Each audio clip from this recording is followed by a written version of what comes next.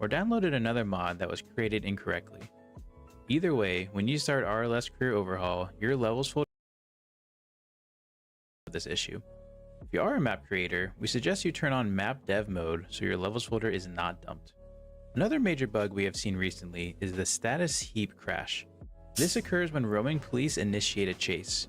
We're still looking to find a fix for this, but for now you can turn off the police in the same overhaul manager.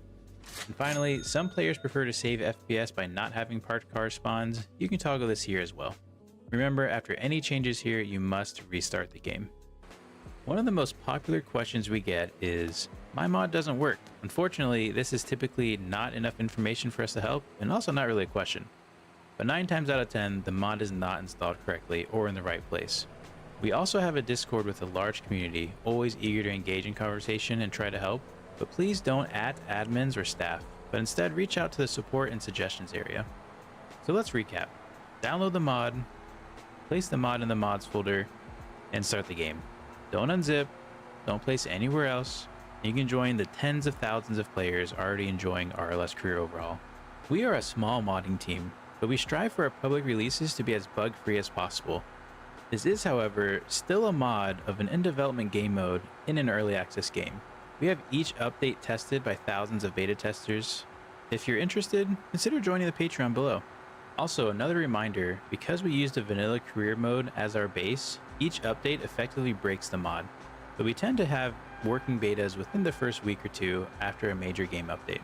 Hopefully this helps some of you get to enjoy the RLS Career Overhaul mod. If you have any more questions and need help, reach out in the appropriate area of the Discord. Thank you so much for all the love and support as we strive to make the best career mode BeamNG has to offer. That's going to do it for now. Thanks for watching. See you next time.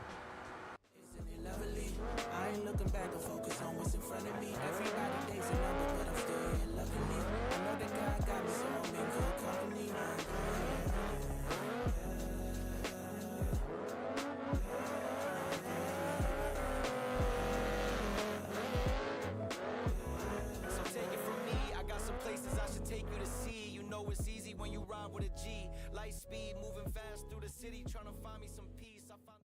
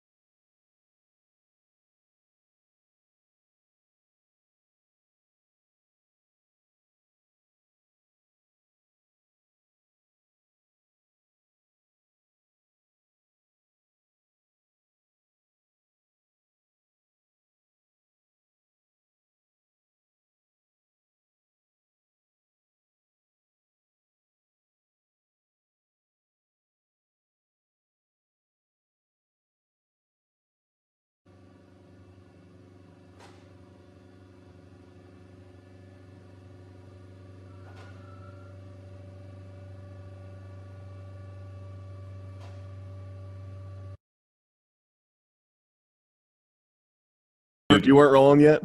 No, but we I can watch. Are you rolling now? Yes, I'm rolling. All right, now I'm gonna pretend like I just said that joke. Hey, do you guys mind if I watch Cuties on my phone while we record this? We assumed you were watching it. We're all watching Cuties 24/7 Okay, cool. while we do everything. It was awesome. I watched it last night during Monday Night Football. Did you actually watch it? I watched it so I could fast. I wanted to see what the. I skimmed it. Yeah, I skimmed it too. And dude, did you skim to the fucking twerk scene? Yeah. How wild was that shit?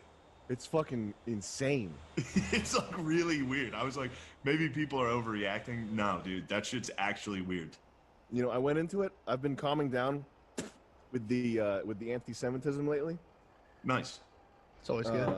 But then I It's watched like a diet thing. Wait, were the Jews behind Cuties? No, I'm just messing around. I'll let that question hang in the air though. Nice, dude. I'm glad you're on. What's going on, dude? You got a map back there? I've been yeah, that's my map that I'm using for for planning. I'll let you. You'll see what it's for. I'm planning something big though. Let's just say Really? that. Shut the fuck. Dude, don't get us demonetized. Shane, I'm planning something big. When I say big, I mean government level big. I'm talking about specifically about Israel level bit. No, I'm just kidding. So it's so funny. I was Shane, thinking like, remember the white what- power meeting we went to with the Nazis, where we planned the attack? That was so funny, Shane. I know you're calming down now so your career can get going, but I loved when you came to the meeting with our friends to plan the attack. Oh, that's God code. damn it, dude. That's code. I speak in code, though. You know me. Like I never say anything outright. I'd never say something crazy. But I'll say that we're planning an attack. It has to do with Israel and the government. It's federal. Chlorine. Gas. Truck. Airport. I'm I've speaking in changed. code. I've changed, dude. Now I only support cuties. Okay. Well, True. hey, you I'm gotta- trying to get my career back in check, so I'm publicly saying I like watching 11-year-olds twerk. In Hollywood, you got to go along to get along. So sometimes you got to watch 11-year-olds twerk. That's how it is. Fucking assholes. Yeah. It's funny. I was thinking, I was like, I don't think I've ever seen you do a podcast, really. And then I was like, the only one I've heard him do was, Sam, I saw you do the one where you just spoke Jamaican for the first. And I was like, I wonder how he could fuck this up. And there it is. Yeah, I went. I'm not. People are so fucking weird, you know. And I hung out with you in person, and we had a good time, and you were a cool guy. So I figured might as well do it. But you never know what kind of weirdness and people just want to leech off. I get that it's podcasting. You want to get famous guests, but then it's like, you just, you know. I'm not gonna say anymore, but you know how it be. For sure. Man. Yeah, that's what we're doing. Yeah, we're trying to get that fucking street cred, dude. That fucking that Sam Hyde street cred, bro. Well, you guys are very funny, so I definitely figured it'd be worth hopping on here. I meant to tell you this. I don't know if I did tell you this, but hearing your laugh because Sam came and saw me at Rhode Island. I did stand up there. First off, I felt gay for even inviting him. Yeah. And then I was sitting in the back like, damn, dude, now a guy, like, I don't want to suck your dick here, but like a guy who I've seen and I know is funny and definitely can see through the facade of like the tricks of stand-up Yeah. is going to be in the audience. And a guy that I like, comedically, I look up to. I'm like, damn, this guy rules. The I made a pressure was mistake. on. The pressure was The on. pressure was on, and I watched him walk in the room as I walked on stage, and I was like, fuck, he actually is here. You did And then good though. the- You had a crowd. Yeah. You had a crowd of regular ass Rhode Island people who have like bricks in their head, and there were black people in the crowd, there's white people in the crowd. It was like a sort of mixed crowd. You did a good job sort of bouncing around. Is my audio okay, by the way? Yeah, you sound good now. Yeah. You're quiet Okay. at first. You're good. All right.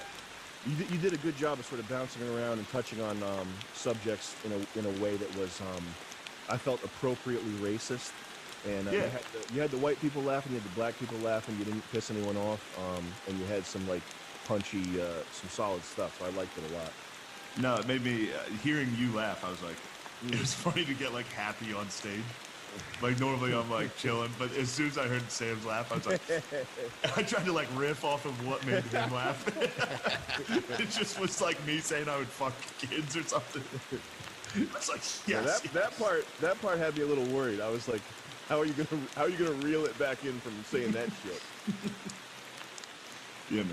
But we're both huge fans. Me and Matt have been watching your stuff since day one. We'd go do stand up, come home, toss on YouTube, see what the fuck was good. Nice. And yeah, this is exciting. Cool. Well, is this Patreon rewards only? Yeah. What But tier? I'm sure it'll be on fucking YouTube. This has to be the highest tier, and you have to put in $1 is the you gotta tier. put in. Okay, that's good. That's good enough for me. You got to put in some sort of copyright protection so that people can't get this for free. Because I usually charge thousands of dollars speaker fee for this. So just We'll make do sure that that just blur the screen when I'm on, so it's copy protection. True. That way, we'll figure it out. Yeah, I'll we'll send blur you- your face the entire time. All right, cool. Thank you. So what do you got? Here's a fun story. We were hanging out back in Sam's, and some canvassers came by, and I got to watch Sam go into fucking war mode, dude. Well, I thought they were He there started for. chirping. I wanted to see if they were there for. They were there for some local political thing, so I didn't pay it any mind. But I wanted to make sure that they weren't doing some Planned Parenthood or some bullshit. Yeah, he started chirping immediately. I wanted to see what they were up to. What if I it was was? praying. What if it was Planned Parenthood? What do you think you'd do? I would probably get into a 45-minute long discussion with them. About, Yeah, I was so excited. probably try to mentally torture them for as long as possible. Yeah, dude, I was sitting there. It was amazing. It was like watching a dog start barking. It was nice, dude. He was on one side of the fence, like, "Yo, who are you guys? What are you?" And I was just like, "Yes, dude, go off, dude." Who the hell do you think you are? Don't you know there's a deaf person in this neighborhood? You're walking around all loud. Well, let me educate you for a minute, okay? Do you know the plight of the deaf black man in America? No, you don't. Because you're out here making all this noise. No, that's I had a lady come up to my door the other day, and she was like, it says here on our recent."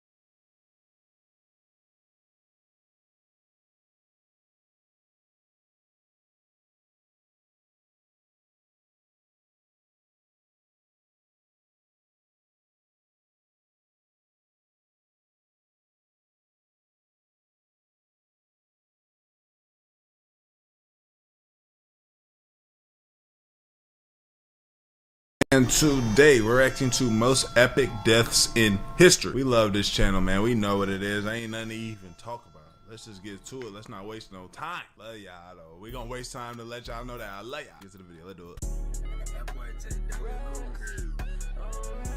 Today, we're going over the most epic deaths in human history. Number 1, Benkei. We're starting this video off with a story of the greatest wingman in human history. It's a dark night in 12th century Japan, and a Buddhist monk. I feel like Asian niggas got the coldest stories, bro. You know what I'm saying? A good, like, Asian nigga with a good story, bro. You just sit down and listen. You start hearing that flute playing in the background like this, you already know a good ass story coming, bro. Monk named Benkei is wandering the streets of I Kyoto. still ain't killed the Yote 6. Three of them still alive.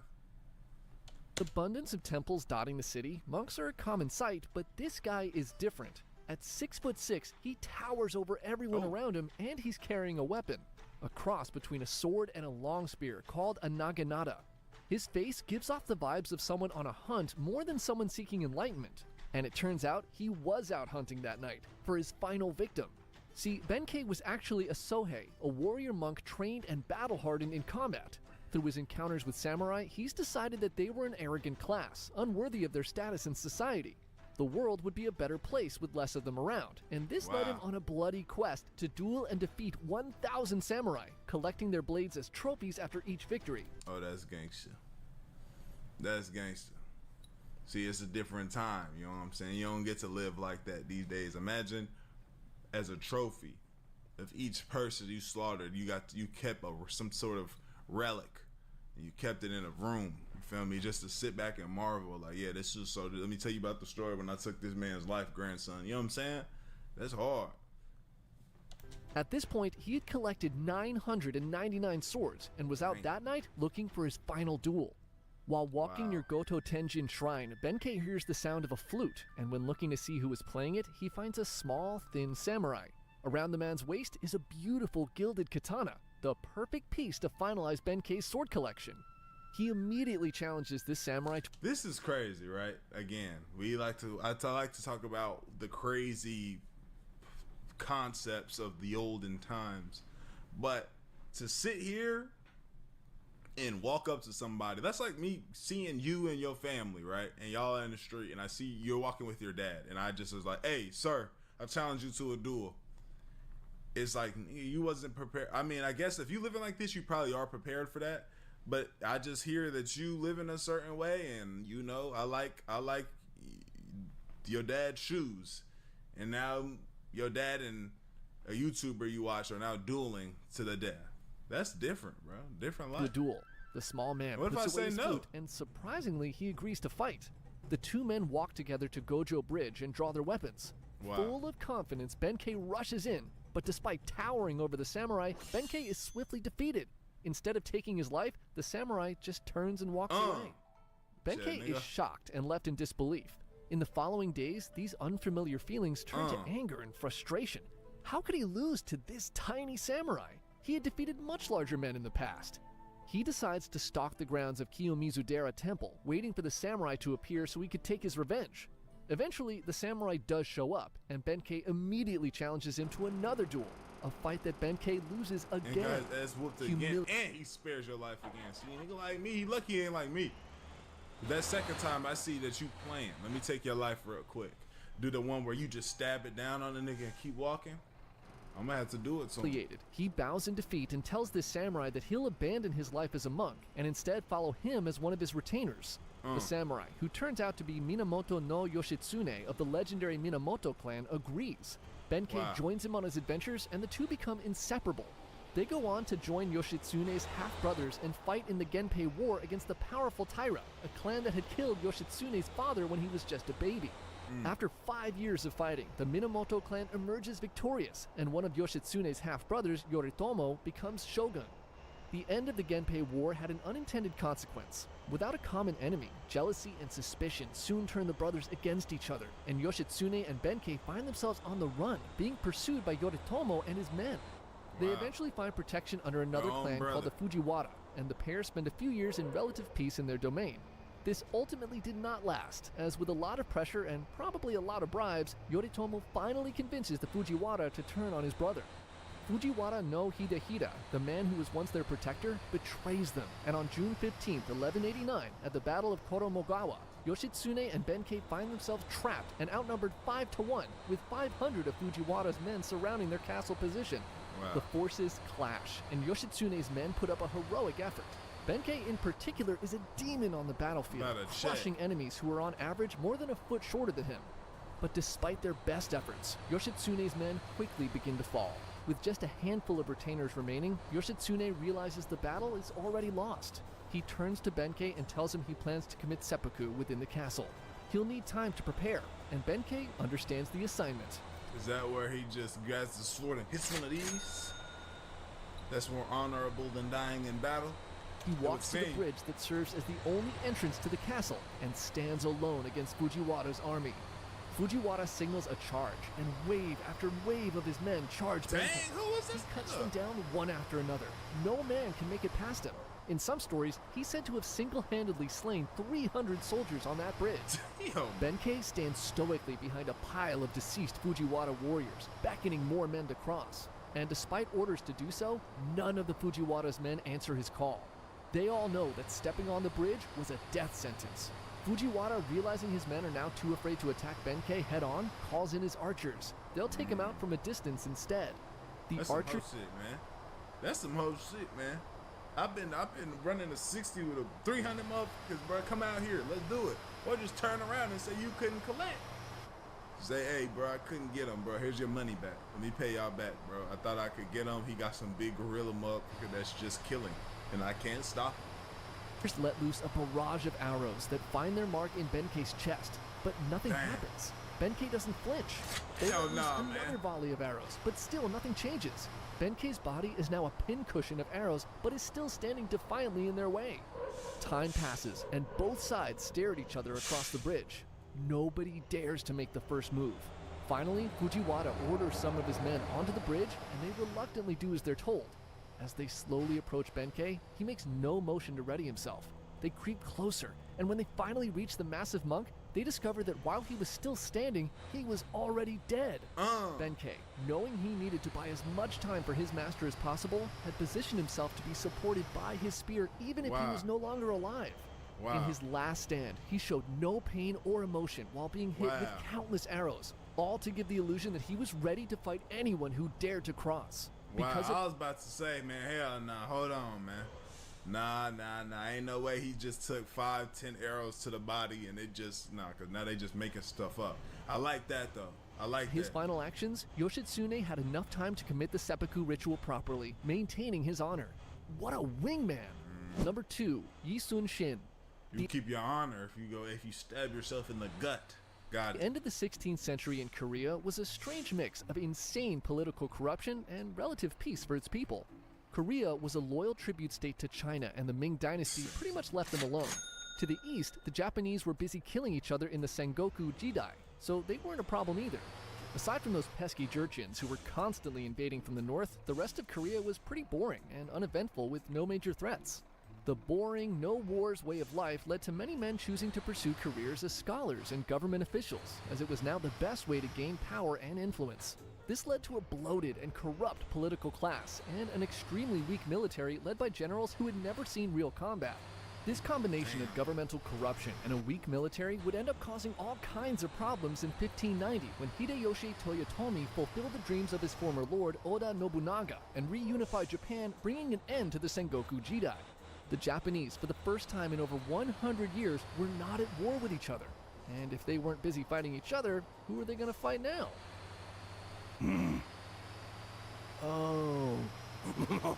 Hey, before you brutally invade Korea and stuff, can I ask you, how many spam emails or texts do you get a day? Good one. I ain't mad at him. Good one. Get your money, man. I like that. He asked the men that don't have emails. I like that. Wait, hold on. This it right here? Plus, those idiots don't even know how to sail anyway, right? Ha. Oh. In 1592, hundreds of Japanese ships are spotted off the coast of Busan. This is no trading expedition, this is an invasion. Seeing the massive Japanese fleet, 2 of Korea's top admirals freak out and sink their own ships so they won't What's have to up, fight bro? the Japanese. Hell no, man. Man, if we make it out of this, y'all family ain't finna survive none of this. I'm coming for a family, he do something like that. I ain't gonna lie. Punishing his family to 3 generations of slavery or something. Poverty. Let's just say that. Nah, I'm gonna be pissed. And just like that, half of Korea's naval fleet is gone. The Japanese soldiers land in Busan unopposed and immediately begin conquering forts and cities on their march to Seoul. The Korean military is no match for Toyotomi's men, who are all veterans of a 100-year war. Korean casualties are huge. The Japanese are ruthless and leave few survivors. Within 3 weeks, they've marched to and conquered Seoul. A few weeks later, they take Pyongyang and are at China's doorstep. The fall of Korea seems inevitable. But when all hope seemed lost, a man determined to defend his homeland and drive out these barbarian invaders rose to the occasion. A man who quite possibly was the greatest admiral to ever live. His name was Yi Sun Shin. So Yi Sun Shin's story is pretty interesting because, unlike most heroes, he wasn't necessarily liked by the elites at the time. In fact, they kind of hated him, but for all the wrong reasons. Basically, early in his military career, he was so good at inspiring his men and leading them to victory that he made everyone around him look bad by comparison. Remember, corruption was a big problem during this time. So out of jealousy, a general falsely accuses Yi of deserting the army in battle, and the king believes it. He strips Yi of his rank, has him thrown in prison and tortured. Oh. This experience would probably make most men quit the military altogether, but Yi was eventually released, and he managed to climb his way back through the ranks to commanding Wow. a small fleet of ships by the start of the Japanese invasion. Now, despite the fact the Koreans Type of hating ass shit. He's doing better than us. So hey, look what he did. And then he believes him, sends him to prison and tortures him. You lucky I don't come back through this motherfucker and just slaughter. I'm gonna inspire some of them to come back around and slaughter gang this whole dynasty. were absolute trash at fighting at the start of this war, they did have one huge advantage over the Japanese. They'd been dealing with local pirates along the coast for years, and because of this, they had developed ships called Panaksun, and later the turtle ship that were specifically designed to combat Japanese naval tactics. See, the Japanese weren't used to fighting at sea, so they basically stuck to what they were good at, close-range combat. Their strategy on your consisted of ship. shooting at people with their rifles and boarding other ships, and engaging them with swords and spears. Their ships were more like transport vessels rather than battleships. The Panaksun, on the other hand, was a floating fortress armed with cannons and was built in a way that made boardings impossible. These ships were a huge reason why Wow. Admiral Yi was able to have so much of his success, and are basically the only advantage the Koreans have. And they already sank over half of them themselves. Anyways, Admiral Yi was not a coward like the other two admirals, and instead of sinking his ships, he rushed his fleet of 34 ships head first towards the Japanese and began attacking them along the coast. His capabilities as a naval commander are obvious right from the start. In just a few weeks, using tactics to bait the Japanese to sail into vulnerable positions, he single-handedly sinks over 200 Japanese ships with no losses of his own. In battle after battle, he is vastly outnumbered, yet sails away victorious every single time. Yi is the sparkling piece of glitter embedded in the turd that is the Korean military, and by the end of the year, he had sunk 350 Japanese ships. Yi's efforts. He just out there on sea putting in work. That's a ship. That's almost a ship a day. He was almost sinking one ship a day. Along with the help of Chinese reinforcements, allowed the Koreans to drive the Japanese soldiers all the way back to Busan. And by the end of the year, the war entered somewhat of a stalemate, with the Chinese and Japanese trying to negotiate a peace deal. So things are going pretty good for Yi. But remember the two admirals who sunk their own ships at the beginning of the war? Well, one of them, named Won Gyeon, is insanely jealous of Yi's success. Oh my God! You had the same opportunity. You had the same opportunity to get your feet dirty and sink some ships, but instead you sunk your own. And now you're upset with me. Like, bro, niggas hating have been here long before we ever was born. Hating is the reason for a lot of wars, a lot of death. Niggas just hate, and it's been going on for a long time. Why? I don't like how he not scared and I am. What is his punk about to do, bro? So jealous, he starts talking shit about Yi to the king every day. And when peace Bro, talks, the king! The king! What's up with the king, bro? Just believe in shit.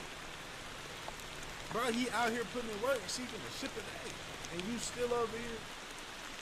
Yeah, they just didn't like my boy Yi, bro. He must have hit somebody's girl or something. with China fail and Toyotomi begins the second invasion of Korea in 1597, Hyun and other government officials frame Admiral Yi as a traitor, and the king agrees. For the second time in his career, Yi is stripped of his rank and sent back to prison where he is brutally tortured again. He's set to be executed, but the king has a change of heart, and he instead sends Yi back to fight as a common soldier. Fuck this! No! Fuck y'all! Fuck my country! What are you talking about? No, I'm alright. Y'all just came in here, set it up, bro. But y'all is playing. I didn't do either one of them. A humiliation worse than death. With Yi out of the picture, Won Gyeon is put in charge of the Korean fleet. And as you may have guessed by now, he was pretty terrible at his job. He drank heavily, made poor decisions, and disrespected his men. Many of Yi's commanders refused to fight under such a downgrade. And what made things even worse for Gyeon was that during the stalemate, the Japanese who had watched Admiral Yi wreck their over and over again had actually learned how to fight at sea. Their new ships now had cannons, and they began to use the same strategies Admiral Yi had used against them. This all comes to a head in the Battle of Chilchioliang, Gyun's first attempt to attack the Japanese fleet. With 200 ships and the best of Admiral Yi's men, Gyun sails out to confront the Japanese, and he immediately falls into a trap. A trap they had learned from fighting against Yeah, you Yi. stupid. The entire Korean Navy is decimated, and Gyun is last seen being chopped to bits by Japanese soldiers there we while go. trying to run away. The king, realizing he may have messed up, reinstates Yi Sun-shin as Bro, fleet watch admiral. out, bro. No, unless you, bro, look. I need real chicken. I like y'all gotta, bro, man.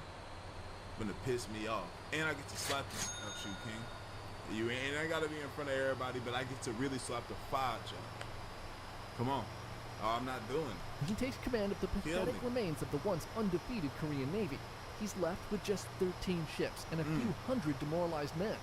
In the following battle, outnumbered 25-1, using superior strategy, Yi manages to sink 31 of the 333 Japanese ships, again without losing a single ship of his own.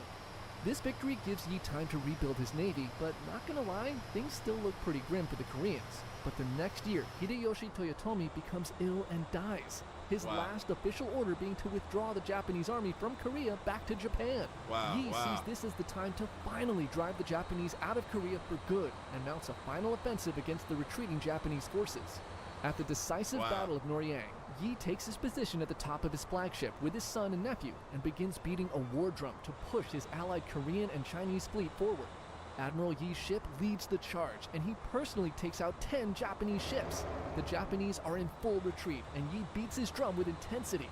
Victory is within his grasp. After 7 long years, Korea will finally be free of these invaders. But suddenly, he's hit in his armpit by a Japanese musket ball.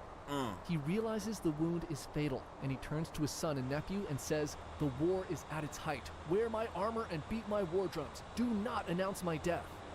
His Wow. son and nephew quickly carry his body below deck, and his nephew, dressed in Yi's armor, quickly returns to the admiral's position and resumes beating the drum. Yi's men continue to fight, and the Wow, Koreans wow. drive the Japanese out of Korea for good. Undefeated in battle, Yi dies below deck, listening to the sound of his drum, knowing that his homeland On his ship. Same one where a punk ass nigga hated on him at. was finally Damn. free. Number 3, Ben L. Salomon. So we generally cover stories out my from more dog ancient Yi, man. times on this channel, but this story from World War II undeniably belongs on this list. Let me This hear it. is the last stand of a dentist turned field medic who took out 98 Japanese soldiers before falling to his own wounds. Ben L. Salomon was drafted into the United States Army in 1940, just 3 years after he graduated from the USC Dental School. Salomon proved to be a model soldier and showed himself to be very skilled with both rifle and pistol. He was quickly promoted, first to lieutenant and then to captain in 1944, serving as a regimental dental officer of the 105th Infantry Regiment. In June of 1944, Salomon and the 105th were deployed into active combat in Saipan. The fighting in the Pacific was infamously bloody. Casualties on the island were extremely high, and with so many soldiers having much more pressing issues than a root canal, Salomon volunteered to replace the 2nd Battalion's field surgeon who had been wounded. By July, both the Americans and the Japanese had suffered heavy casualties, and the remaining Japanese troops on the island came to the realization that there was no path to victory. They decided on a final banzai charge, a mission with the sole goal of killing as many American It's the soldiers Hail as Mary. possible with no plan of returning. Word. Early in the morning of Wow. July, That's honorable. That's admirable. Sorry. To say, okay, bet, hey, we might not make it, and it don't matter to me. Let's just go out there and just give them our big one more time. July 7th, 1944, the remaining 4,000 Japanese soldiers began their final attack. Salomon's field tent was positioned just 50 yards behind the front foxholes, and within minutes, his tent quickly filled with over 30 injured troops. He did his best to tend to the wounded, but the Japanese soon broke through the front lines. He looked out of his tent and spotted a Japanese soldier bayoneting a wounded American who was man. lying outside of the tent.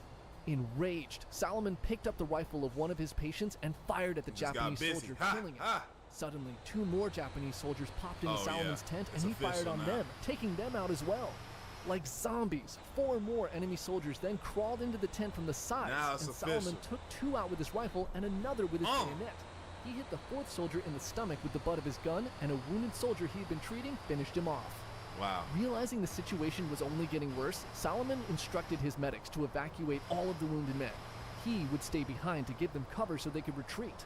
Solomon nigga. grabbed a rifle and joined the front lines. When he saw 4 men manning a machine gun fall to enemy fire, he rushed to the gun and manned it himself, firing bursts into the charging Japanese soldiers. He continued to fight from that position until he was eventually overrun by enemy soldiers. Days later, when the Americans returned to the battlefield, Solomon's body was found slumped over the machine gun, with 98 dead Japanese soldiers piled in front of him. His body was ravaged with 76 bullet holes and many bayonet wounds, 24 of which he may have suffered before actually dying. The blood trail on the ground showed that Solomon had repositioned the machine gun multiple times while mortally wounded. Despite saving many lives that day, Solomon was denied the Medal of Honor due to a rule in the Geneva Convention that no medical officer can bear arms against an enemy. Despite multiple recommendations from generals throughout the years, he remained a footnote in history until 2002, when Solomon was finally posthumously awarded the Medal of Honor. Bro, somebody was back there hating. You just heard what happened and you're like, sorry, denied. No medical motherfucker can do this. Shout out my boy Solomon. We gonna get it done, King Solomon. Let me know what y'all think though, man. Thank y'all for rocking out with me. Like the video, sub up, comment, the channel. I lay out pictures of Griffin. We are going, man. It's be loud, dog. Evil kings doing evil things. Again. It's always a roll of the dice when slapping a quivering child on the throne. Will they mature into a fair and caring leader, or will they go goo goo gaga bonkers and tear the country asunder? Well, it really depends on whoever raises them. For the case of young Charles IX, he was screwed from the get-go. Born in the Saint-Germain-en-Laye commune in north-central France back in old 1550, young Chuck had a lot to look forward to. He was the prince after all. Surely once his dear old dad had passed at a reasonably old age after bequeathing decades of knowledge and wisdom to his growing boy, Charles would do well to carry on that legacy. It's just too bad that Chuck's dad, Henry II, caught a honkin' hunk of splintered wood in his eyeball during a jousting tournament and died from an infection. Quite an embarrassing death, wouldn't you agree? But an embarrassing death is a death nonetheless, so for a reign to progress, a prince must acquiesce his distress and take to the throne with success. After his older brother died, of course. There we go. Now up to bat, Charles took the throne in 1560. The mathematically astute among you will realize that in 1560, the new monarch would be only 10. And you're correct. The compact little croissant was now king, but he couldn't reign his way out of a cloud. So until Charles came of age, the big britches of power were instead passed on to his mother, Catherine de' Medici, and she had plans of her own. It's important to acknowledge that during this time in France, there was a lot of religious squabbling, mainly between Catholics and Protestants. They both believe in the same God, sure, it's just that their teachings are slightly different, but different enough to kill each other. The Catholics were in the majority, with the Protestants, mainly a subsect called the Huguenots, being the persecuted rebellious few, making up about 10% of France's population. With ongoing violence slowly escalating over the years, Catherine proposed the Edict of January, basically stating, "Alright, we'll tolerate y'all, but cut the shit, behave yourselves, and follow the rules." But the more committed Catholics of the French government weren't too pleased with, at the very least, putting up with all of these heretical Protestants. One such outraged individual was Francis, Duke of Guise. He already had a bad experience with the Huguenots, having recently uncovered a plot to have him removed from power. His resulting rage culminated in the massacre of Vassy, where the aforementioned Duke found a stronghold of worshipping Huguenots gathered in a church on his land. So he killed a bunch of them. This event kicked off the first of several religious wars in France.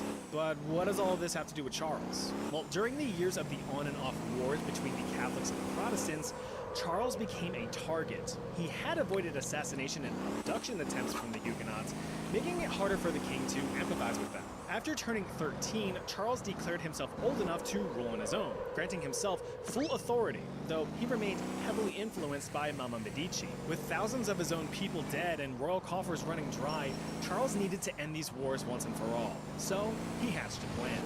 He had arranged the marriage between his very Catholic sister Margaret and devout Huguenot leader Henry of Navarre as an act of good faith and a final peace offering. The most wealthy and influential of the Huguenot leaders flocked to witness the wedding, but many would not make it home. With growing concerns and paranoia surrounding the influx of Huguenot leaders, Charles and his mother feared that a rebellion was on the horizon. So, on August 22nd, 1572, under the influence of his mother, Charles ordered the execution of Admiral Gaspard de Coligny, one of the main Huguenot leaders in town. Mind your own business!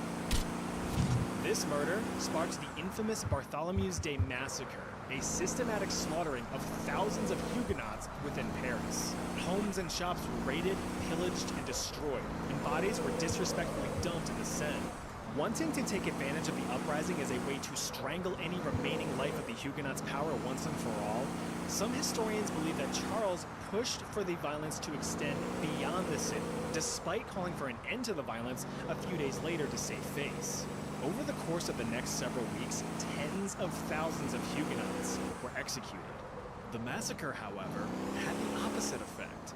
Unsurprisingly, the Protestants were now properly pissed off, initiating more religious wars that would last for another 26 years. King Charles would never live to see peace. The aftermath of the massacre drove the young king insane, shifting between bouts of boasting and remorse. One day he would be bragging about the extremity of the brutal bloodshed, while the next he claimed to be haunted by the screams of his victims. His mental health got flushed down the shitter as he constantly expressed immense grief over the incident. It also didn't help that Mama Medici made her son feel worse, giving him the full blame and declaring him a raving lunatic. In his now vulnerable and weakened state, the young king contracted tuberculosis in spring of 1574. King Charles IX coughed himself into the great beyond a few months later at the age of 23. So was Charles IX really evil, or did he just get the raw end of the deal? We may never know. But speaking of deals... Where am I? You're in the real world, dude, and I've got something to show you. I'm not real. What you're standing on is a special little project me and my buddies at Epic Desk have been cooking up for the past few months. Oh, neat. Sure is soft. You're darn right it is. Each desk mat from Epic Desk is handcrafted and built to last. I mean, look at the quality of this thing.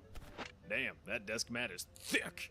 It's also pretty smooth. Your mouse is gonna glide smoother than a buttered up penguin on a Teflon slip and slide. Nice hyperbolic simile, dude. Thanks. I also came up with a few more desk mat designs guaranteed to make you say, I want that. If the flame fiddle and Nero isn't your cup of tea, check out the mischievous witch and her involuntary time-traveling fella. Or how about the thigh-slappingly hilarious honking Brit? Or my personal favorite, a nice family photo of all the characters you know and love with yours truly front and center. Now, I have been using this desk mat for a while now and can legitimately vouch for its high quality and value. I really can't see myself using any of the desk mat at this point.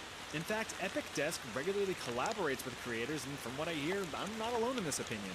I'm really proud of these designs, and I just know that you fellas and fellettes will love them too.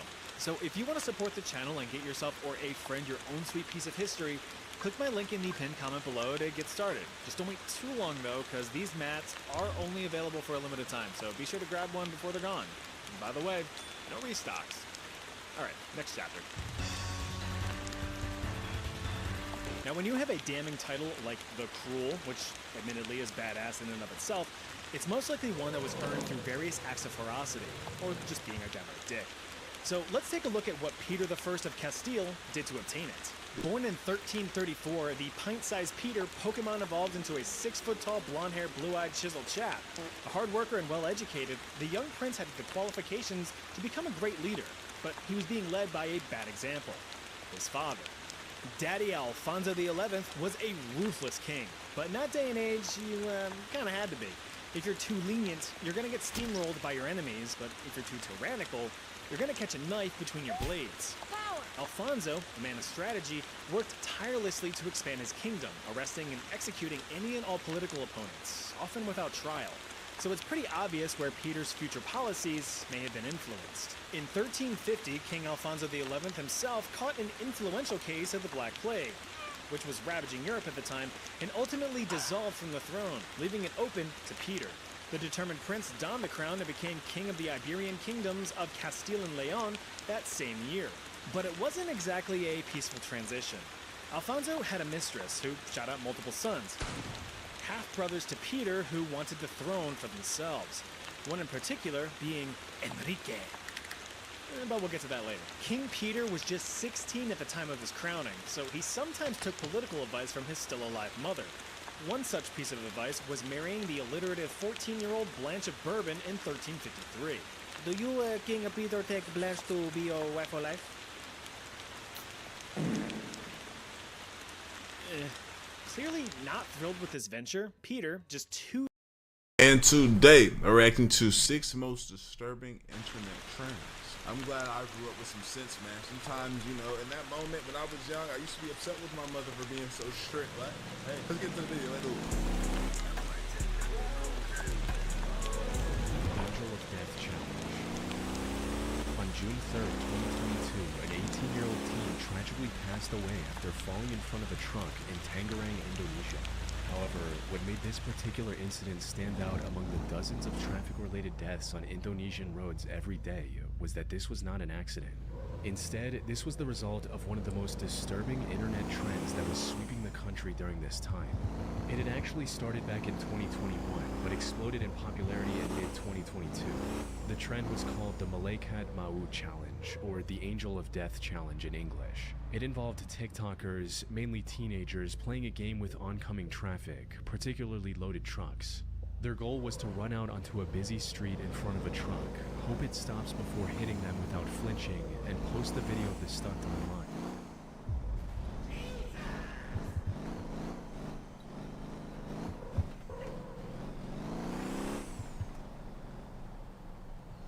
SLOW. This is the silliest thing I might have ever heard in my life. They did what? That is crazy. That's insane. Like, there's nothing to say. You know, sorry to the families, I guess. But it's just, what else is there to say? How do you did this on purpose. You purposefully did this for a joke. For TikTok in Indonesia. It's like, it's really not that much to do.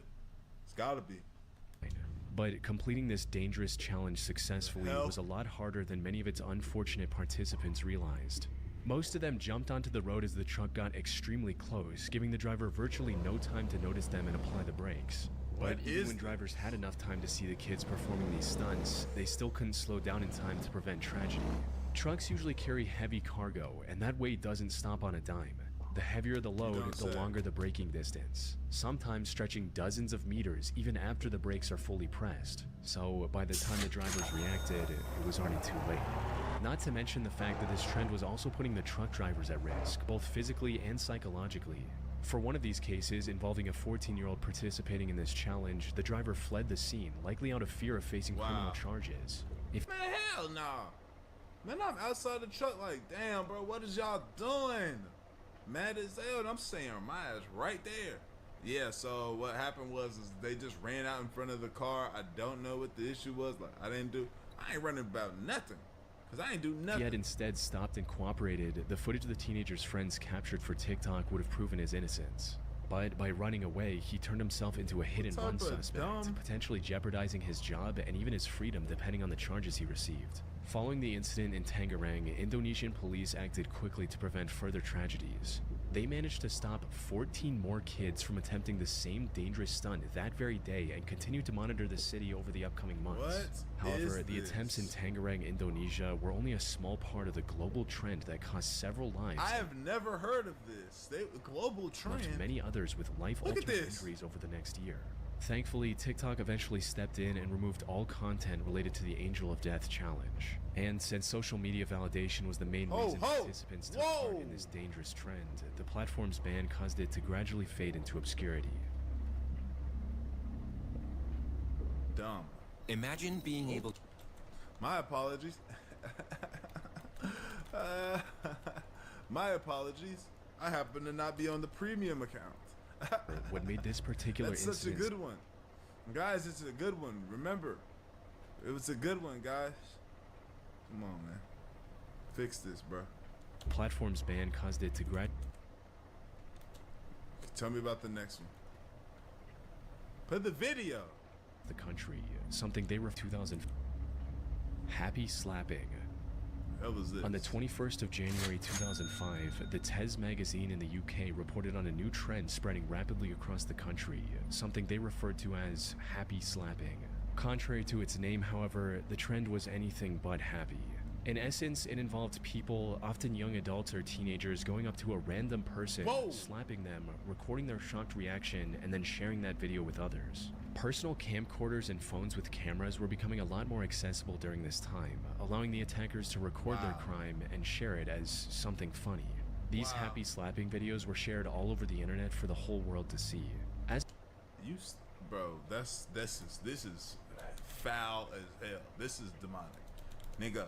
Somebody sleep like this on a bus and you slap the no, and there's no way the guy with this open button-up shirt could possibly still be here with us, because I would only expect bro to get up and put him on the back of his head, bro. whole world to see. As for how this trend initially started, some reports from the time linked them to violent TV shows like Jackass and Dirty Sanchez. A big difference between these Dirty shows and the Sanchez. happy slapping videos, however, was that everyone on TV consented to enduring the pain on camera. The people filming happy slapping videos, on the other hand, usually targeted complete strangers and bystanders for what they perceived as social clout. As a media expert from that time explained it, what we see the kids watching these shows doing is thinking, well, maybe I could stage my own scenes of pain and humiliation. That's crazy, because when I watched Jackasses coming up as a kid, I didn't watch that and be like, I want to try that. They were hitting each other in the testicles and stuff, bro. There was no way that I was gonna sit there and try that. That's why I watched it. Along these lines. Because it's like, I'm not Then gonna with do it. happy slapping, people are drawn in as random victims rather than the kind of voluntary performances we get in the shows that are being copied. I think happy slapping has become a shortcut in the eyes of the slappers to fame and notoriety among the people who see the images circulated on the web or sent to them via their mobile phones. And while that was already bad enough on its own, things quickly took an even darker turn. As time went on, the recordings became increasingly violent, likely in an effort to outdo one another and stand Right. out in the sea of dozens, if not hundreds of similar videos. 'Cause Things slapping went the from random niggas is not humiliating enough. but physically harmless slaps to coordinated attacks resulting in permanent injuries. One of the worst cases of this happened on August 31st, 2009 in South London. A 67-year-old retired care worker named Ekram Haq left the mosque on Church Lane in Tooting, my England God. after the evening prayer, where he was then approached by two boys, 15-year-old Hamza Lazai and Oh my god, what's wrong with you stupid motherfuckers, bro? Look at him. You could tell he just didn't want to do this. Like, you could tell he got peer pressure. I'm calling it, bro. He got peer pressure, bro. Buddy right here was like, hey, let's go do it. He was like, I don't know. I mean, I guess, bro. He's like, man, stop being up, bitch. They was in London. Stop being up, mate. That's Australian. Whatever. You being the bitch in there. And he said, what? They went over there and slapped him. 16-year-old Leon Elcock wanting to make a happy slapping video. Things quickly spiraled out of control as neither of them held back, resulting in Ekram passing away a week later Whoa. from a severe head injury he received during the incident. Whoa. The two were eventually identified and arrested after police reviewed CCTV footage from a nearby camera.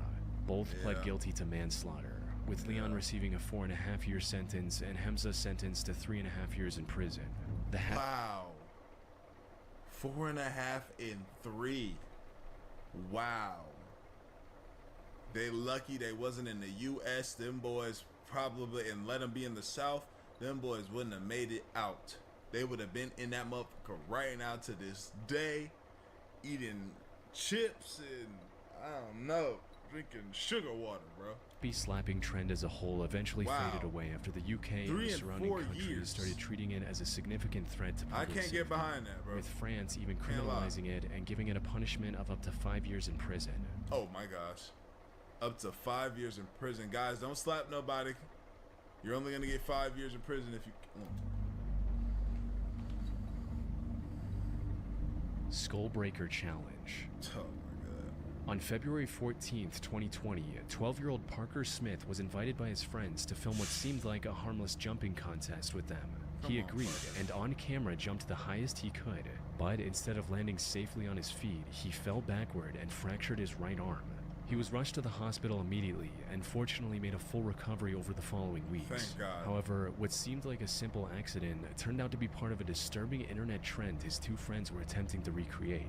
The so-called Skullbreaker Challenge required 3 people to stand in a line and somehow convince the person in the middle to jump. As soon as they did, the two on the outside swept the legs of the one in the middle who was usually unaware of what was about to happen. This caused them to fall backward, usually on their head, which is where the seen trend got this. its name from. It started earlier that year. Nah, bro. Like, even like with the first one, at least they was like they knew it was gonna happen and they went to go help and kind of grab. This one right here, I could tell nobody helped. I could tell they went under. Oh my gosh, that's crazy, bro. I would never think to do this. There was this challenge though that like somebody got me with, bro, and I think it was like put your hands over your ears like this. No, it wasn't a challenge. Was it a challenge? It wasn't a challenge. It was just something going on, bro. This was before like YouTube or TikTok trends. It wasn't a thing. I was in middle school, bro. But everybody was going around and they would slap you in the back of the, like you would be turned around and a nigga would come slap both your ears like that. I don't know if you ever experienced that, but it's like, it's possible. You could go deaf like that, bro. It's serious. We didn't know that. We dumb kids and we doing it, bro. A nigga hit me in my side of my shit so bad one time. Wow, white boy.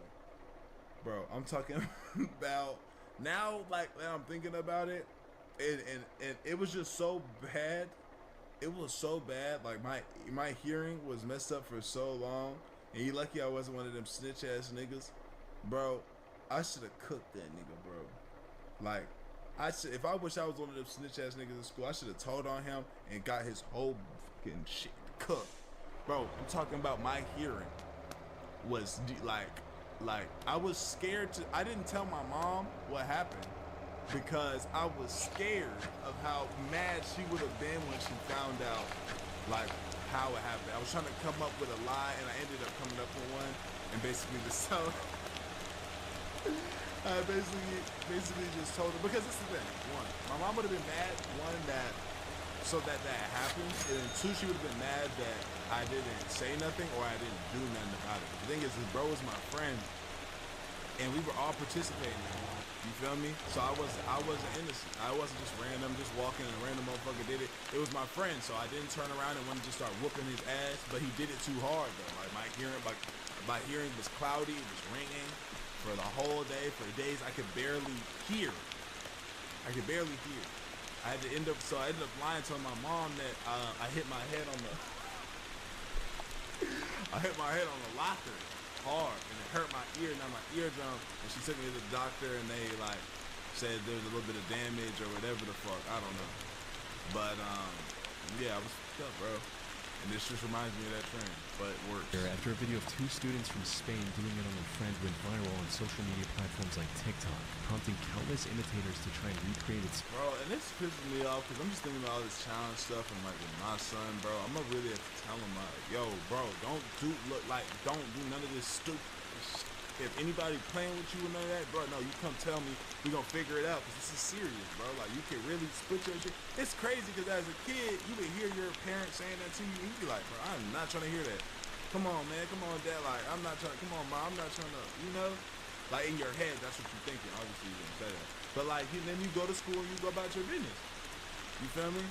But it's so serious when you're as an adult. Like this is dumb. Sense. And, as you might imagine, the results were disastrous, with Parker being one of the lucky ones for walking away with just a fractured arm.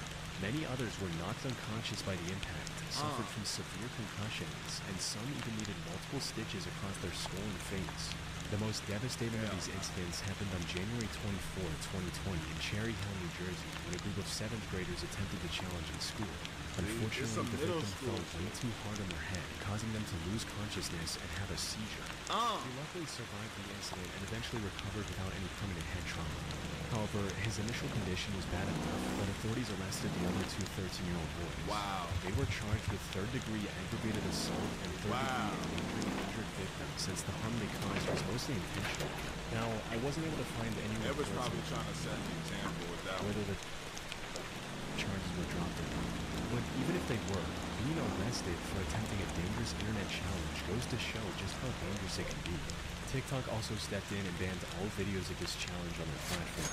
Unfortunately, once something is on the internet, it never truly goes away. As evident from 2 girls finding videos of the Skullbreaker challenge, attempting it on one of their classmates, injuring them, and getting charged for it in November 2022, more than 2.5 years after the original fad ended. Unfortunately, there haven't been any reports of kids getting injured because of this challenge ever since. Kia Challenge.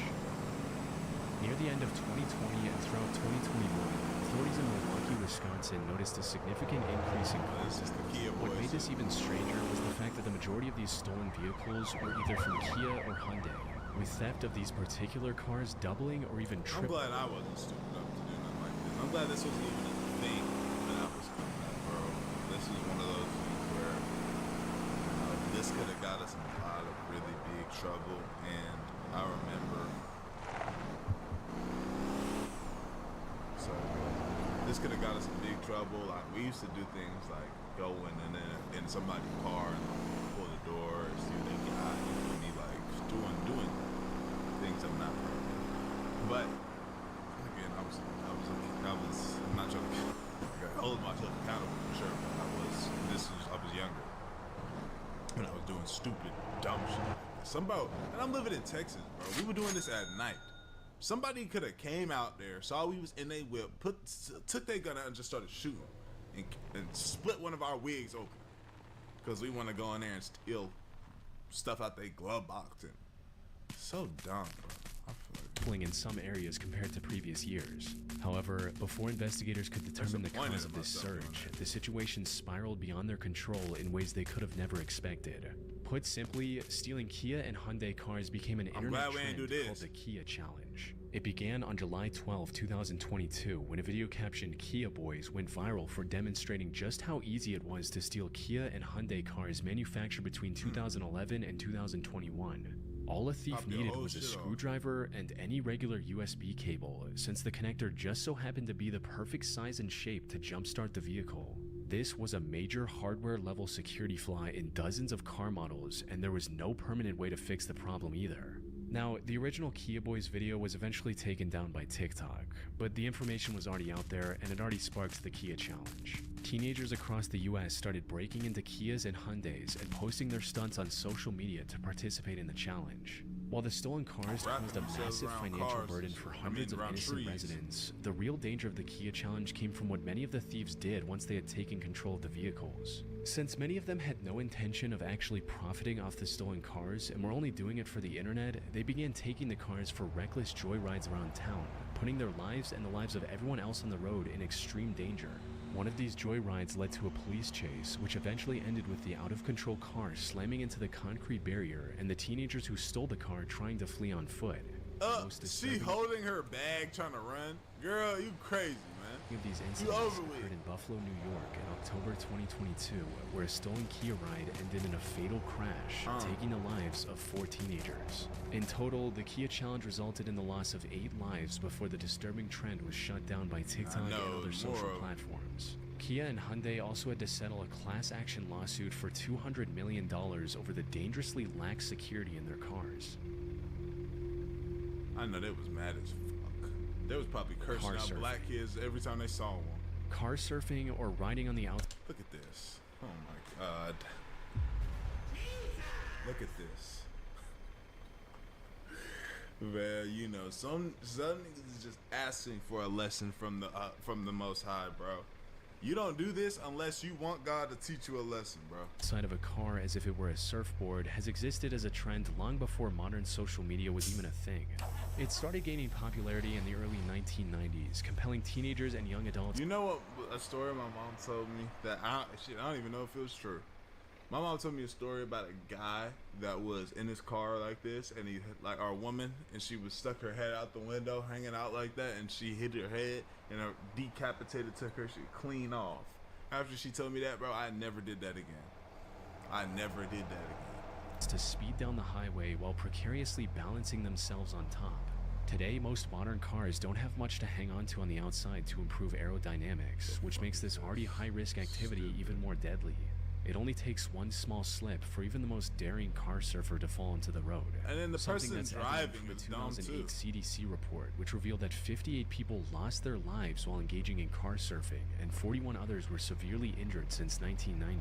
Unfortunately, the rise of social media and the desire to go viral with outrageous stunts have only driven that number higher ever since. Most recently, in May 2023, a 16-year-old boy tragically lost his life while car surfing out the back window of a car when the vehicle lost control and rolled over. He He would have Oh almost my certainly God. kept his life if he were in his seat with a seatbelt. Sadly, the car surfing trend is just as alive today as it was 3 decades ago. It shows no signs of fading away anytime soon. People don't value their life. It's like people don't love themselves enough. I would never put my life in jeopardy. Like, I love myself way too much to be like, yeah, let's do this. It doesn't make sense. A lot of things. Like, that goes for a lot of things. Blackout Challenge. The Blackout Challenge has existed long before social media. The goal in this challenge is to achieve a brief high that comes from cutting off oxygen to the brain by intentionally suffocating until you lose consciousness. Oh, I know this. However, while many assume that blacking out from lack of oxygen is perfectly safe in the long run, that couldn't be further from the truth. The rewarding high in this challenge is in reality a dangerous form of cerebral hypoxia, where brain cells are deprived of vital oxygen. This can lead to seizures and hemorrhages.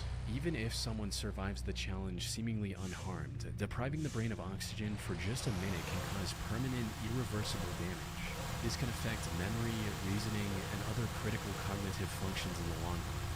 This one pissed me off. This just pissed me off too because, again, as kids, I remember there's this dude, bro, and he used to be knowing all these challenges and all these things.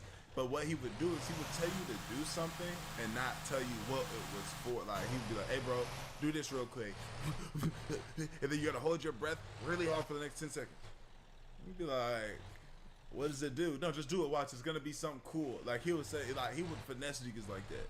You feel me? He finessed a couple niggas to do, I forgot how it was to do it. I think it was cross your arms or, I don't know, it was something. He finessed a few motherfuckers though. And you would see them fall over and I'm like, wow, you're really a dickhead for that. The line between a fleeting, dangerous But in the moment, thrill it was and funny. irreversible tragedy is There was a challenge terrifyingly going on thin. in my school, bro.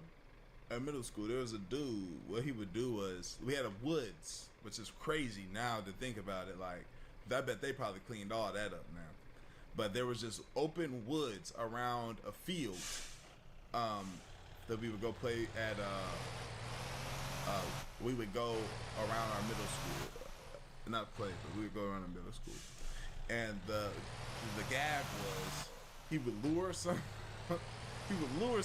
over there to like act like a ball went down there. Like, can you help me grab this ball? It went over here. He'd be like, yeah. What he would do is while he was looking in there, looking in the woods, he would run and double feet drop kick this nigga into the woods. So he would jump, kick both his feet into bro, and like fall and like catch himself, but drop kick bro into the woods. Until he fall into the woods, scrape your shit up, and then everybody would laugh. And that shit was hilarious. But I'm just telling you, honest. And once consciousness is lost, there is no way to control the outcome. Not to mention the very real risk of the person never waking up again. Unfortunately, many who try to recreate this challenge are completely unaware of these dangers, resulting in 82 people losing their lives between 1995 and 2007 alone. What makes this even worse is that almost all of these deaths were between the ages of 6 and 19. Much like other viral trends, young impressionable kids are especially drawn in, motivated by peer pressure or the need for validation, online or in real life, which is why the resurgence of the Blackout Challenge through social media platforms like TikTok brought it to an even younger audience and left a devastating trail of victims. One of the most well-known cases is that of Nyla Anderson. Sorry, I don't want to hear about that. I don't want to hear about the 9-year-old girl that didn't make it back from doing the fucking TikTok challenge. That being said, y'all let me know what y'all think, man. I love y'all. I appreciate that work for y'all. Teach y'all kids, your little brothers. Let's tell them not to be stupid. We gone.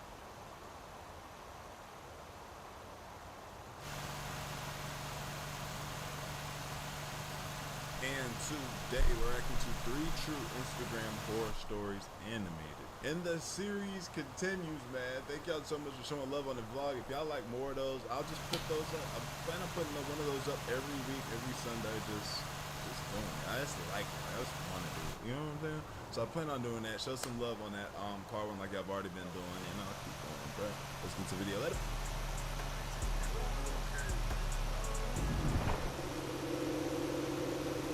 IG stories, man. We all got some IG horror stories. With a diagnosis of bipolar disorder for many years now. And although I take medication for it, This is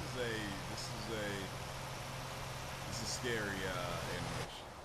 It's about, I can already tell I'll be covering my eyes. treatment has never been 100% effective.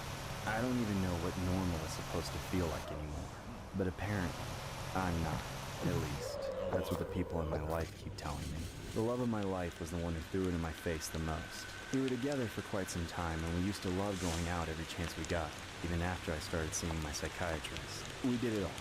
Movie dates, dinner dates, hikes through the nature, and trips to the beach. The whole romantic ring. And it was often documented by Instagram selfies and that sort of thing. Anybody who knew us based on our social media would have guessed we were a perfectly happy couple. But the reality was not so rosy. Like any couple. A lot of people reality are what they show, making it seem like life is perfect. In reality, usually behind on bills. But me personally, I was never able, like, I can't even, like, when I was messed up, bro, when I was down bad, I wasn't even good at showing I was alright. Like, I ain't trying to hear nothing. Don't put me on nothing, bro. People take a picture. Hey, don't take a picture of me, bro. My account is over, bro. You know what I'm saying? Had our ups and downs, but our lows certainly outweighed our highs. Every single argument we ended up getting into got heated and out of hand, sometimes even devolving into physical altercations. You're not listening to me!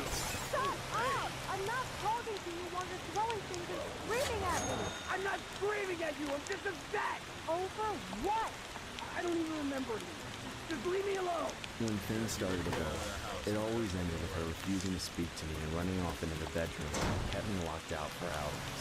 I hated being shut out, but when I eventually cooled off and heard her crying to herself on the floor, I always forgot whatever it was we were fighting about, and did what I could to let her know that at the end of the day, all I wanted to do was be there for her. I'm sorry, let's not do this again. It was your fault! It's always your fault! I know it was me. I don't understand myself either. I wish I could for you. But you have to watch a nigga with no mustache, but he got a beard though. Believe me, I'm trying. I don't keep trying. Please let me in. I'll come out in an hour. Just give me some space. I can't even remember how many times that scenario played out, but every time, we swept the issue under the rug and pretended like everything was okay. Neither of us knew how in the world we were supposed to fix each other, so we just didn't. Over time, I tried to figure out ways to compensate for the problems. For instance, when we went out, especially right after a big fight, I was always extra affectionate and touchy. I knew that was her love language or something, so I figured she would appreciate the ample PDA. I thought maybe it was working because it always made her smile. But then I slowly realized that it was a fake smile out of awkwardness. And that was the moment I realized she was thinking about leaving me. That made my blood boil. But I was dead set on not fighting in public anymore. So I kept it bottled up and acted like I couldn't notice her rolling her eyes and making me feel like some clingy, psychotic boyfriend. Yeah, bro, that's what you're doing. You're stressing me out. I'm not even in a relationship, bro. This is what happens, man. You steady tripping, bro. Rightfully so. But when other men did it, I snapped. All the pent-up anger blew up in the face of whatever stupid schmuck had the balls to look at my girl with some dopey smile. What do you think you're looking at, punk? That's my thing. You better stop staring unless you want to pay this facial. You got that? Stop it! What's wrong with you? What's wrong with me? I'm not the Chris behind something that ain't his. Stop shouting at me. You and I need to talk.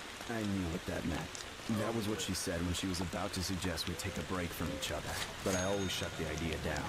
The one night, when I thought she was going to suggest time apart again, she took it a step further. I can't be in this relationship with you anymore. We need to just be friends.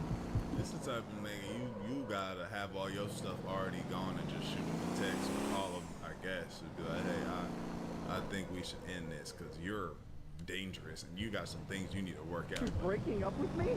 After everything we've been through together, you're really gonna end it now? Yes, we're toxic. We're not good for each other. No, I can't believe you're doing this to me. You traitor! I pretty much blacked out when she broke up with me. I smashed everything in my house. I broke windows, punched holes in the walls, and ripped the doors off the hinges. When I came to, the whole place was trashed and my girlfriend was gone. The next day I called her, but she didn't reply. I had to ring her a dozen times before she eventually picked up. Baby, I am so sorry about last night. I don't know what came over me. Please give me another chance. You ran out of chances a long time ago. I know. You need to for one more walk along the trail. And you can take pictures on Instagram and just end things properly, you know? This is how y'all type Instagram back into the story. Fine, but we aren't getting back together. I felt a lot better when I knew I'd at least get to walk through the old nature trail with everyone in time. I looked forward to it all day and night, and even got cleaned up a bit just to see her the next day. However, even though we said we were meeting there to talk, we were both pretty quiet. I tried to ease the tension by holding her hand, but she rejected it immediately. From that point on, she acted even more standoffish. We walked a full mile in complete silence. All we did was stop every few hundred feet to take photos of the landscape for Instagram. Except this time, we weren't in the photos together, which definitely stung. By the time we got to the turnaround point of the trail, which was scaled up a hillside and looked over Now, a cliff, ma'am, you know that, so you're just begging to not be with us anymore then, ma'am. You got this psychotic nigga that you know be tweaking out. You decide to stand next to a cliff. Yeah, I don't know if you valued your life like I value my own. the rest of the nature preserve. I was honestly ready to supposed just to be be like, done "Oh, with that cliff everything. down, There let's was no turn point in around. the stupid walk together. keep your And there was no distance." point in even trying to talk to her, let alone try to win her back. The view from the cliff was quite nice that day, and we both made sure to take photos of it. I got one standing next to her by the ledge, but then, while she was engrossed in taking as many photos as possible, I slowly backed up a few steps, got one last picture of her enjoying the view, then ran forward and did the deed.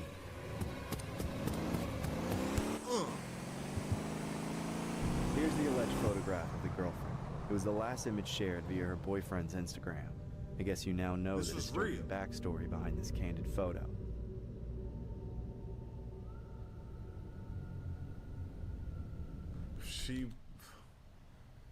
This nigga, you just got pushed off the top ropes because you thought this nigga, yeah. Should've, and then when you hear him running, when you turned around, you coming with me. You running at me, you pushing me, I'm grabbing you, and we're both falling. It's over. Hey, what's good, y'all? I'm back again. And I've been putting a lot of people onto this program called Free Cash for a while now. Check out one of my supporters that had the biggest payout that I've seen yet from all the DMs y'all sent. And I promise you, they've been hitting me up saying that they've tried it and it's worked. They've been getting cashed out, and I love to hear that because it genuinely actually worked. It was a small house in Fontana, California, near where I went to school. I didn't need to live in a dorm to get to know everybody in my classes. That's what things like Instagram were for. And I was upping my popularity by letting all the people I met at school follow me.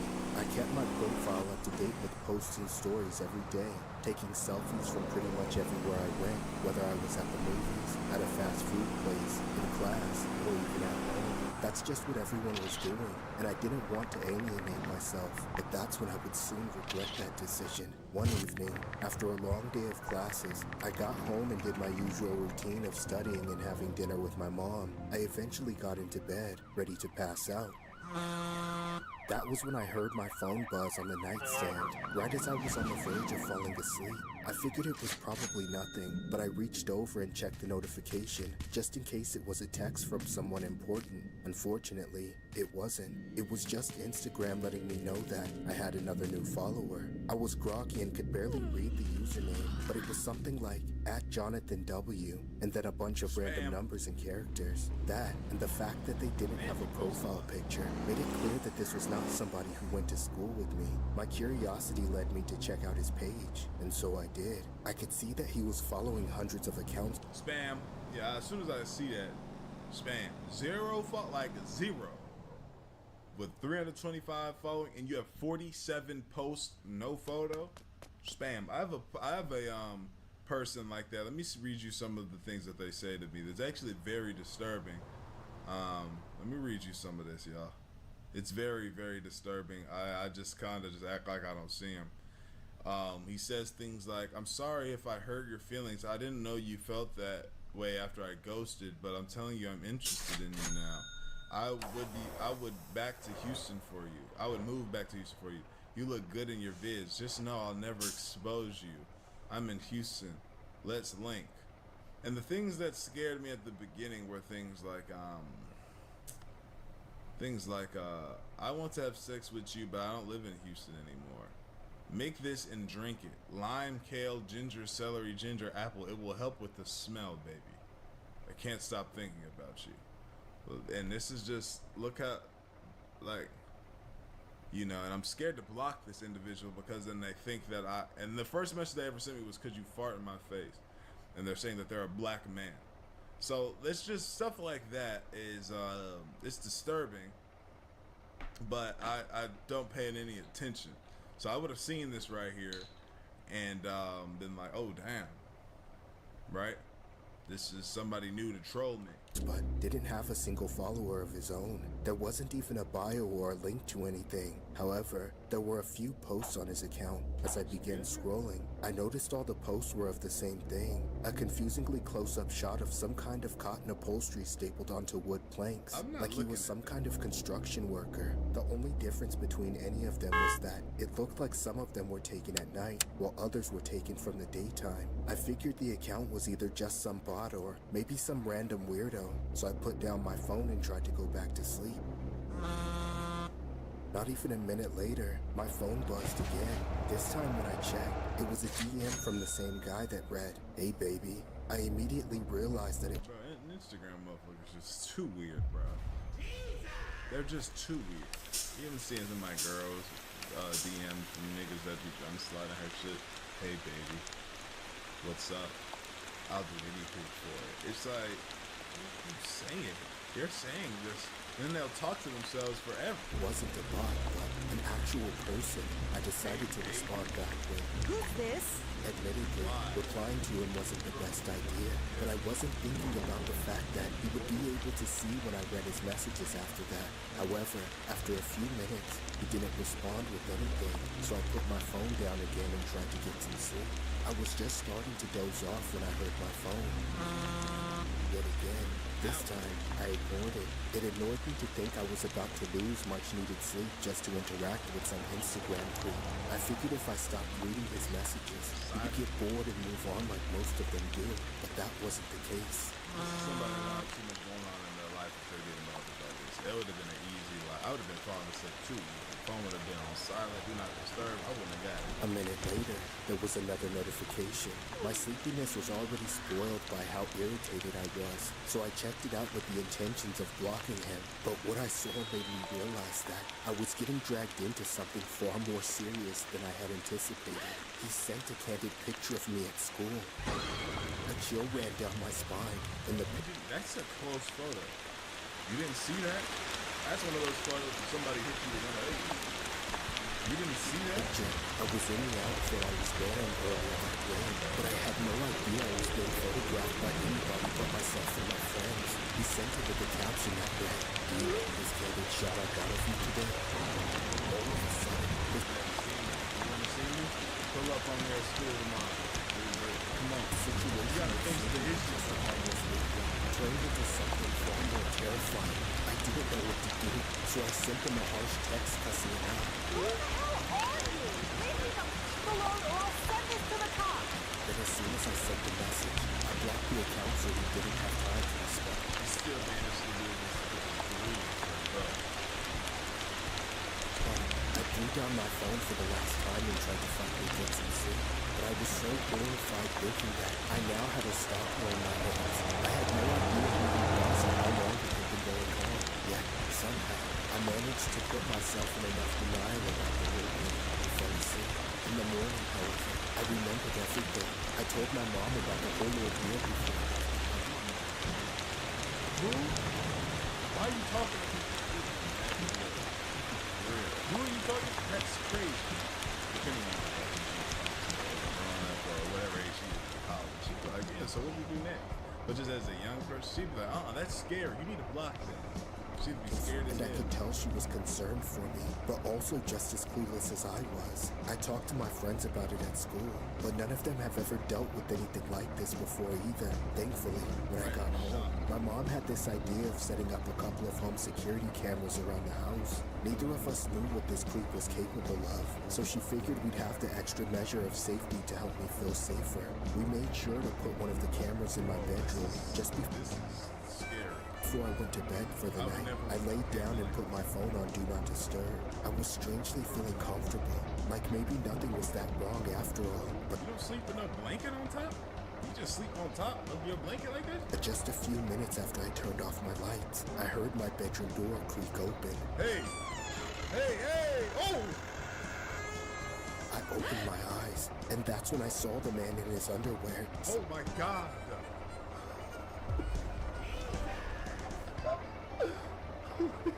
Shit.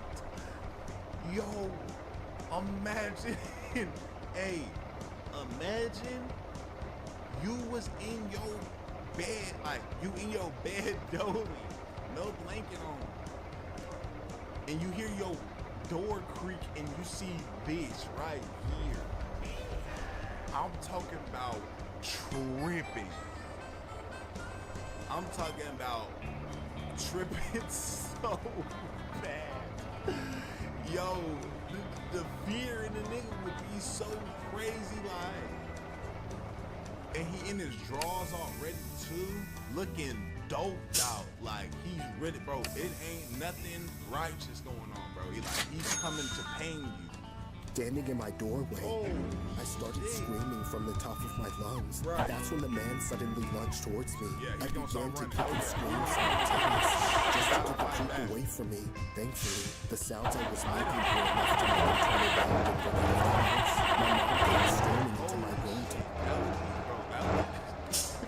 That would ruin a person, bro. That nigga, he ain't shit, bro.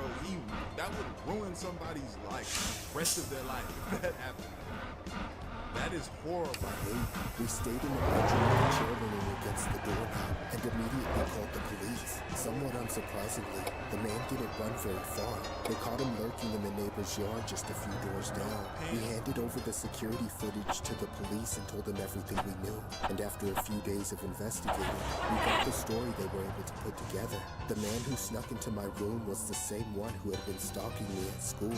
He had developed an obsession over me and started taking pictures of me on campus, and then eventually started following me home. But the part that terrifies me the most was how he was never a construction worker.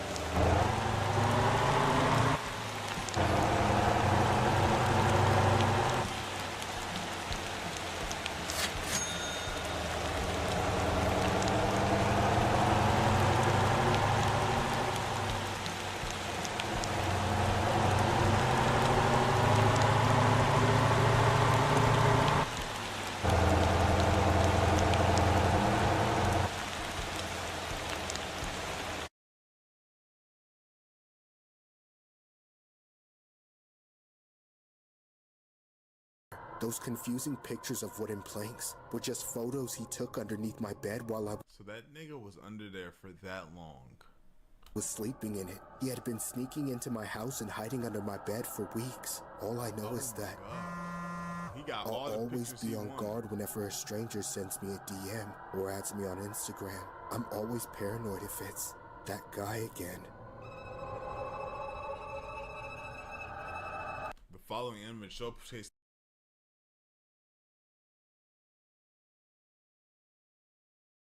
are down right now as of making this video. They'll probably be up by the time you watch this though, which means we got a decent patch because they had to take the servers down for 6 hours, or at least that's the projection.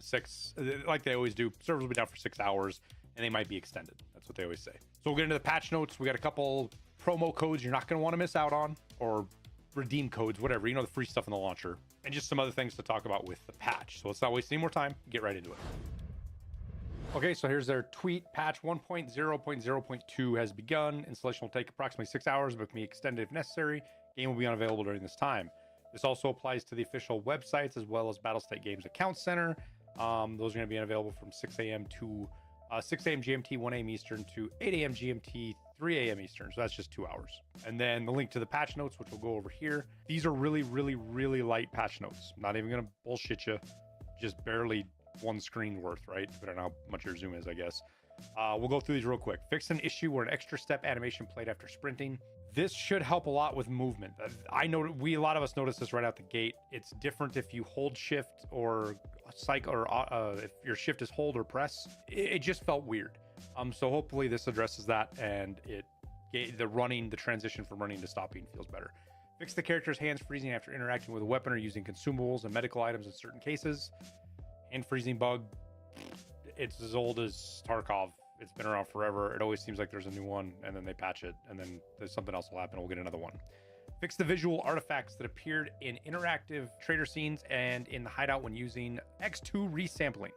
Fix the missing trader dialogue voice lines after skipping a line. Fixed several errors that occurred when interacting with traders that could block progression in certain cases. So there's a half a dozen of these that I've heard from people at various stages and stuff, everything from dealing with the flight recorder to stuff with the secure case to even like the very first couple of tasks. So hopefully this fixes all of those and people can get back to progressing normally on the storyline. Fix the cause of error 710 that appeared during certain story tasks. Fixed an issue that allowed loading to the hideout while searching for a raid. Fixed the artifacts that appear when using the CyberTark main menu background. I know I have the CyberTark menu, so I notice it. Just weird stuff that happens in the background. Fixed an issue that caused Kaban's weapons to float in the air. Fixed an issue where a bot's body disappeared if they died while healing in PvE mode. Fixed several geometry issues on interchange. Fixed the issue with the BTR interaction and sending items to stash in certain cases. Okay, I didn't have this problem, thankfully, but I know a lot of you guys, you'd get in the BTR and you couldn't cycle the menus. You couldn't do anything but exit. You know, you use scroll wheel or page up, page down. That didn't work. As well as some people not getting their stuff back from the BTR. I've used the BTR, oh man, over a dozen times to send stuff back, and I've gotten every one of them. I haven't not got them, a single one of them. Last wipe, I had a couple that didn't come back, and I just stopped using it. So hopefully this addresses that, and the BTR is working for everybody. It's a great tool on streets and woods. Great for getting loot out. It's great for moving around the maps. So hopefully it gets fixed for everybody. Plus the task line. You couldn't do the tasks for it. Fix the display of Thai language localization. Fix the incorrect volume levels for some ambient sounds on customs. So like the big one that stands out to me, the birds chirping. Some of the birds, it was like they were inside your ear chirping. So hopefully that addresses that. There's some other audio bugs, but I don't think they're going to get addressed, unfortunately, because they didn't make the patch notes. Fix the functionality of the Z-Blur option in the graphics setting. Fix the incorrect parameters for 7.62x51 ammo. So I don't know what to say about this yet. We'll see. We'll see what happens when the patch hits and how the gun feels. I haven't used a ton of it, but I have noticed some weird stuff going on. But I don't want to say it because I don't want to look like I'm wrong. And then if I'm right, I can say, see, I told you so. Told you something was wrong. Something didn't feel right. We'll just see. We'll see what they change. This might be stats, but it might be hidden stuff as well, hidden parameters as well. Fix several incorrect player spawn points on Lighthouse. I haven't played a single raid of Lighthouse yet, so I'm glad I missed out on this. If you're spawning in the wrong spot, it's a good way to get killed by somebody else. So some big things are missing from here, and I'm probably going to miss some bug or something that's important to you. I'm just going to go off some of the stuff, rattle off some of the stuff on the top of my head. The issues with DLSS and causing scopes to be blurry and just not working. I don't think DLS really does anything even if you turn it on, because I turned it off and I didn't notice my performance go down. I turn it on, even if I put up with this blurry scopes, I turn DLSS on, it doesn't feel like the game runs any better. And then just general, a lot of times they have like a single line down here that says various technical fixes or whatever, and that's not in here, so it's notable that it's missing, though I don't think it means much. There's almost always in there, so the general poor performance of the game as it is right now, hopefully that it's just going to be a process and it gets better and better with each wipe, especially in the menus. The menus are just laggy and it's kind of brutal moving around and it gets annoying and it wears on you, so hopefully that gets addressed. The bright lights, the crazy bright lights, like the construction lights and stuff like that, hopefully those get adjusted. There's some weird fog, I don't know if it's the volumetric lighting or whatever it is, but fog just feels too much sometimes. Like it's bright, like the fog itself is glowing almost. Then there are things with the audio. There's your head sounds like you're in a fishbowl, audio just disappears. There's lots of things going on in the game that aren't listed here.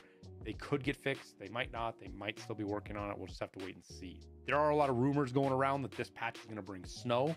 I think those are relatively sane rumors. It's a relative expectation. It might not happen. We've had low snow come as late as after Christmas. I think that was the first wipe. The game was just what it was until Christmas time, and then we had winter time. It showed up with the Christmas event, but they could turn snow on tonight. They could put the process to turn snow on tonight, and we just don't have it yet. We'll have to wait and see. Now, events. We know an event's coming based on what Nikita tweeted this picture out a couple of days ago. How many days ago was this? 27th? Yeah, so a couple of days ago. This, in-game, that's obviously event. I don't know what this letter is here. I don't know if this is Korovat. It could be. I hope they're bringing the Korovat event back. We had it last year. It was a lot of fun. And it gets some pretty good rewards, give people another chance to get through it. But we'll see. This kind of makes me think that the snow, there's a potential that we get on tomorrow morning and there's no snow, and then there's going to be some kind of event process that brings the snow in. And it might just be Nikita saying, okay, it's going to snow. I don't know. But yeah, keep that in mind. Just because it's not in the patch notes doesn't mean it's not coming, because BSG very rarely puts events in the patch notes. It's happening. So there's that.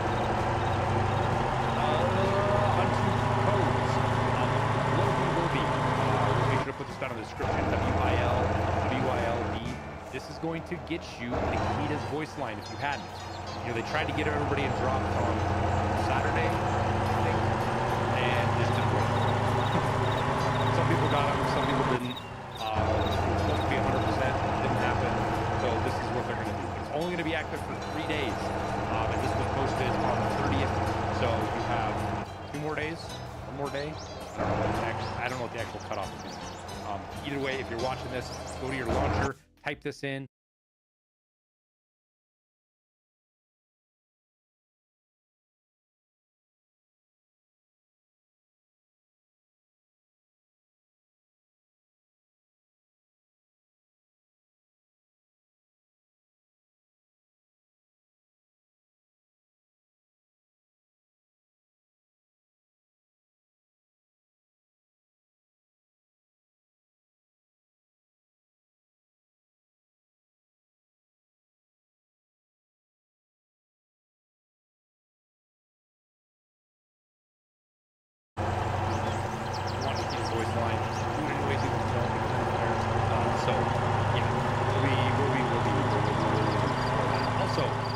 Gimme Wires is another one. They've got tons of them. They turn them off after about a day or two. I'm not going to go through a bunch of codes and kind of I put them up on the board. Stash. But I think that is everything. We'll wrap her up there. I appreciate you guys watching. As always, don't forget that like and subscribe button. It helps me out a ton. Content. Imagine if you see this in 2 days and you miss out on the will be. That's because you didn't have notifications turned on. That won't happen. Just saying. Anyways, appreciate you guys. I wish you the best of luck in your raids. Hope you're enjoying 1.0. We'll see you in Tarkov.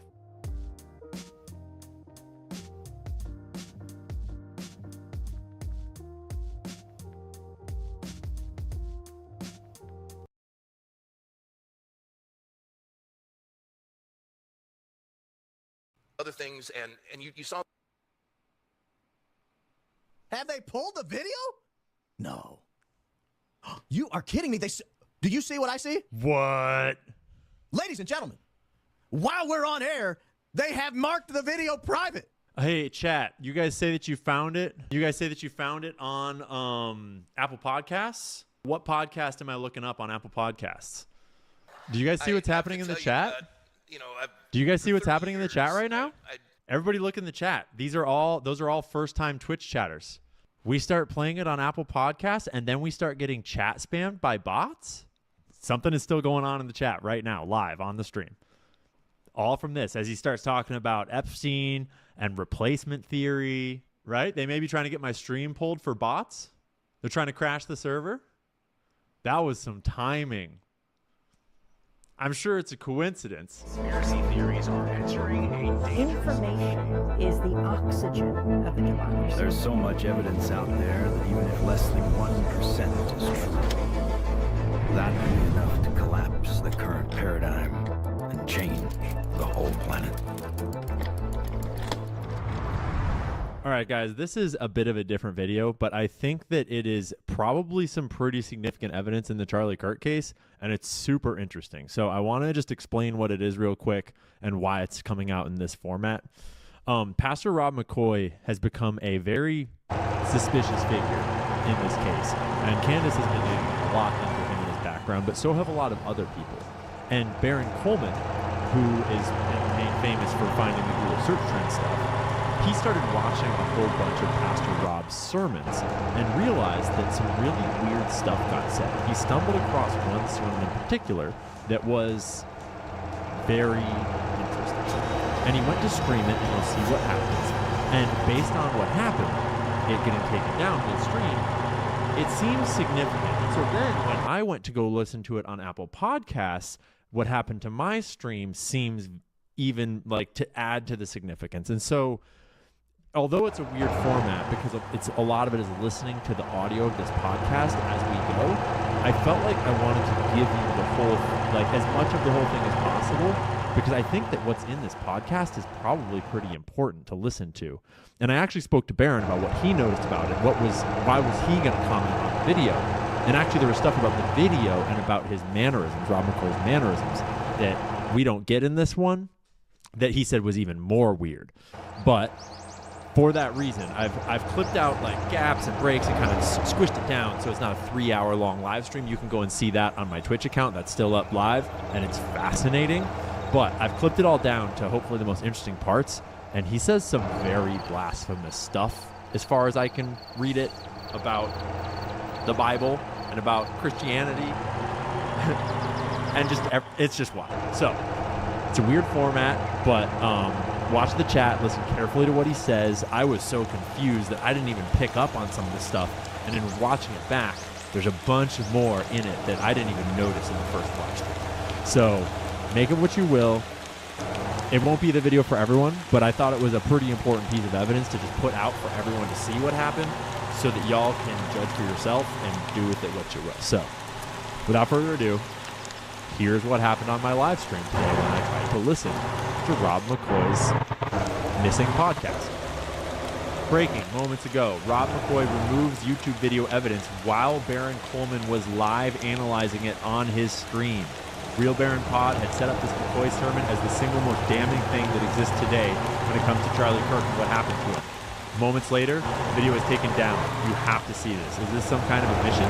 Everything Rob McCoy says today is conditioned in many ways on Charlie Kirk not changing his mind from what Rob McCoy says it is. Now today, Rob McCoy's pastor suit is featuring what looks like Navy garb. Looks like a Navy getup. Looks like he's on a sailor boat. Rob the Sailor Man. But let me get to this real quick because I think this is an absolutely critical moment in the. Is it going to happen before he does it? I just want to set this up because I have put so much research into the Calvary Chapel phenomenon and Rob McCoy's role in it, and it is wild. It is wild. Other things, and you saw. Have they pulled the video? No. You are kidding me. Do you see what I see? What? Ladies and gentlemen, while we're on air, they have marked the video private. And so if you don't know, it's like it's a bit of a process. You have to get into your YouTube studio, you have to go locate the video, you have to go into the menus and drop it down and hit the mark private. Takes a second. And if Rob is watching and he's like, oh, I remember what I said. Oh, okay, fucking go, yo, close this shit, shut it down. Shut it down. Damn. Baron Coleman. When no one pursueth. Bringing the heat. You are kidding me. The guilty fleeth when no one pursueth. This is, without a doubt, the largest admission that I've come across yet in the Charlie Kirk mystery. I cannot believe what we just watched live. And if they think this is going to make them look good,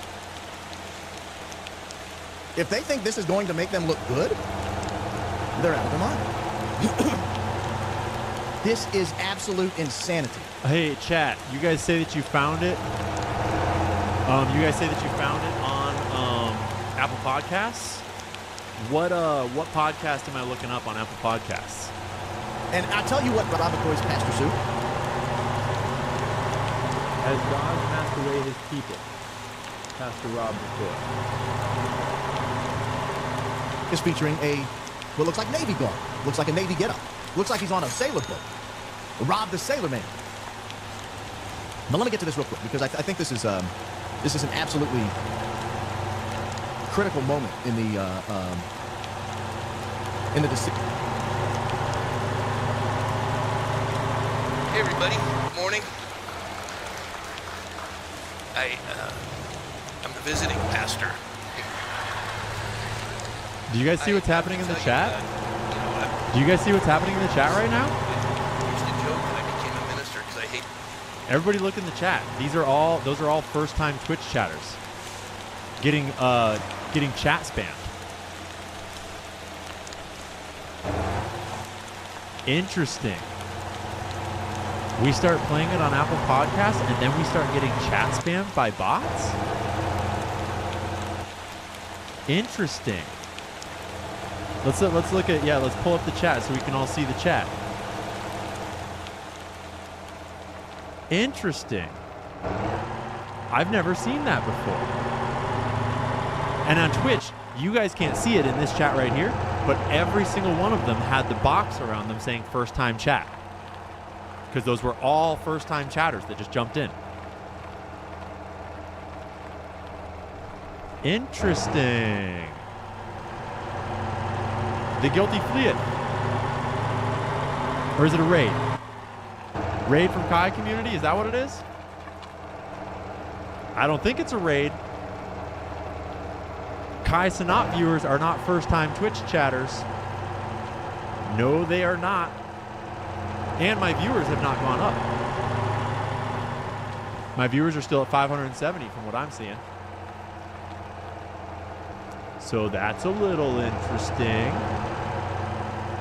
We have more on-stream evidence of weird, shady shit. Let me refresh this page and see if my viewers have spiked or something.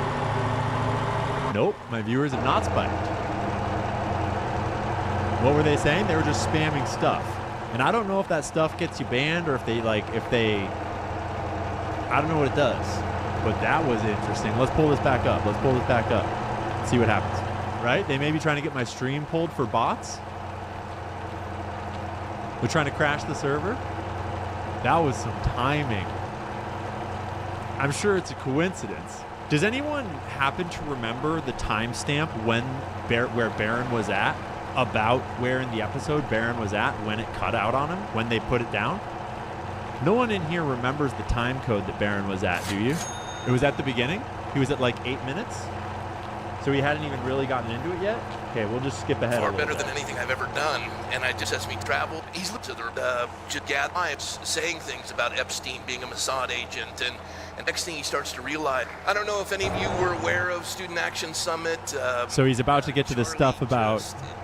It was a firestorm. It was interesting because I'd just gotten back from Israel, And there I am, and Tucker was one of the speakers. Tucker has a He's talking about the Florida Summit, where Dave Smith won the debate against Josh Hammer, and where Tucker Carlson spoke on stage. Yeah, what do you think it gets pulled off of Apple Podcasts right now? huge following. And he came up and he started to allude that Jeffrey Epstein, he's asking the question, but he always asks the question. Someone in chat that has an Apple Podcast account, go download this right now. In such a manner where he's alluding to that it has to be fact, but he said that Epstein was an agent of Mossad, and as you go back, you can see that I mean, it's on stream. Giselle Maxwell, her father was a Mossad agent, and so all of a sudden that means that Epstein is, and Epstein's Jewish, so he has to be, because Epstein's a Jewish name. And then asking about Rob McCoy, again, not knowing what he's talking about, straw-manning the arguments like a fucking retard. Maybe Rob should tune into my show and watch last night's stream if he wants to know how we know that Epstein was Mossad. at Ackerman and a bunch of other things, and you saw this room of 7,000 conservative youth, and as a lot of you know, Charlie, internal polling at TikTok, is the #1 influencer for 18 to 30-year-olds worldwide. Remember, this is a church pastor. Here he is gathered together, and not political. States, Michigan, Arizona, we're all one. What episode is it? It's Has God Cast Away His People? Romans 11:1-36. Pastor Rob McCoy. Godspeed Calvary Chapel, July 27th. I found it by just searching "Has God Cast Away His People?" Pastor Rob McCoy. Of considered that it was a 60-point shift from Obama to where we are today, that these 18 to 30-year-olds voted conservative. Now, they're not traditional conservatives. They're just so disillusioned with endless wars. They're disillusioned with government that's promised them everything and they've gotten nothing. And so these folks that have a voice in their lives, Charlie assembles them. Well, Tucker was one of them. And Tucker has been a voice, but he's becoming, I wouldn't call him anti-Semitic. He's not real favorable to Israel. Candace Owens, on the other hand, I'm not sure where she's gone. So I just want to point out that everyone in the chat saying that it's a Kai Cenat thing, my view count has not gone up. We have the exact same number of viewers unless there's like some glitch. I've refreshed it. It's still 580 or so, 570. I'm gonna hard reload. Yeah, it's still 579. I kind of doubt that Kai Cenat rated our stream. Kai Cenat has like millions and millions of people. So, is it possible to be just in the chat and not in the stream? And also, I have questions about who runs Kai Cenat, honestly. Right? But we're watching Kai's as the Ninja Church Club. of America is divided. And 7,000 conservative youth who all voted in the last election were cheering when Tucker was saying things about Epstein being a Mossad agent and how their disdain for Israel. And you're watching a divide in the country. Boomers are traditionally, we believe that Jews are God's chosen people. We believe that Israel has an ancestral right to the land according to Genesis 12. We go through all of these things. Well, that's not the church today with 18 to 30-year-olds. What they call replacement theology has taken hold and captivated the minds of these young people. And it's similar to me, I would say, of America in 1857, when Jeremiah Lanphier started a prayer service on the second floor of the Dutch. Yeah, so to confirm, Kai Cenat hasn't streamed in a long time. Kai was not streaming. That was not an organic Kai thing. That was clearly something is still going on in the chat right now, live on the stream. All from this, as he starts talking about Epstein and replacement theory. Reformed church in New York City that ended up becoming one of the largest revivals in America. Over 1 million new converts in a nation of 33 million. That would equate today the same percentage. You would have every church in America full, standing room only, 3 services, and there'd still be 7 million Americans looking for a place to fellowship. It was a massive revival, and it ushered in to the Civil War. The enemy divides and conquers. That's the way they operate. He comes to steal, kill, and destroy. And how does he deal with the soul of America to divide the nation so that they can ensure 650,000 soldiers die in the field of battle, and a segment of America based on their melanin content would be enslaved as subhuman? So I just turned on subscribers only chat. So now it's only subscribers that can chat. Well, they took the scriptures out of context. They said anyone with dark melanin from the African continent was considered to have the mark of Cain, or they had the curse of Ham. And they justified enslaving an entire race of people, condemning them by using the scriptures themselves. Yeah, they're trying to get me banned for botting. What resulted is, as Lincoln said in his second inaugural address, they both sides pray to the same God, expecting different results. And he took on slavery. When he did the amendment to abolish slavery in the United States, it infuriated the Northern supporters. The death toll in the United States was overwhelming. They all wanted to say it was about states' rights or preserving the Union, but in every secession document of the Southern states, slavery was listed. So for those of you who are revisionists, Not really sure why he's rambling on about slavery right now or what this has. So, yeah, clip that, by the way. But Baron's smarter than me, and so maybe I'm gonna miss what Baron is talking about here. If Baron explained it on his stream, walk me through it in the chat while we're going through this so we don't miss it. But at least it'll be recorded on this stream. We can rewatch it and figure out what's going on here. Yeah, you saved it in Apple Podcasts. You want to download it to your hard drive, though, not just save it in Apple Podcasts, because if they take it down, I don't think saving it in Apple Podcasts will do it. historians and say it wasn't about slavery, you're wholly wrong. Just do your homework. Instead, Yeah, by the way, bots, you're welcome to subscribe if you want. Feel free to subscribe to my channel, bots. Thank you very much. of your bias, adjusting yourself to what makes you feel comfortable. History is history. And so with that being said, America was thrust into a civil war. Slavery was lifted I see where he's from the going. roof of the fabric of our country. I see where he's but going. not until a great cost. Had we followed the line of England, Great Britain, with William Wilberforce, who legislated it and pushed as an evangelical Christian, he was able to remove slavery from the British Empire almost 30 years before America did without anyone dying. So here we are today. The church is divided. There's a huge awakening in 18 to 30-year-olds, a massive return to church. Most of them are going to Catholic churches because the Protestant church is all about pathos and ethos and not about logos. They appeal to the emotion.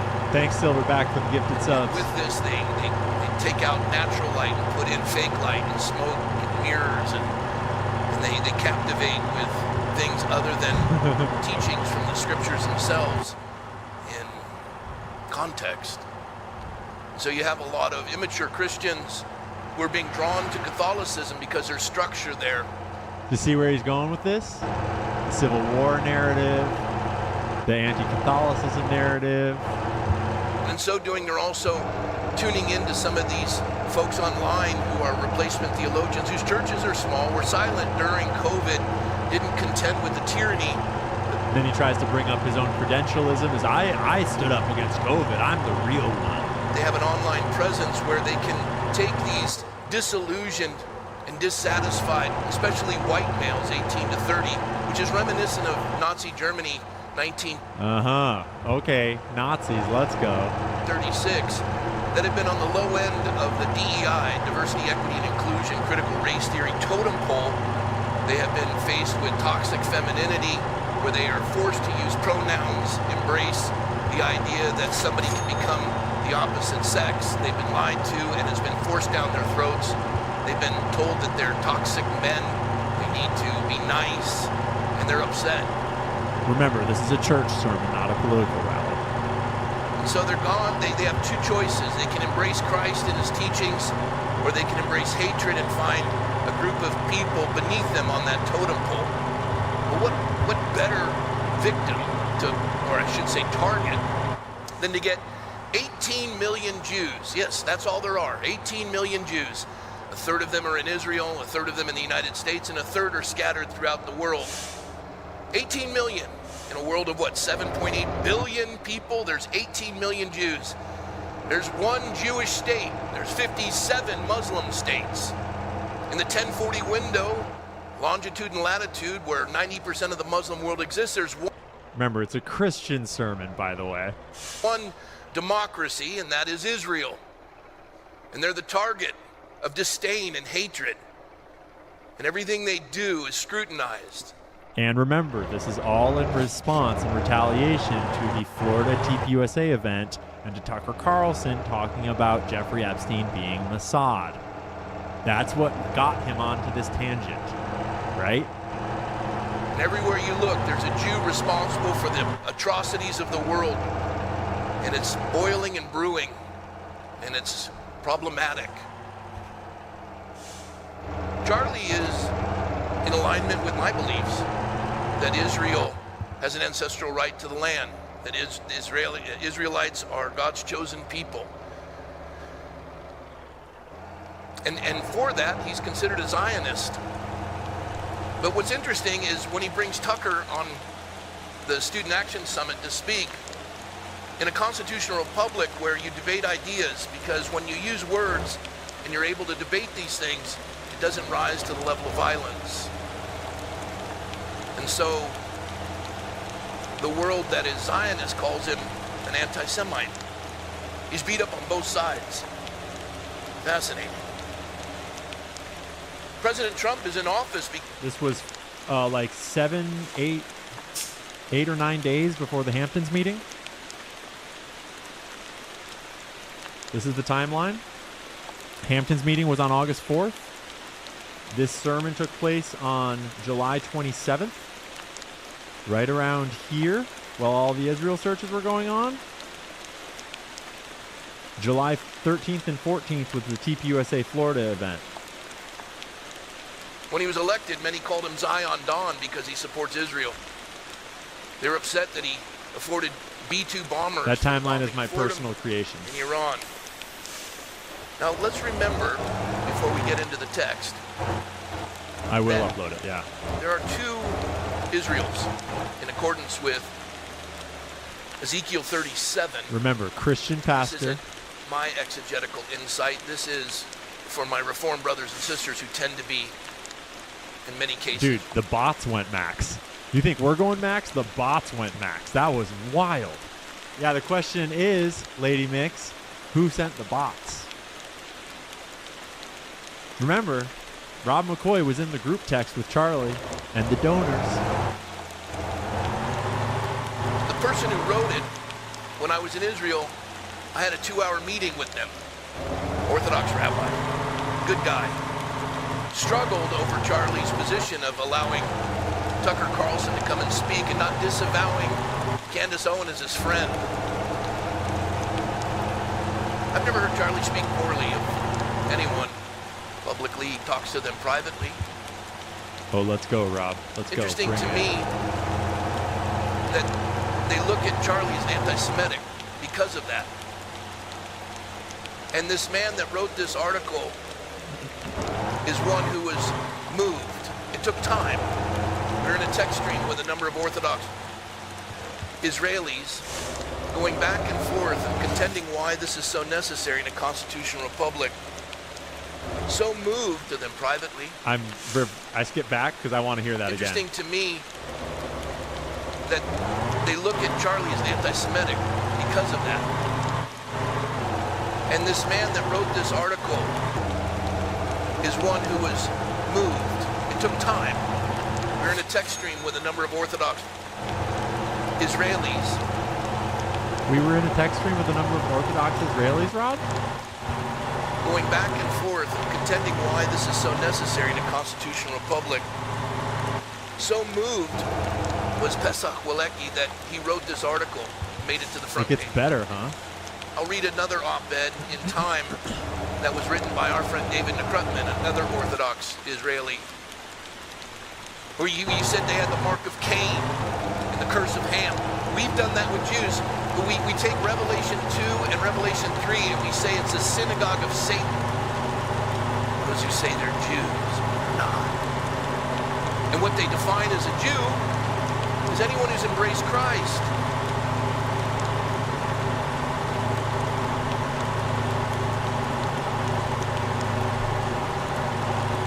Those they define as a Jew as anyone who's embraced Christ?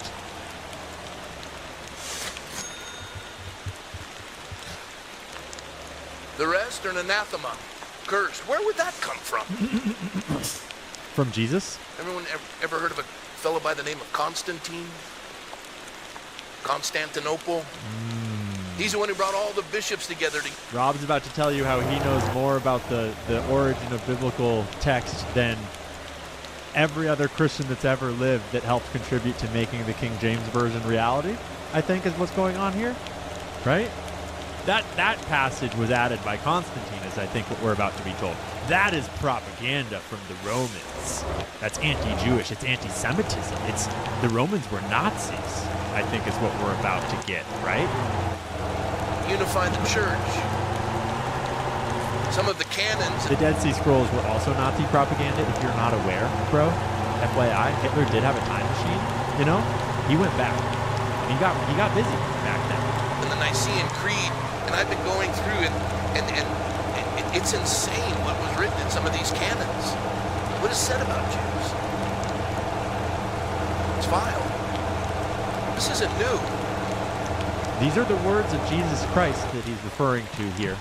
This wasn't like the words of John or the words of Luke. This is red letter.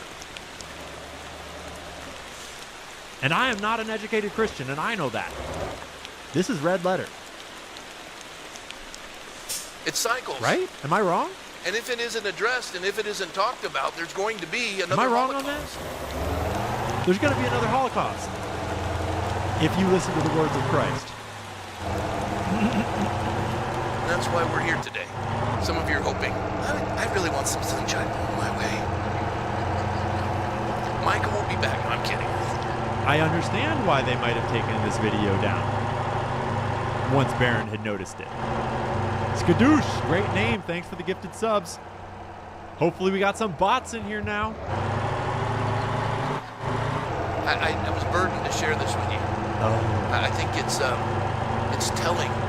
Who burdened you with that, nation, Rob? and it's wise that all of us are educated to be able to give a ready answer. Listen, you may even disagree with me. That's fine. But give me your reasons when I give you mine. And I don't want it emotive. It needs to be original sources. I have those. So with that being said, if you have a Bible, open up to Romans chapter 11. If you don't, the folks walking down the aisle will give you one. Just raise your hand. Welcome to our Godspeak family.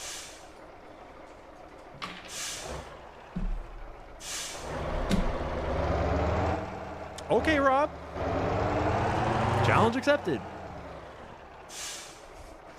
I guess we're having a religious show today. What are we opening up to? We use the New King James Version if you're tuning in online. It goes in the New Testament, Matthew, Mark, Luke, John, Acts, then the epistle to the Romans. There we go. There we go. So we're Right. Romans 11:1. Are you ready? Everybody Let's ready? stand for the reading of the word. I'll read out loud if you'll follow along silently. Paul writing to the church at Rome, he says, I say then, has God cast away his people, meaning the Jews? That's a good question.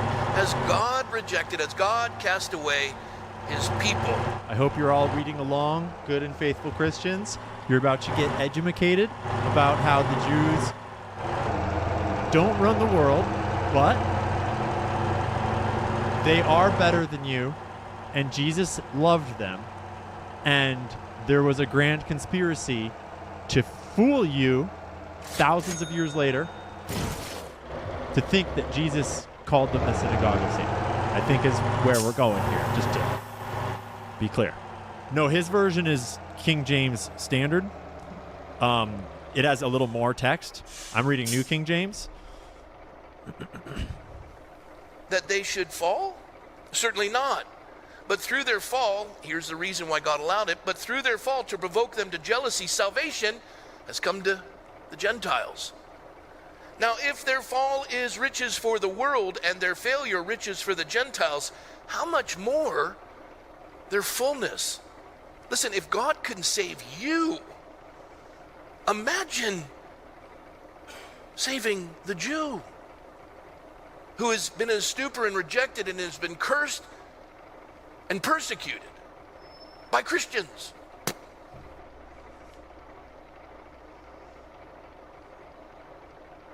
You hear that, Christians? That's your Christian pastor telling you that you guys are persecuting the Jews for thousands of years. Shame on you. Repent. I think that's the message, right? I think that's where we're going with this. All because Tucker Carlson got on a stage and said that, hey, that notorious sex trafficker, yeah, he worked for Israel, the government of Israel.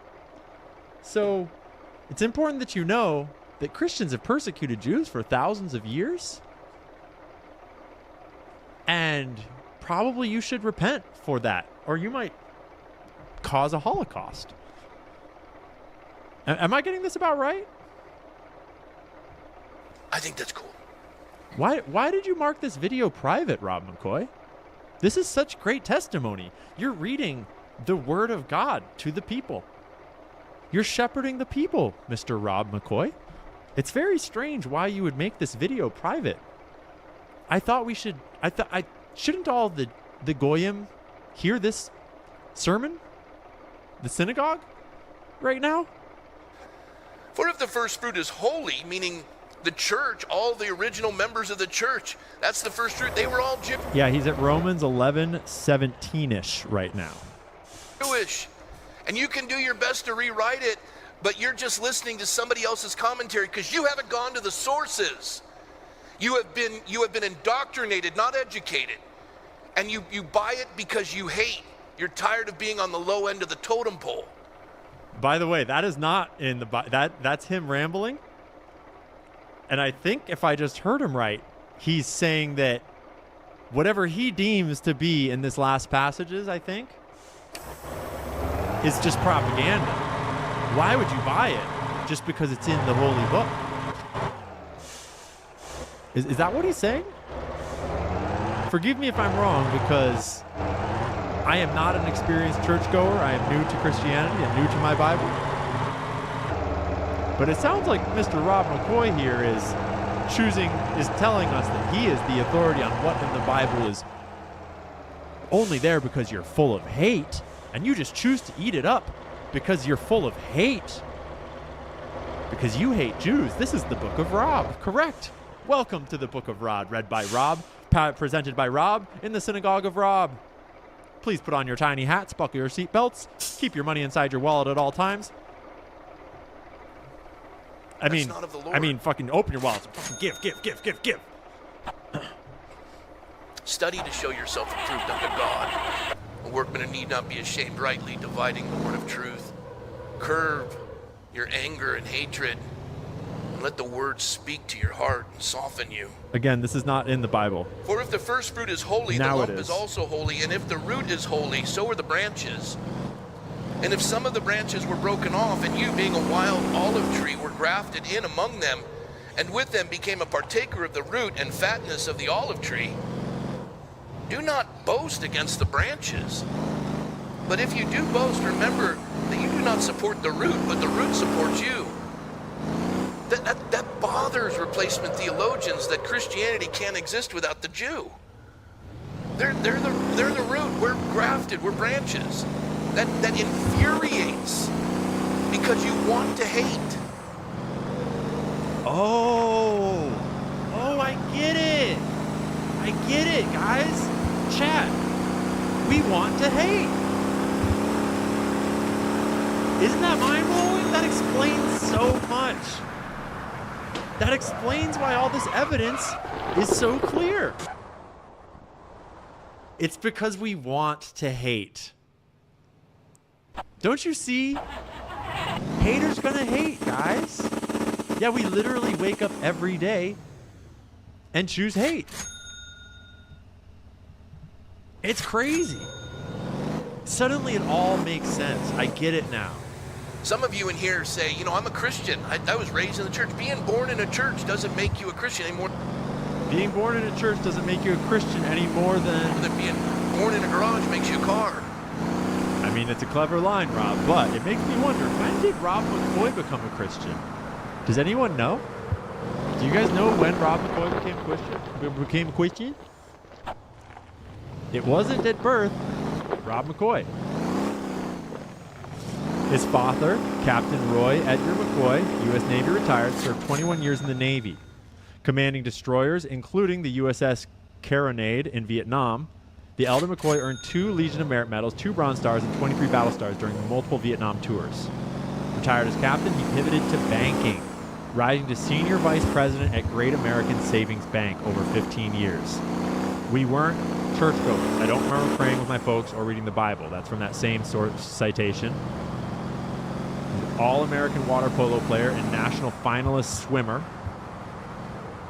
That athletic background might get you recruited into some things, huh?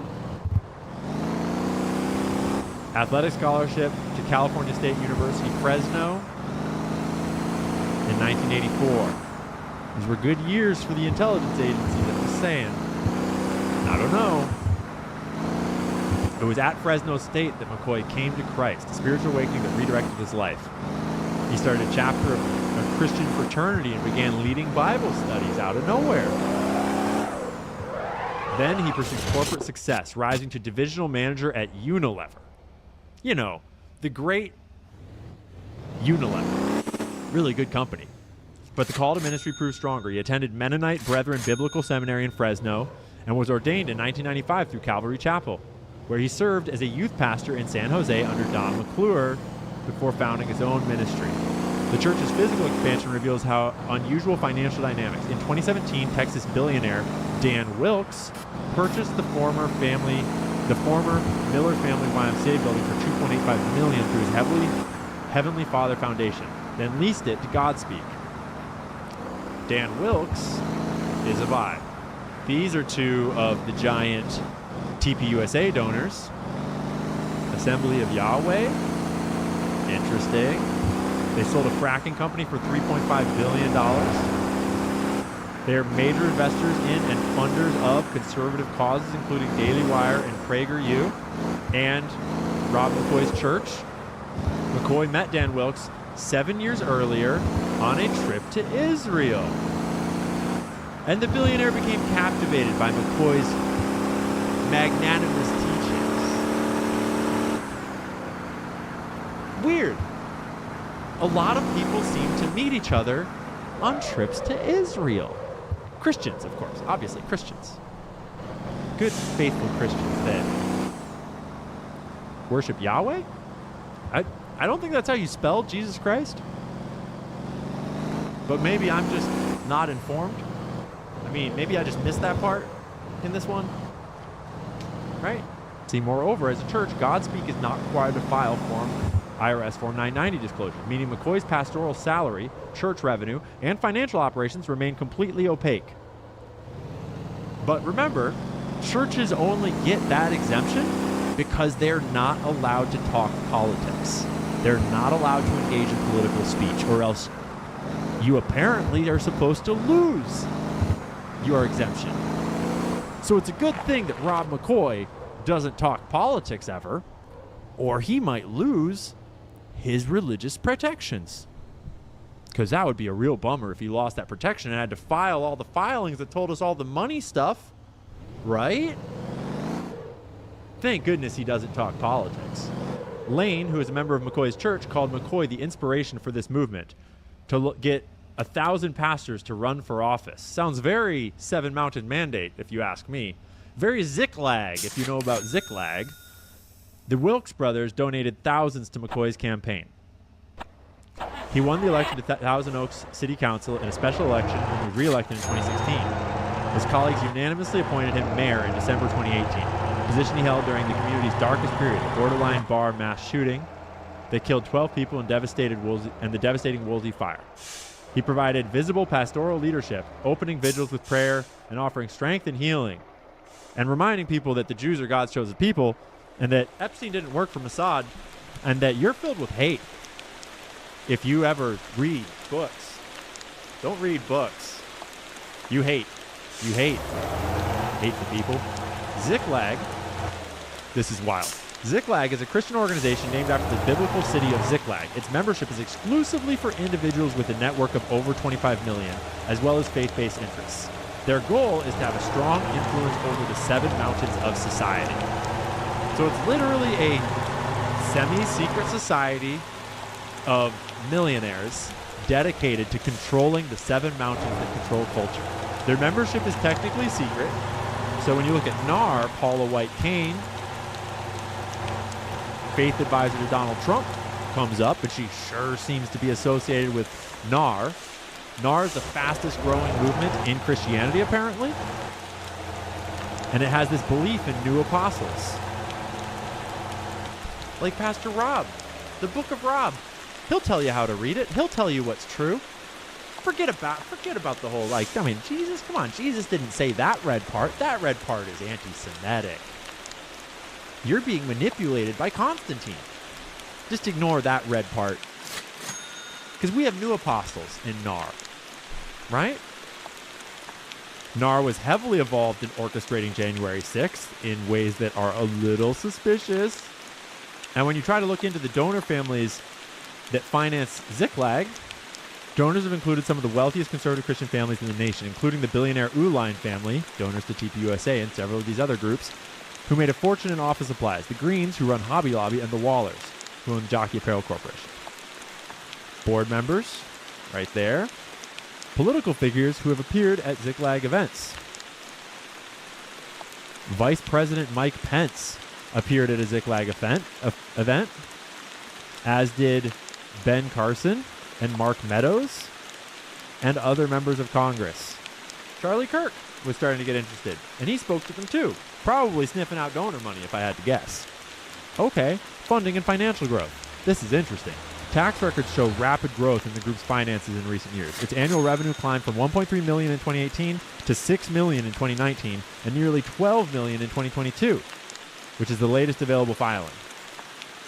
So from $1.3 million, with almost $1 million in expenses, to $11.1 million with almost $10 million in expenses and total assets of $7.7 million. So Ziklag is not a political organization, despite everything we just heard about them, and them actively being a political organization, and them hosting senators, and hosting Mike Pence, and hosting Charlie Kirk. It's a 501c3 tax-exempt charity, apparently, that is committed to advancing the NAR 7 Mountains mandate, this new apostolic reformist movement in Christianity. Multiple law experts and tax experts are all like, this is fucking sketchy. This is not legal. What's going on? The NAR, the new apostolic reform movement, is growing at a rate of 9 million per year and is the fastest growing segment of Christianity. The only segment currently growing faster than the world population and faster than Islam. A 2024 poll indicated that 41% of American Christians believe in the 7 Mountain Mandate, which is like, what? What are we talking about? What does that even mean? I had never heard of this before now. It feels like a psyop to make sure you love the Jews. Conspiracy theories are entering information is the oxygen of democracy. There's so much evidence out there that even if less than 1% is true, that would be enough to collapse the current paradigm and change the whole planet.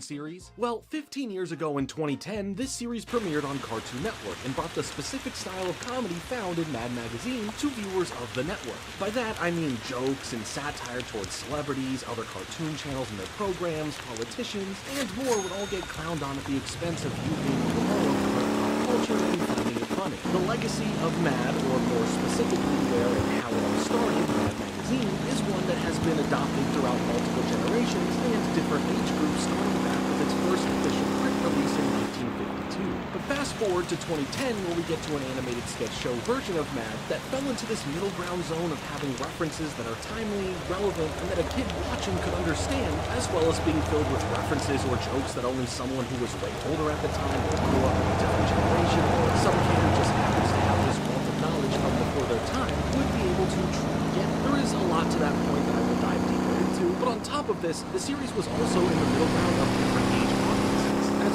sure, the series was made for Cartoon Network, thus it was aimed at the kids watching the network, but it also was able to push the envelope, being a bit edgier with the jokes and animation that did make it feel like it was specifically placed as this transitionary piece of media that bridges Cartoon Network and Adult Swim. With all of these mixing aspects wrapped into one show, that begs the question, who is this version of Mad even for? Me.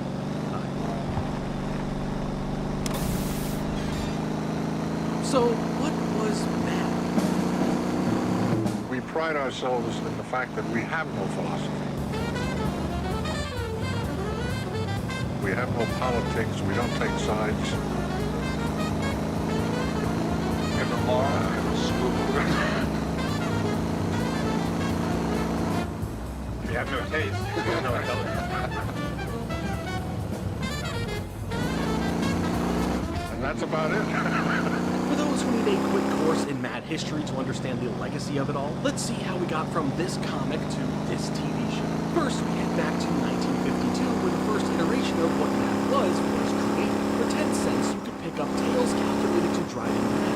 The first comic book in the world of Mad created by William Gaines and Harvey Kurtzman, with William serving as the publisher and Harvey serving as the editor, as well as a writer and illustrator among the other artists who would contribute their styles to it. These comics were meant to parody and poke fun at the other popular comics of the time and before their time. It wasn't until 1955, with the 24th issue of the comic book, that it would switch the format of it to now be a magazine. This was done for a couple of reasons, but the main thing to understand about all of this was the Comics Code Authority. At the time, just like we've seen with anything too popular amongst the youth that older generations don't directly understand, train children how to become the #1 Pokemon master in the world. Masters are those who take control of spirits in the dark realm. So Pokemon is a game that teaches children how to enter into the world of witchcraft, how to cast spells. Your children need to know there's a devil, and he hates them, and he wants to ruin their life. Comic books were starting to be seen as dangerous. Parents were feeling a type of way, the government was feeling a type of way, and before you know it, congressional hearings about comic books were taking place. As deep as we could dive into those said hearings to see how ridiculous they are, it's the result that was the most important part we should focus on, as the comic book industry was basically forced to govern itself from being controversial and being considered not tasteful.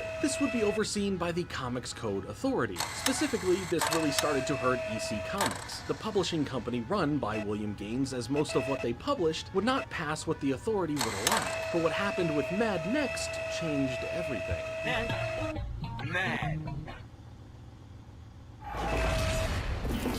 Mad would end up not being affected by the Comics Code Authority. Why, you may ask? Well, it was kind of an accident. Harvey, as the editor, was potentially on the outs, getting into talks with a different type of publication to transfer out of the technical comic book industry. This other type of publication would be magazines. And with William not wanting to lose Harvey during this time, he decided to take a leap of faith with Harvey, and that was taking what Mad was as a comic book and now making it a full-on magazine. This was done to keep Harvey around as an editor for about another year. But if it weren't for Harvey getting this potential offer from another magazine in the first place, mixed with Harvey already having an interest in turning the comics into a magazine, then the go-ahead from William, according to the man himself, probably wouldn't have happened. Because of this, Mad would no longer have to worry about facing the Comics Code Authority. But William holds strong that this format change wasn't done on purpose to directly avoid it. It was just a bonus perk, a timely one at that. Now, talking about the full-on rise of Mad Magazine and the impact it had could truly be its own long-form documentary, because the history and rich lore around it all is thicker than the 1,000 volume set of the Encyclopedia of Infinite Knowledge that Jimmy Neutron wanted. So for now, let's move forward to talking about Mad on Cartoon Network before coming back around to talk about any lingering vital bits of information from the vast history of Mad Magazine. Cartoon Network in 2010 was in a weird transitional phase, really wanting to re-establish itself with audiences as the place you'd want to be for cartoons. The whole CN Real era before this revamp, well,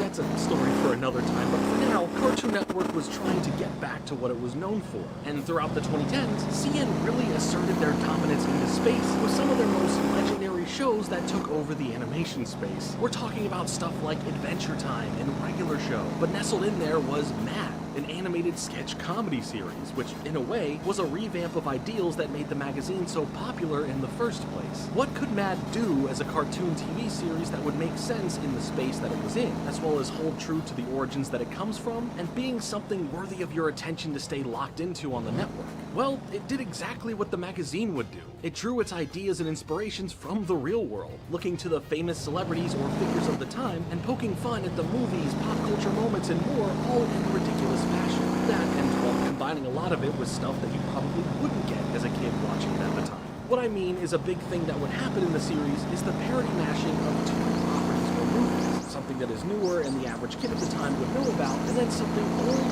odd, or not technically made for a kid audience. So you get left with skits like 2012 Dalmatians, or Morse Code, or I Am Lorax. All of these are mixing two different properties that either you kind of get based on knowing one of the properties involved and just enjoying the crazy stuff that happens, or the references it leads into being too far over your head at the time because of what it specifically is. For example, something like Pokemon of Interest, which combines Pokemon and the TV series out of the time called Person of Interest. That episode is from 2012. I was freshly an adult at the time, and I barely knew what Person of Interest was aside from its name. Heck, maybe my parents watched that one, but it always left you with these confusing combinations that you can have a good time with, and also cannot fully get it or understand what the other property being used in the parody even is. Sure, have a Grey's Anatomy Yu-Gi-Oh mashup. I've never fully watched Grey's Anatomy, but I know Yu-Gi-Oh, so it's funny. I personally prefer the Yogi Bear and Yu-Gi-Oh mashup, Yugi Bear, but that's just because I know both properties very well.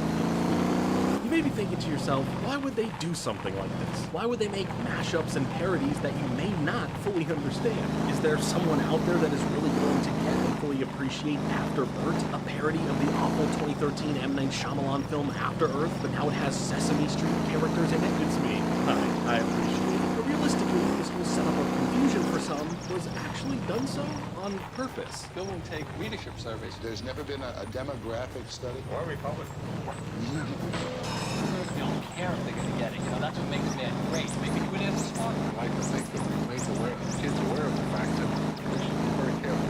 I think Mad acts as a bridge between adolescence and adulthood, and we sort of start to find the fact that the world ain't such a hot place, and you're going to get burned a couple of times, and don't believe everything you're reading or what people say. You have a healthy suspicion about life. The people behind Mad Magazine have been doing parodies that would relate to stuff that the readers wouldn't necessarily understand, but it caused them to be curious, to ask questions, to ask an adult to seek out more information. Well, that was sort of, and we figured either kids will get it or they won't think about it and find out. But 5 years later, they're looking at old man like, oh no. In today's age, while you could still ask your parents or an adult, you now have access to things like the internet, Google, Ask Jeeves, Bing. Okay, well, no one's using it. But there was always this type of feel when creating the parodies and jokes. They didn't care if you didn't get the joke, because one day you will. And it might make what was already absurd and funny even more so with some context. These ideas would be applied here in the concept of Mad on Cartoon Network. I'll speak more about this person a little bit later in the video, but in an interview with Comics Alliance, creator of the show Kevin Shinnick said, our target audience is actually younger than that of the magazine. What that means to me is that the things that I am going to reference are things that kids 8 to 15 know. But I want the show to be funny for everybody. To keep my sanity, I want to make myself laugh. So I think what we've done well here at the show is to really ride that line. I almost feel like I'm writing 2 shows in every episode. A lot of people have come to me, and it is such a treat when I am told this. So many parents say, I love watching the show with my kid. They're laughing at stuff that I don't get, and they get to share with me what I'm missing, and I'm laughing at stuff that they don't get, and we get to have this dialogue about what the inside joke is. The original mentality of the people behind the magazine itself can be clearly seen here within its own unique way. He continued on to say, if I'm writing something where the dialogue is for kids, I'm going to make sure the visuals are something for adults. If the dialogue is a little funnier or more risque for the adult, then I'm going to make sure that what they are looking at is something that they recognize or enjoy.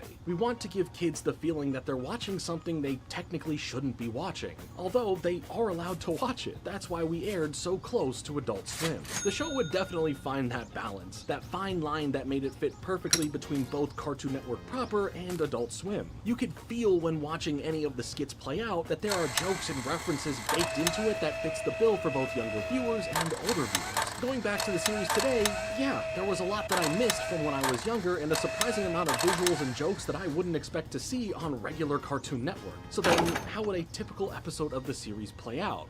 Let's talk about that. Mad. New series premieres Monday, September 6th at 8:30.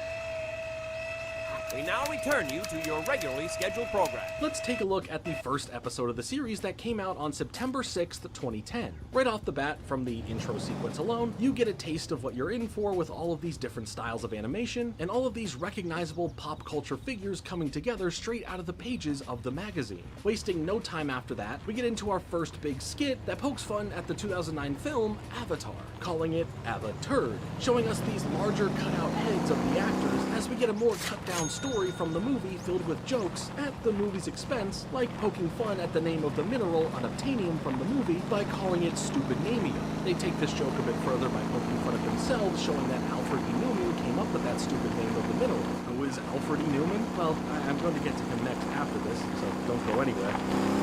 Or else. There are also a lot of other random bits that play a part in the skit, like cutting to the cat playing a keyboard, or one of the alien animals on the planet being the dog Blue from Blue's Clues. After the skit, we get some smaller sketches like an astronaut stepping an alien poop, a fake haircut product ad so that you can get the Justin Bieber look, a kid carving stuff into a tree that makes it look like it's tattoos, a skit about rejected Transformer ideas, a bit about Rapunzel's hair, but instead of from her head, it comes from her armpit, which by the way is adapted from a bit in issue 129 of Mad Magazine. We would see stuff in the show that would adapt stuff directly from the magazine. Then we have a direct-to-DVD sketch called Zombie that has Bambi's mother returning from death. They also make fun of the whole Disney vault thing here too, and I appreciate that. A celebrity birthday bit where we get silly shout-outs to people and characters like a background jellyfish from SpongeBob, Evelyn Crawford and her bottom half appearances in Tom and Jerry, and a guy who looks nothing like Zack or Cody from the Zack and Cody show, but is somehow their stunt double. After that, we get to see a family playing a game called Ponzi Polly, where the mother ends up landing on go to jail and then the police break in and arrest her. And mixed with the unhinged art style of the bit, it got the biggest laugh from me personally.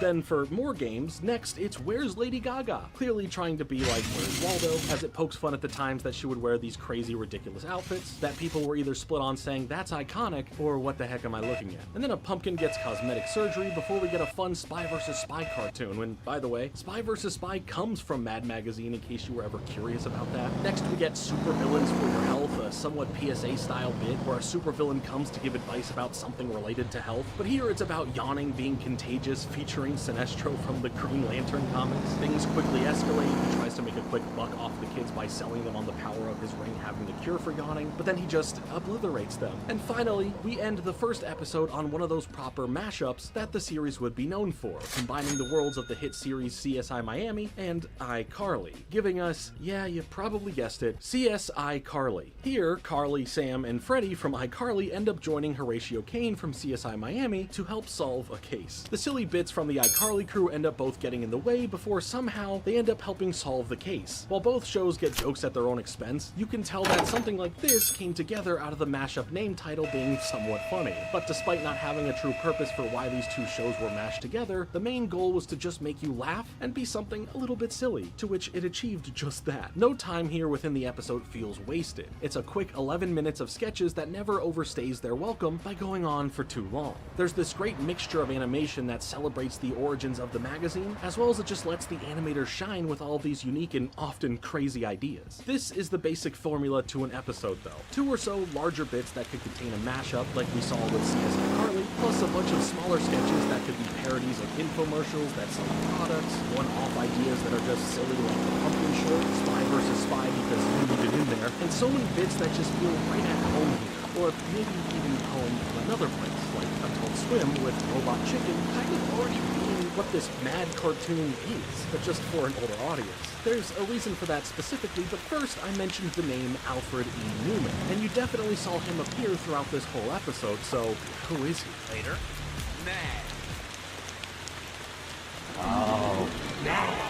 You know this face right here? Well, this is Alfred E. Newman, the mascot of Mad. The origins of this character come from old advertisements dating as far back as 1894. Any true origin of when this character was originally drawn or used before 1894 is currently lost to time, but the name Alfred E. Newman came from the inspiration of the music composer Alfred Newman, spelled slightly differently than this Alfred Newman, as well as from the Henry Morgan Show, as Henry would refer to random harmless people who would mention Newman. Harvey Kurtzman found the character on a postcard saying that it was a face that didn't have a care in the world, except mischief. Alfred would then first be used officially on the cover of Mad number 21 in March of 1955, using the image that was originally made for advertisements now being used to poke fun at advertisements. Once Mad changed into a magazine format a few issues later, Alfred would be included on the top border of the magazine with the phrase, "What? We work?" written underneath. This was up until issue 30 in December of 1956, where after Harvey was no longer the editor of Mad, now Feldstein had taken over, he wanted to turn the character into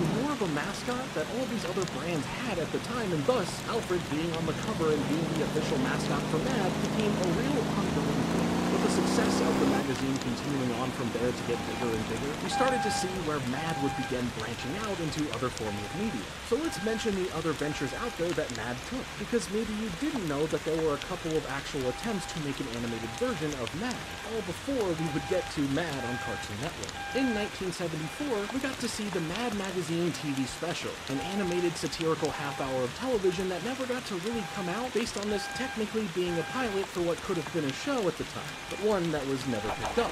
Why? Well, it comes down to the way Mad pokes fun at comics and advertisers, and for ABC to make the money to fund the series, they would, like any TV show, need ads during the commercial breaks. I'll speak about the whole relationship between Mad and ads more shortly, but no one wanted to have their ads pull around the series, so it just lives on as this one-off special that, for what it's worth, really feels like an animated version of the magazine. Remember though, I said a couple of attempts? Well, in 1988, another pilot was in the works for a potential animated series of Mad Magazine.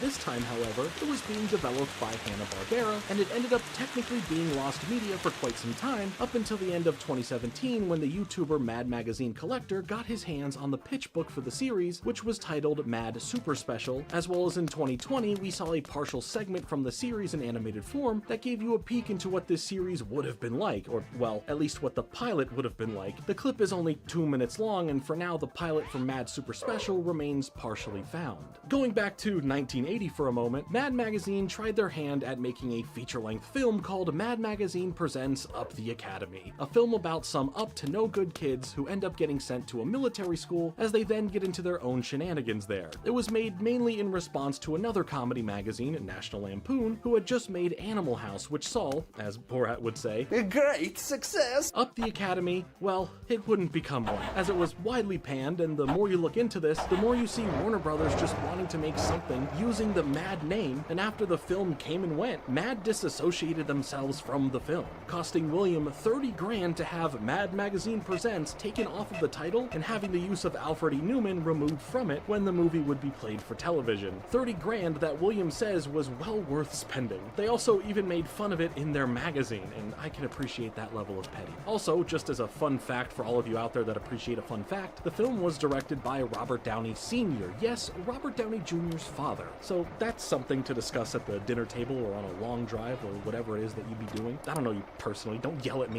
Speaking of yelling, I am a scientist! Later, Mad!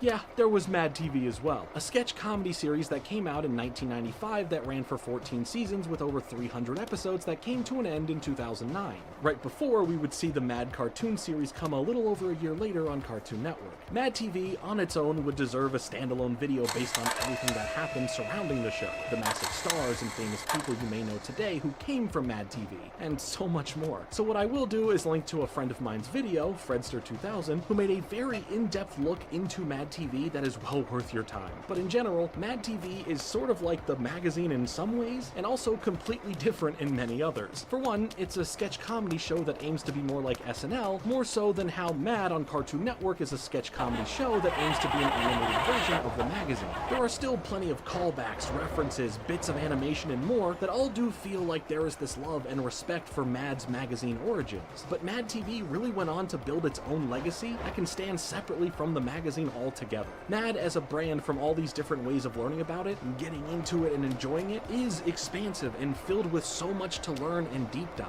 All of it is fascinating, and I implore you to seek more out about Mad regarding all of these other branching bits of media, whether that be the magazine itself, Mad TV, or even Up the Academy, if you really want to explore every corner, as there is just something for everyone out there. You'll quickly understand why Mad was so influential, and even get to understand the Cartoon Network show and how that operated a bit better too. But let's go ahead and return to speaking about that though. Now, Mad for Cartoon Network was an interesting case because it fell into this middle ground of programs suitable for Cartoon Network and programs meant for Adult Swim. Mad was able to slightly push the envelope for what they could get away with more than the other shows on the network, but not pushing it so far that it should strictly be on Adult Swim. So how did that happen? It was twofold, really. One, Adult Swim wanted a show like Robot Chicken that you could show in prime time, a show that wasn't as obscene or blue, that could hit a larger family audience. At the same time, Mad TV had just ended and Warner Brothers was interested in reviving the Mad brand. That was said by Kevin Chinick in the same interview with Comics Alliance. He was a man who has worn many hats in the productions that he's done, but most notably for what we're discussing today, Kevin was a writer, director, producer, and even a voice actor for Robot Chicken. So all of the stars just happened to align at the right time. Somehow my name got thrown into the mix because they thought Robot Chicken was a good model for what Mad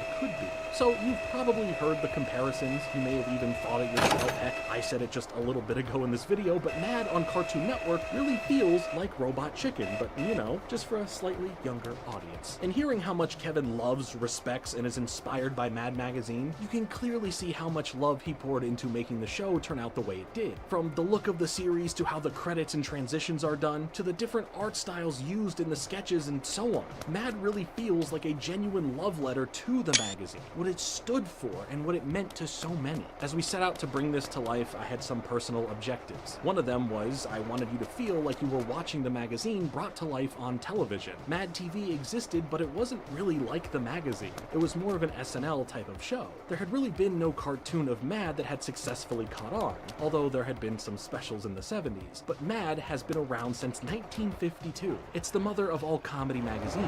Everyone you talk to who's somebody in the comedy world, from The Simpsons to the Monty Python people to stand-ups to Weird Al, they all refer to Mad Magazine as their inspiration. Of course, as half a century will do to you, the magazine got surpassed a little bit by the people who were inspired by it. So my intention was to bring attention back to Mad Magazine and reintroduce it to a whole new generation. If I did that, I would feel that I did my job here. Kevin and the team working on Mad really went out of their way to make sure the legacy of Mad would still be felt and be a part of more generations, as print media was on a sharper decline, more so than ever thanks to the internet. There was a good mentality behind the scenes with how the production of the show went, with Kevin wanting to make sure that not only the show felt like the magazine, he wanted to make sure that the writers and what they found funny was somehow always worked into the series. Content-wise, I want you to see one episode stop motion, flash, photo lines, and puppets, and live action stuff in an animated form. Editorially, I wanted there to be everything you loved from the magazine. A movie parody, a TV parody, a commercial, a promo, and everything in between. I tell my writers, if you find something funny, we will find a way to put it in the show. When it came to how detailed Kevin was with making sure respect was given and built into the DNA of the show, I personally want to make note that, as a viewer, it can be seen and felt throughout every detail of the show, even down to how we transition between skits and sketches. Wanting this to be an extension of the magazine, the great thing was that I now had the greats from the actual magazine on staff working with me. Sergio Aragones, who had been working with the magazine since the 60s, who has such an iconic look, is still doing the drawings for us that he is known for. I tried to find a look that captured the magazine. Unlike Robot Chicken, where we do channel flips and no static between each scene, I really want Mad to act like we're reading a magazine. We do paper rips. Sergio had that iconic bit where he drew in the margins. What we do with part of the screen tear away, and in only one section do you see his animation. That was my nod to that. We've got homages to Don Martin, we've got homages to Al Jaffe, we've got all these guys. The only other thing that everybody talks about is the fold-in at the end of the issue of the magazine. I love that. a 15-minute Fast and Furious comedy show. The fold-in was never really funny. It was cool, it was interesting, so I opted instead to do a kind of homage in the sense that all my sketches kind of fold in on themselves and fold out again. The fold-in is a clever and fun staple of Mad Magazine created by Jeff. He would create these pages in the magazine that would feature some sort of question or statement accompanied by an image, but if you folded that page in the right way, it would create a new image and a new answer to the posed question. It was a well-loved idea by the readers of the magazine, and it was created out of a joke where some magazines would have fold-outs. Why not do the opposite and have more creative fun with it? So in order to give this a bit more love in the show itself, like Kevin was talking about, it just didn't work out in a way of using it for a skit or a gag. But where it really did work was how the show sometimes transitions between skits and how it all comes to an end with the credits, as the way the credits fold open and close end up trying to look similar to how the effect of the magazine would look to the reader. All of this to really make the show feel like the magazine. Kevin wasn't joking around when he said that's part of what he wanted to do, and I really think aesthetically that was accomplished. The show in general isn't perfect. There are of course going to be bits and skits that don't hit, but what may not work for some may work for others. What makes me laugh could be something that you could find not funny and vice versa. I think in general though, the show really was a fun time, and coming back to it as an adult, understanding more of the jokes and references, finding more hidden details I never originally noticed, makes the experience all the better. Since the show takes aim at pop culture, you'd think it would be hard to go back and watch because it would be dated, but having the mixes of other properties and the silly ideas they came up with kind of made the dated factor feel more irrelevant than not. For me, the beauty of Mad in any form it was in was that everything and everyone is fair game to crack jokes about or poke fun at, and the show kept that same energy. Just everything is fair game. It was silly, it was always supposed to just make you laugh, and whether it was in print form or on the TV screen, that was always felt. Nothing ever felt malicious, and most of those who were at the expense of those jokes would often play into it or be honored to be a part of it. Even the studios whose properties were being made fun of enjoyed it, like Warner Brothers, which, to be fair, Mad was an eventual property of, as they wanted to see stuff like Man of Steel being poked fun at, or a plethora of other properties that they own. It was all just in good fun. I feel like part of the charm is seeing a Cartoon Network show poke fun at Disney Channel and Nickelodeon shows specifically. There was always something so fun and kind of playful when the networks would have these little digs at one another. It's just like with Sega and Nintendo from back in the day, with the whole Sega does what Nintendo don't slogan, which they recently brought back that type of Sega energy and attitude with the new Sonic racing game ad. One of my favorite moments in general of this kind of playful rivalry was when Cartoon Network invaded Nickelodeon with an ad for their network where the cartoons had to quickly promote Cartoon Network like they were the ones who broke into the broadcasting station themselves. It was great. The only people who probably didn't like Mad or any of their jokes throughout their existence were the advertisers. Since the magazine and later on the TV show would make fun of products, have fake ads, sponsors, and commercials, there wouldn't be many advertisers looking to work with Mad. He won't take advertising. We long ago decided that we can't make fun of PepsiCo and take money from PepsiCo. And he's turned down potential millions by refusing to license the toys, cartoons, t-shirts, and other spin-offs so common in the kid marketplace. Now, in regards to when it was a cartoon series on cable, or even with Mad TV and its setup, commercial breaks worked differently on the networks. It was only ever really a big deal when it came to the magazine itself, and how it operated solely based on those purchasing and supporting the magazine. But overall, going back to Mad on Cartoon Network, the series was actually a lot of fun, and as a fan of movies, all of the jokes towards all the big movies of the time, and even ones from before that time, are all really funny and have only aged better in hindsight. Okay, well, some jokes haven't. There was a thin line where the jokes did feel boundary pushing for the series, but nothing that ever felt too inappropriate for younger audiences to watch. Yeah, for the most part. There were a few times where I was a bit shocked with what they got away with. The large amount of different animators and animation styles really made this feel like a showcase of talents, making it a feast for the eyes the more of the series you watch. Mad on Cartoon Network ended up running from September 6, 2010 until December 2nd, 2013 for 4 seasons with 130 episodes, or technically 52 when putting two 11-minute parts together. For their 100th episode, it was actually a standalone full-length 22 minutes to celebrate the milestone, and it was a lot of fun and a cool way to go out with only a few episodes coming out afterwards before it was all over. While the series could have run for longer because it was following the Mad formula, it could work again again at any point in time in the future. So could we see something like this come around again?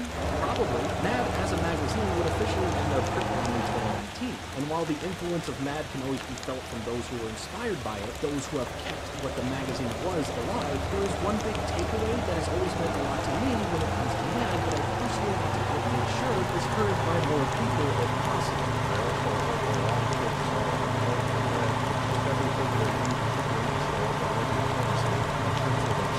I want to hear from you guys. Were you ever a fan of Mad in any form, let it be a magazine, Mad TV, Mad on Cartoon Network, etc., as well as let me know your thoughts on Mad on Cartoon Network specifically, and if you think it has aged well. Plus, please tell me some of your favorite sketches from it as well in the comments. Thank you so much for watching. Make sure to hit the like button on this video to subscribe for more videos like this. Thank you so much. Working for Mad means just never having to grow up.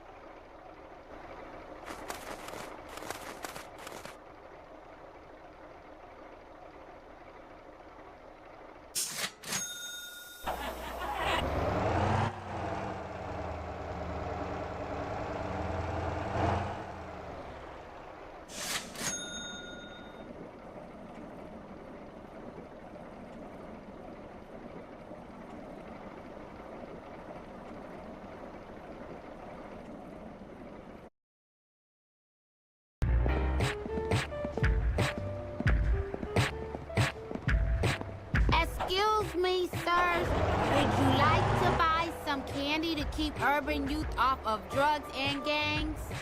How much? 3. You hear that? I said 3. All right. We got it. All right. 3 guards ain't too bad. Don't forget your earplugs this time, Ed. Let's go. Hold up, my nigga. Hold up. Go time, nigga. Let's go. I sent that bitch a smiley face. Bitches love smiley faces. Okay, let's roll. Nobody move a goddamn muscle. In The Boondocks, the boundary between satire and uncomfortable truth is often paper thin. Characters are more than caricatures, they're reflections of our world, exaggerated just enough to make us laugh before the sobering realization hits. Among them, one character stands out as both hilariously idiotic and disturbingly emblematic: Ed Wensler III. Ed isn't the sharpest tool in the shed, in fact he's more like a chainsaw that someone handed to a toddler. Loud, unpredictable, and armed. Yet beneath that chaotic exterior lies something far more dangerous: institutional immunity. He's not a villain in the traditional sense, he's not smart enough for that, but he is protected by wealth,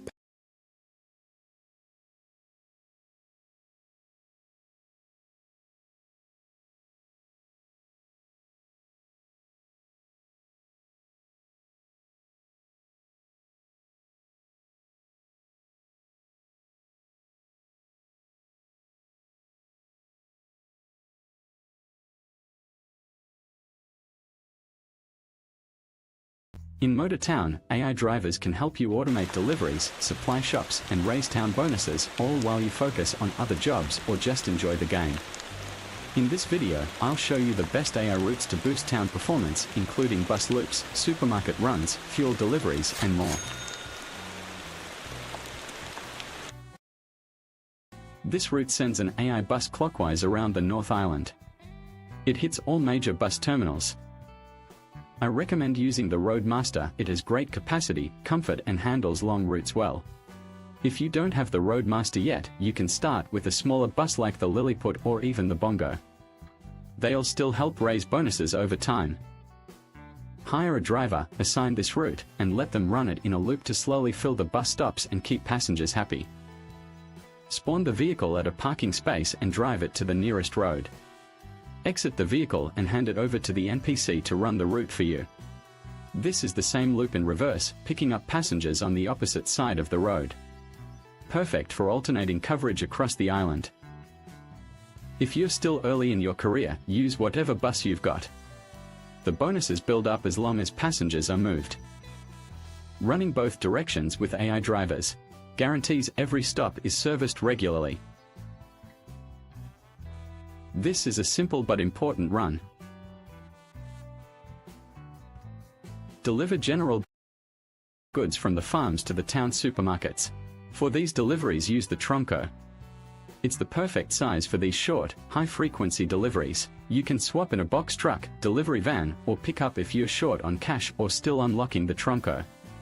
These routes are great for keeping the local grocery store stocked and raising the town's supermarket bonus.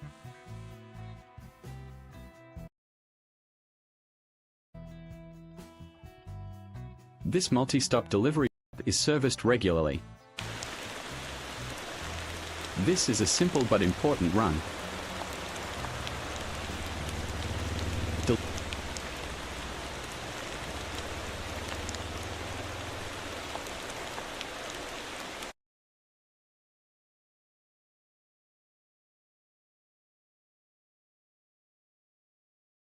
So you've been grinding deliveries, lifting boxes, maybe even running a few shady meat methods. And now you're tired of waiting around for refresh timers or fighting off the competition at the loading docks. I'm gonna show you today on a better method to make money, and it's called off-road bus driving. It's clean, consistent, and with the right setup, you'll make over 300k every 20 minutes with none of the manual loading or delivery cooldown headaches. And the best part, it's relaxing, satisfying, and surprisingly efficient. Especially once you take advantage of one of the most underrated buses in the game.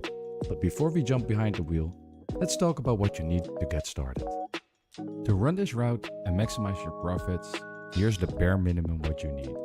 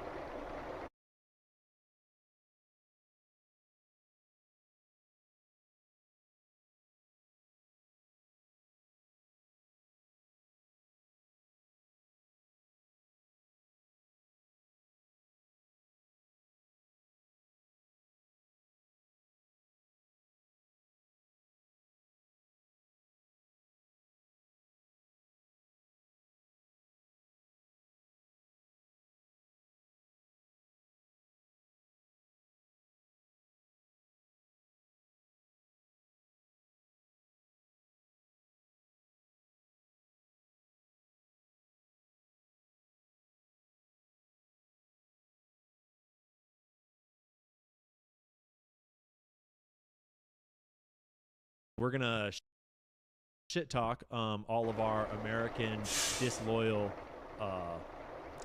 shall we say traitors? Almost, we might even say traitors. We'll shit talk them for a little bit while we get people in here, and that will actually lead us straight into our main topic for the day, which is the collapse of the American empire. The collapse of the American empire, the zoom out into the big picture of what's going on right now in the world, sort of like at the macro scale where nothing's really going to change the greater timeline that we're on. And when you start to understand the bigger picture of the timeline that we're on, the big money playing the games right now, the big geopolitics of the globe at the moment, and you really analyze what's going on in our world and where we're at, it starts to change the picture of what should you be doing to live your best life and to protect your family and to build wealth and happiness and a life that will at least be meaningful for you and your small community, even if the whole world is going to shit. And we're going to go through all the nature of the problem, the symptoms, where we're seeing them all, and all the evidence that sort of like backs up this theory of what's going on and where we're at in the whole cycle. And then we're going to talk about what to do about it and what you can do about it, at least as long as I still have my voice by then, because I could imagine it taking several hours. Conspiracy theories are entering information is the oxygen of democracy. There's so much evidence out there that even if less than 1% is true, that would be enough to collapse the current paradigm and change the whole planet.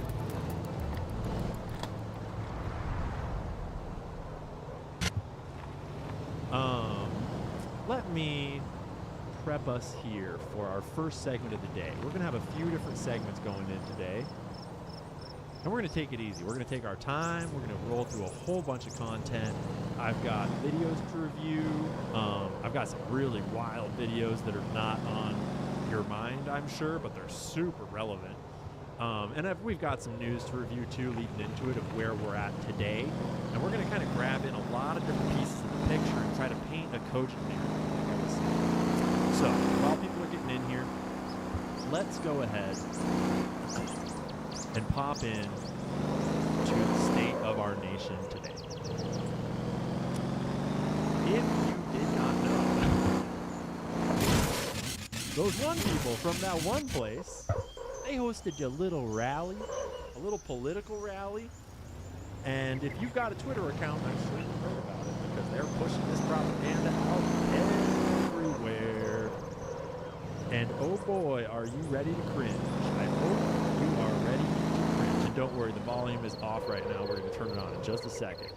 Yeah, they made signs. Oh yeah, they did. They made sure to make signs. Oh, whoa, we're getting ahead of ourselves there. Whoa, let's slow down with the blood libels there, Mr. Randy. Fine, I'm not ready for it. Chat, are you ready for some blood libel? Kick rocks, Israel. This is America, thank you very much. And I think it's time that we reminded the world what America's all about. And what Israel's all about. And Clint Russell always bringing the fire. Fucking Randy Fine. Always deep down the back of his throat. Kiss the wall, Ian. Yeah, right, exactly.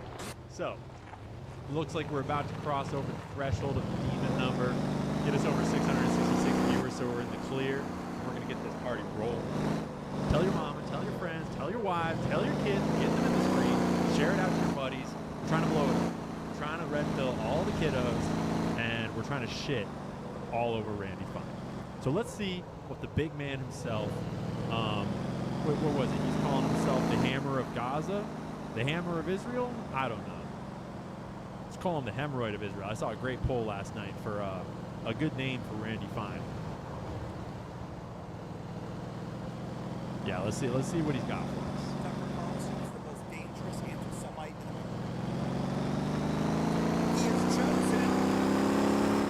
He has chosen to take on the mantle of leader of a modern-day Hitler Youth. To broadcast and... So, correct me if I'm wrong, but the accepted talking points about Charlie Kirk was that he was killed by violent leftists because violent leftists likened him to Hitler and said mean things about him. And because they said those mean things about him, they were calling for violence.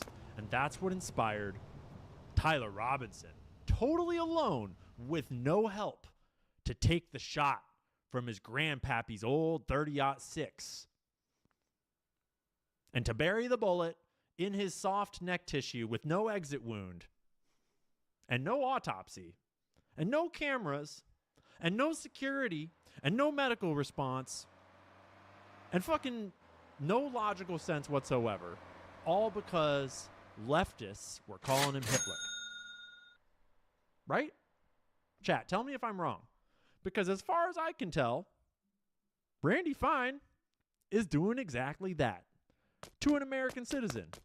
A far more American man than this fat ass right here. Sorry, we won't talk about Randy Fine's appearance. There's plenty of other reasons to make fun of him, aside from that. Feature those who celebrate the Nazis, those who call for the extermination of Israel, to defend Hamas, to even criticize President Trump for stopping Iran's nuclear. I like how he lists off the Nazis and all these other horrible things. And then he adds, he would even criticize President Trump. The audacity! Oh my gosh. It explains why they think that their signs are so clever. Tucker Carlson isn't MAGA.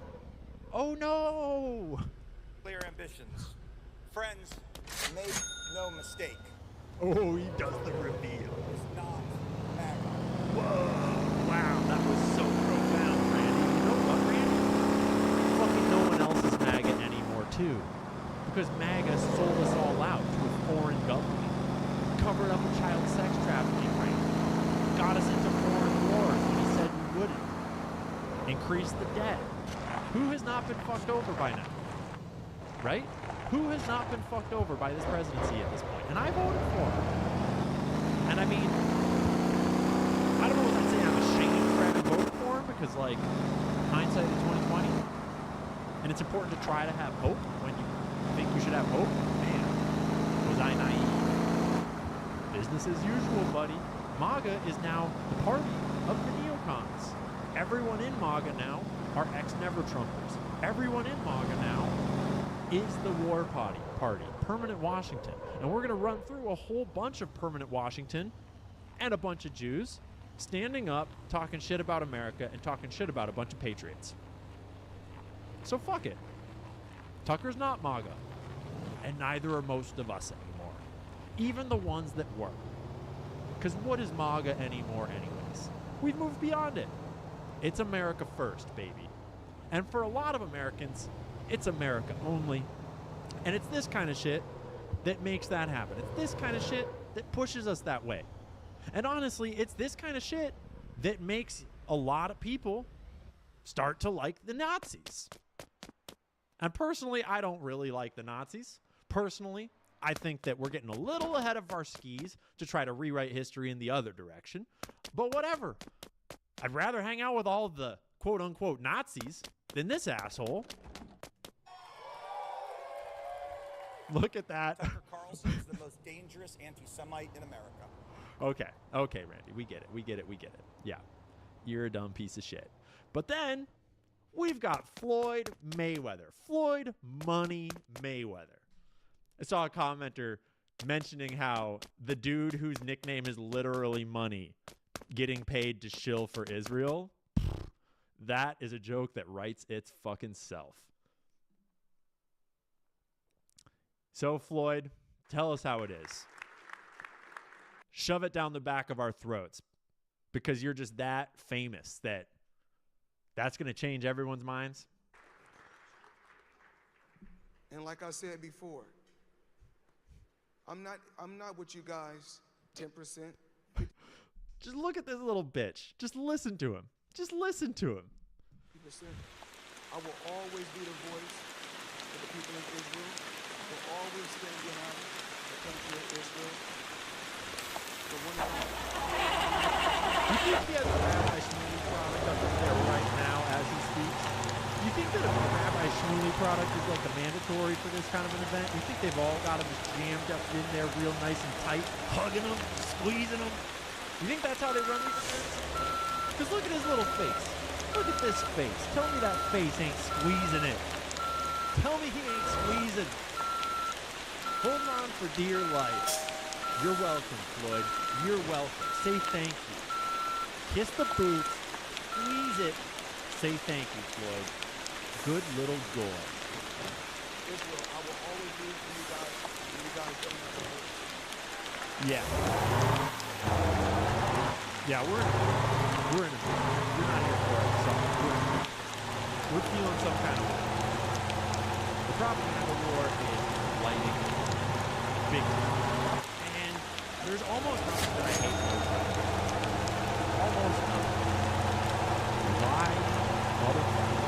Don't tell me what to do. Don't tell me what to think. I feel like a lot of us come from this generation where we grew up on so much advertising that we actually learned that when we see an ad, it's like, cool, I won't buy it. Cool, I won't support it. Right on, now I know who's a piece of shit. Now I know you're part of the club, and I will go find a family-owned business to support. Thank you very much. Right? Like, I've been doing that since I was like 8 years old. That's been my mindset my whole life. If I see an advertisement from you, if I see a billboard, if I see some propaganda shilling, I know that you've got too much goddamn money. And I'm going to go find someone smaller than you to support. Not to mention this kind of shit. Right? Right? And so, by the way, I got an app coming out to help you figure out who's got too much money and who is a small family founder-owned business. And we'll be telling you more about that in the near future. Super hyped about it. Quick user scan of Andrew's grocery store to tell you who owns it, who's the real company, and none of this fake shadow ownership stuff. Who are you really supporting with your dollar? Because, let's be real, money rules the world, right? And we're going to talk all about money rules the world today, once we get through all these assholes.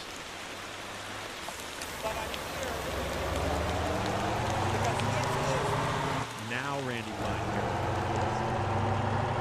To talk about anti-Semitism on the left. I want to talk about the dark force rising on the left. Multiple speakers have talked about the rise of anti-Semitism on the right. But it is not enough to speak in platitudes or generalities about the fight. We must call evil by its name. Israel. Israel. The good guys are never the ones paying millions and millions and millions of dollars for propaganda. The good guys are never the ones dropping bombs on children. There's no story in which dropping bombs on children was the good guys. Right? 5 years ago, if I was talking to my father, who's watching, hi Dad, if I was talking to my father at 8:50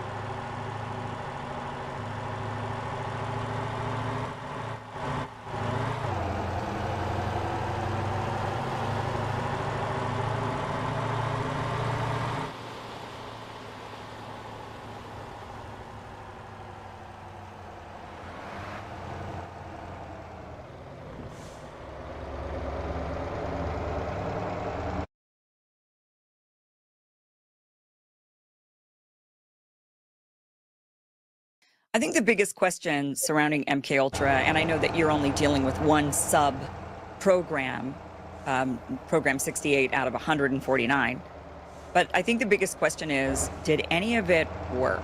Is there any evidence that any of it even kind of worked? And the reason why that's so important is because if it worked at all, even a little bit, then the government, the US government, the CIA likely ran with that and might even continue, might even be doing those same things, maybe even magnified today, even though they claim that they shut this program down. Sure, they shut this particular program down. It doesn't mean that they didn't start another one under a different name that we don't know about. And if any of this worked or pointed to it looking like it was going to work, I would think that the government would keep going. I don't think they would have stopped. So the only indication I've got is it worked as torture techniques. Many of the things that were done from the MKUltra project appear in the CIA manual on torture.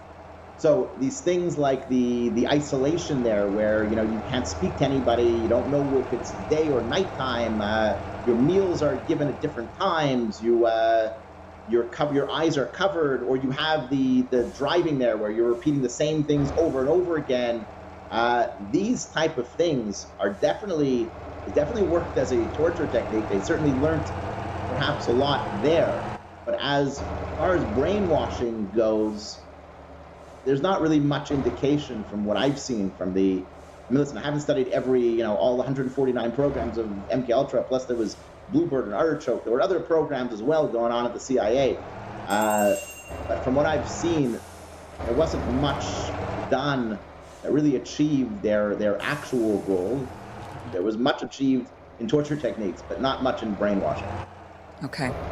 And now you've listed off some of the tools that were used against your clients, including electroshock therapy, sensory deprivation, psychological abuse. What about LSD? That is a big one that when people think of MKUltra, they think of the drugging. Were any of your patients drugged with LSD? I mean, any of your clients drugged with LSD? Yes. The medical files do support that there was testing with LSD. That's true. That was more in the stage of, it wasn't the main focus of Dr. Cameron's work. There were a lot of other drugs that were used as well.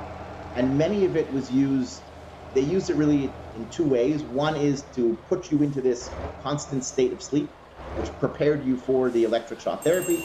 And then the other one was they also had to sedate you while they were giving you that psychic driving, because you can imagine that if they were repeating the same thing to you over and over again, you would be trying to run out of the room, you'd be smashing your head into the wall. I mean, you're going to go crazy.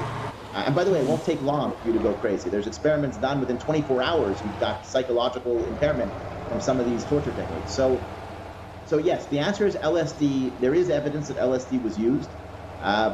And it was the focus in a lot of other MKUltra projects, that's for sure, where it was given to people without their knowledge, and they sort of watched what effect it had on them, including one person who committed suicide.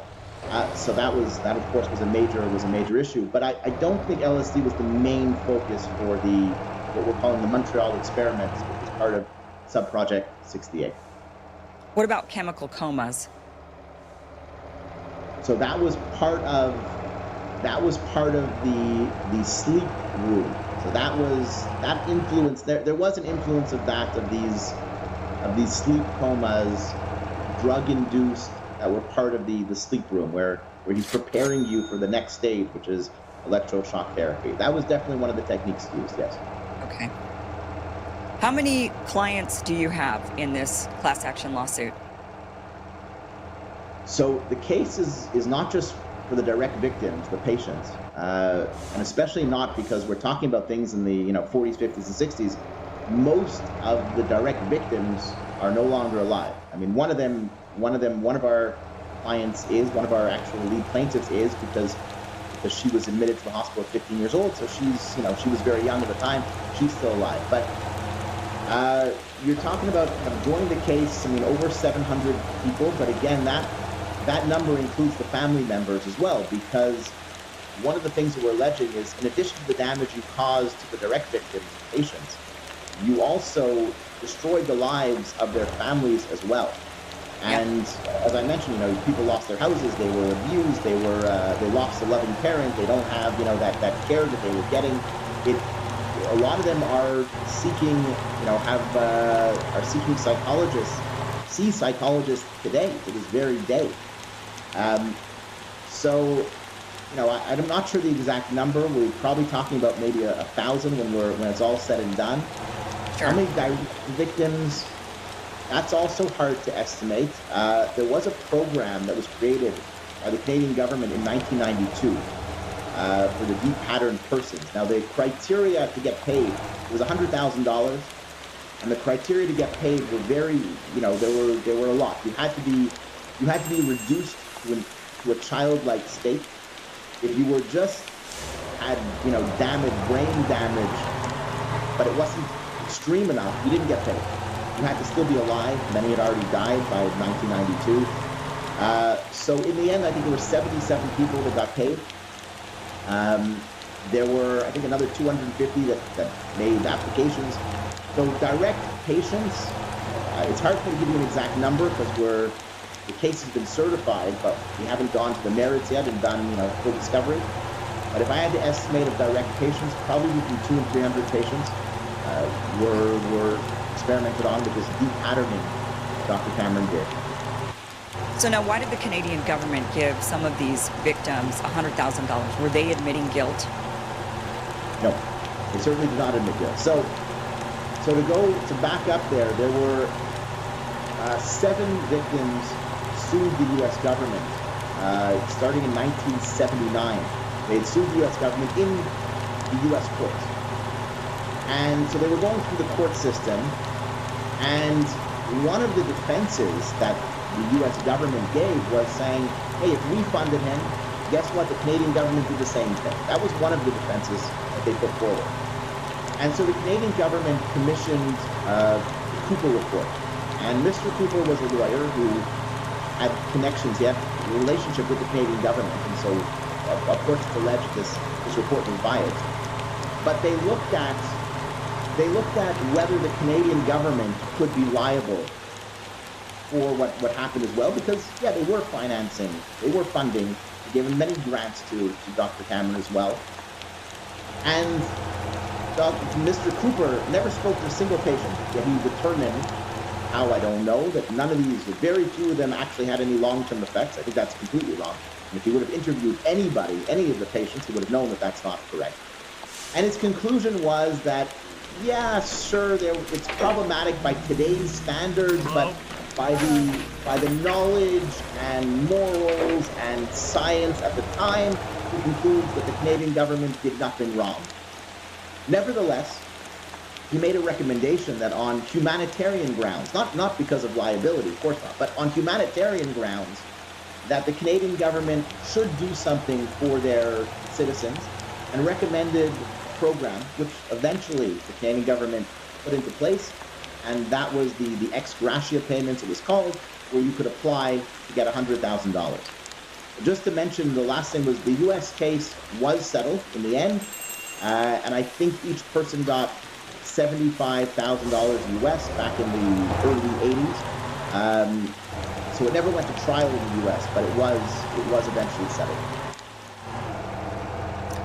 Okay, so what are you guys doing now with this case? So are you suing the U.S. government in this class action lawsuit? All right, so let me get into that, because the U.S. government, they were originally sued. So the original defendants were the U.S. government, the Canadian government, McGill University, and the Royal Victoria Hospital. Okay. The first thing that we encountered, I mean, this case was filed in 2019. So the first thing that we encountered was a motion to dismiss by the U.S. government. And the motion to dismiss was based on immunity. So this was a complex issue that went to the Court of Appeal. We applied to the Supreme Court, but they didn't end up taking up the case. But what had happened there is that by today we have the State Immunity Act of 1982. And if bodily injury was caused on Canadian soil, there is no immunity. That is clear as day. And so by today's, anything after 1982, there's no question that we would have had jurisdiction to sue the U.S. government in Canada. However, these things happened, as I mentioned, between 1948 and 1964, and the argument of the U.S. government was that you had to go with the law on immunity back then, not as it is today, but as it was back then. And back then, their argument was it was absolute immunity. There was no exceptions to immunity. Now, we entered into debate. There was relative immunity. There were exceptions in my mind, but they were being developed over time. But one of the main questions, and this was a real issue, was, is the State Immunity Act in Canada from 1982, is it retroactive? Could it apply to events that took place in 1948 to 1964? And we argued that it could. And of course, we lost that in the Superior Court. We lost that in the Court of Appeal. And the Supreme Court in Canada didn't take the case. But our leading authority was the U.S. Supreme Court case of 2004 of Altman versus Austria. And that case is a very famous case because there was a movie, if you remember, it was 2015, The Woman in Gold, with Helen Mirren and Ryan Reynolds was a lawyer there. And so in that case, it had to do with the Nazis who came in and stole a Gustav Klimt painting, which was worth, it was considered the Mona Lisa of Austria. And so the Nazis came in, they stole the painting. It was a painting that was commissioned of Miss Altman's aunt, and they stole it. And so it was up, and it was up in eventually through many different channels, it ended up in the museum in Austria, and Miss Altman ended up living in California. And so she sued. She sued in California, and they, of course, the country of Austria said, you have no jurisdiction to sue us there because, these events took place in, of course, the 1940s with the Nazis. And it went all the way up to the U.S. Supreme Court, and there were 9 judges that rendered, and they rendered, as far as I'm concerned, quite a brilliant decision. And the decision they rendered was that the Sovereign Immunity Act in the U.S. was 1976. And there were 2, people don't just make up laws out of nowhere. They usually look at what precedent is out there. And so what was out there before that was the Immunity Act in the UK and the European law. And in both of those laws, it said very clearly, this legislation does not apply to any facts that took place before it was enacted. So they made very clear this law is not retroactive. It only applies to things that happen in the future. So the U.S. Supreme Court said, when the U.S. government passed their Sovereign Immunity Act, they clearly looked at the UK law, because there were things that were very similar. They clearly looked at the European law. And when they wrote it, they did not write what the UK did and Europe did. And they did not say, this is not retroactive. So if they knew that, and they didn't decide to copy that, clearly they mean it is retroactive. And in fact, you could apply the Sovereign Immunity Act to the Nazis, even though it was before 1976. It did apply to things that happened in the 1940s. So that's the Woman in Gold case, which was a great movie, by the way. I mean, it's related to our case. I've seen it several times, and I argued that as the main case. And what I had said was the U.S. government came into court in Quebec, in Canada, and they argued, because, just to finish, the Canadian legislation in 1982 also does not say this is not retroactive. So in 1982, the Canadian government would have seen the UK law.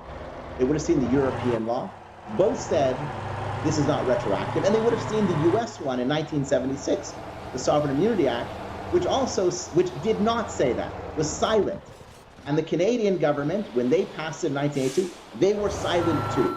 As far as I'm concerned, the same reasoning in the Woman in Gold case, the Supreme Court's reasoning, applies equally well in Canada.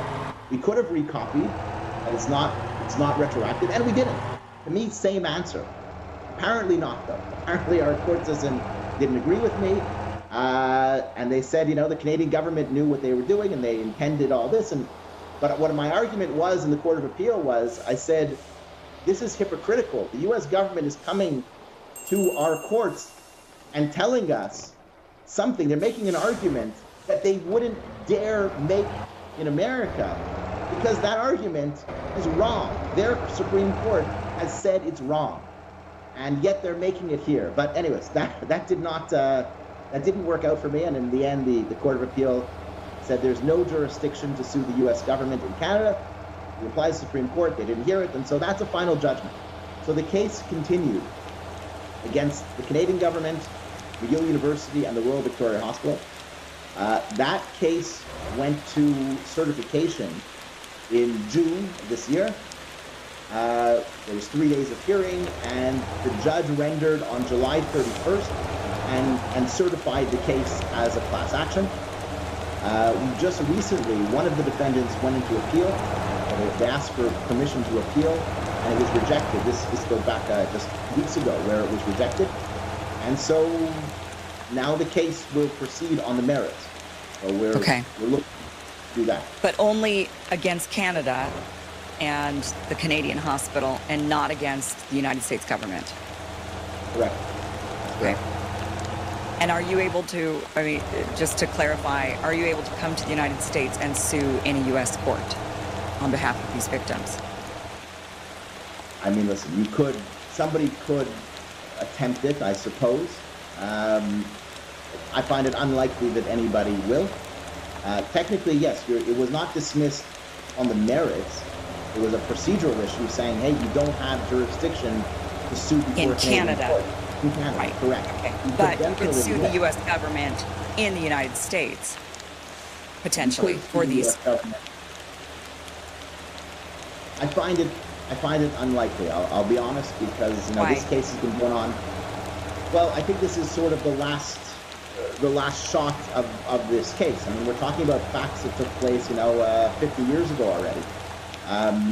If somebody was going to sue, which they did, by the way, there was a lawsuit for 7 of the patients in the U.S. in the 70s and early 80s. So there was some litigation, but there wasn't a class case. You certainly didn't have, the patients, as I mentioned, there were more that were alive in the 70s and 80s than there are today. So the direct patients would not be alive anymore. You're only talking about, well, other than a few, you're talking about most of the families. I find it very unlikely that this will be heard by any other courts. I think this is sort of the last case on this point, I believe.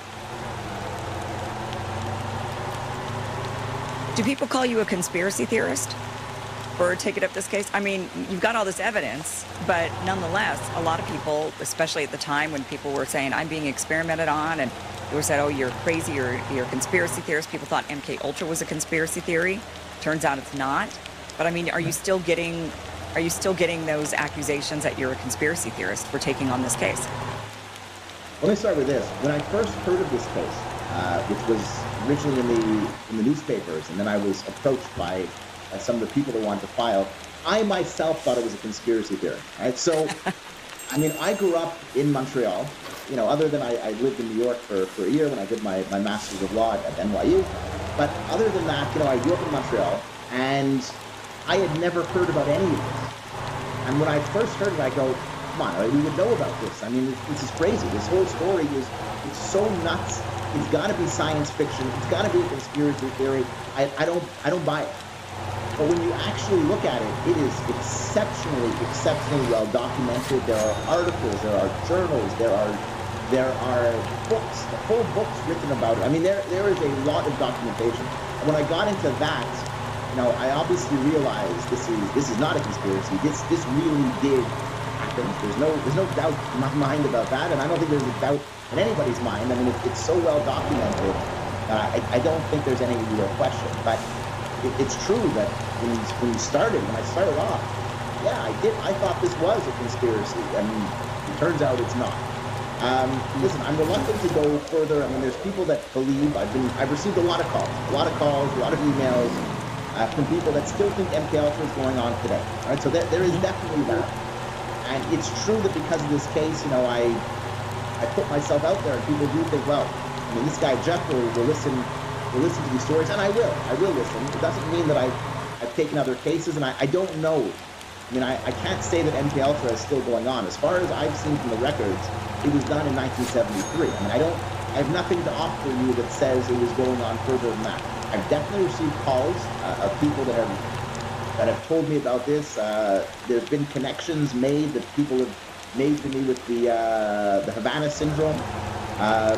With all of that, with some of those weaponization of sound and yeah.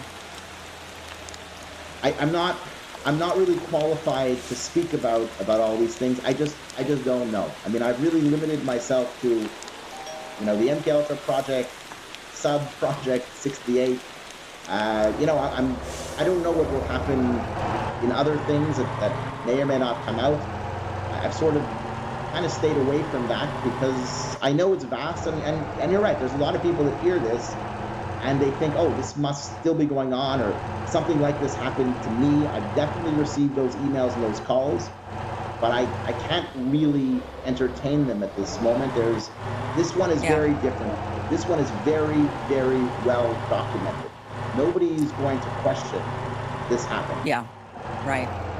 I mean, and even though it's well documented, we still don't have all of the documents because CIA Director Richard Helms destroyed a huge chunk of those documents. I think there's no question. There's no question. We will never get the whole story. I mean, we listen. We know quite a bit. I'm not saying we don't, but no, it was. I mean, you will never get the whole story, and that was the point. That's why these documents were destroyed. Frankly, if we didn't have a access information request from what's his name, Marks, the author there, who did the In Search of Manchurian Candidate, and the fact that financial records were not destroyed, I'm not sure we would know anything about this MK Ultra project, quite frankly. So it's kind of, you know, just by fluke that we even know anything about it. Well, and it just supports the notion that there may still be experiments, maybe not MK Ultra specifically, but other programs that were launched afterward, and they just know now how to cover it up better. They learned from their mistake. They say, oh, MK Ultra was sloppy. You know, we left behind a bunch of records. We did things this way. Let's do it differently this next time so that we don't get caught and that the public doesn't find out. And the other thing is since the U.S. government hasn't been held accountable, since there hasn't been, you know, like you mentioned, a successful lawsuit against them, what's stopping them? It seems like nothing. I don't know. There's never been an apology. That is something that my clients have looked at, an apology from the U.S. government, from the Canadian government, from anybody. There has never been an apology made for this at all. It was everybody who just passes the buck to somebody else. I mean, when they sued the U.S. government's main defense was the Canadian government did it too. When the Canadian government looked at it, they said, oh, it was just one doctor who went rogue. Which, with all due respect, he was not a doctor who went rogue. He was being, I mean, I said it took a village. I mean, he was never going to be able to do this himself. So, to answer your question, I mean, listen, I don't know what else is going on in America or Canada, or what's going on behind the scenes, but in this particular case, I can tell you there has not been an apology. Nobody has admitted wrongdoing, and that's a big part about what this case is about. Yeah. Well, Jeff, we wish you the best of luck. What is the next step on this case? Well, the first thing is we just won in the Court of Appeal recently. There is 60 days where they could file an appeal to the Supreme Court. I don't think the Supreme Court would take this, but you never know. So that's one. After that, we go to publication of the notice. That's the second stage. The judge wants to hear from us on that. And then we go to discovery. And discovery is definitely going to be complicated in this case for the reasons that we mentioned. A lot of documents were destroyed. Some of them were destroyed on purpose, it's true. But many documents, at least from the Canadian side, were destroyed because, you know, there's policies in place about how long you can keep documents for.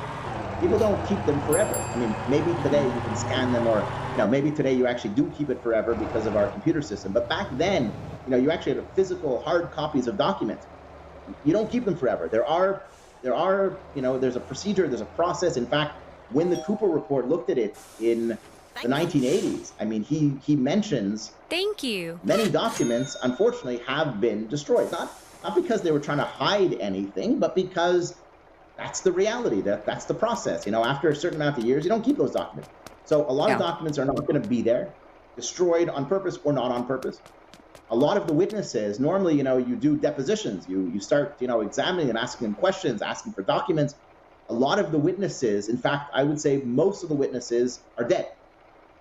So, you know, you're not going to get to ask Dr. Cameron anything. I mean, he's been dead for 60 years already. So you're certainly not going to ask him questions. You're not going to be able to ask questions to the head of the director of the CIA or in Canada, the Defense Research Board. I mean, a lot of these people are either, most of them are not alive. Other ones would be retired. I mean, there's definitely going to be challenges for discovery when you're dealing with a case this old.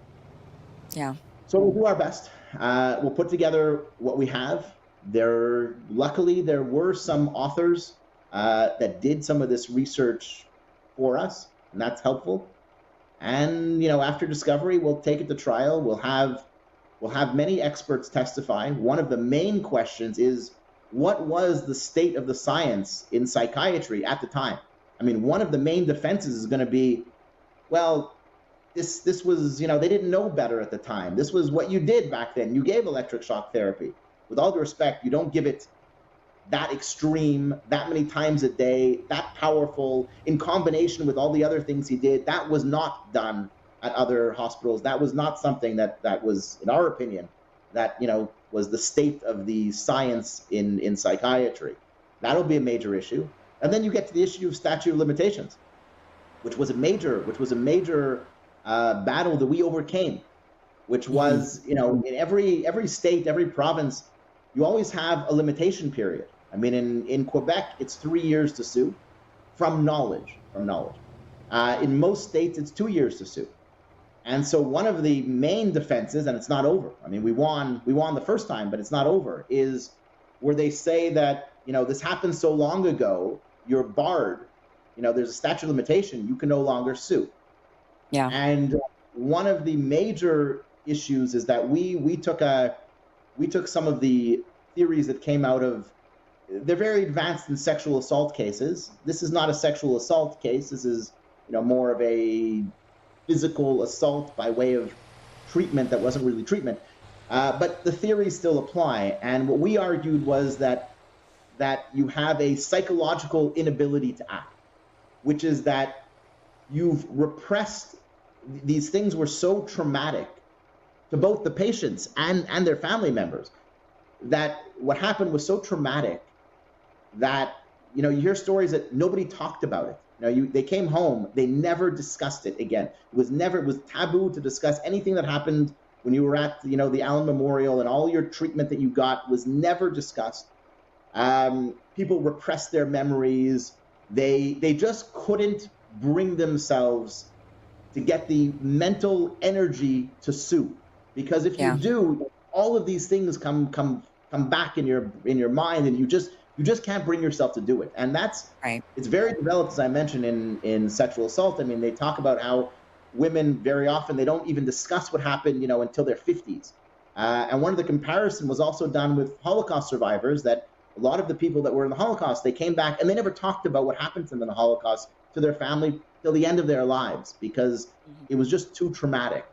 So that, of course, is the theory we're going on, which is psychological inability to act, which would suspend the limitation period until that person is able to act, which we say only happened recently. Well, we wish you the best of luck. We're going to follow the case and hope that you're successful. I mean, it needs to be successful so that somebody's held accountable for this, so that maybe they stop doing it, if they're still doing it, which I have no reason to think they're not, to be honest. If no one's been held accountable, they may change the techniques, they may change what they're doing specifically, but it's still a similar thing. And I have no reason to think that they're not continuing to do that today without the accountability. It's like a murderer or a rapist, a serial killer or a serial, rapist. They're going to keep going until somebody stops them and holds them accountable. They have no real reason to stop. So, really, and this is just, MK Ultra is just one of several things that I don't know about the Canadian government, but that the US government has done to people that are just completely shameful, like allowing men to die of syphilis just to see how the disease progresses. sterilizing young girls to prevent them from having babies. You know, there's just so many things in the history that people think, and you just always have to think, what was the person thinking? You know, why were they doing this? And I know we covered that. They think that they're doing this for the greater good. And that is, and that's what motivates a lot of people is they just say, well, yes, it's a couple of people that get sacrificed. It's horrible for them, but think of all the good it will do in the end, and I think that's where people start to justify these horrific acts that they find themselves doing. So, Jeff, thank you so much for being here. Where can people follow the case? Is there a website or anywhere people can go to kind of follow the progress of this case, or maybe your social media account?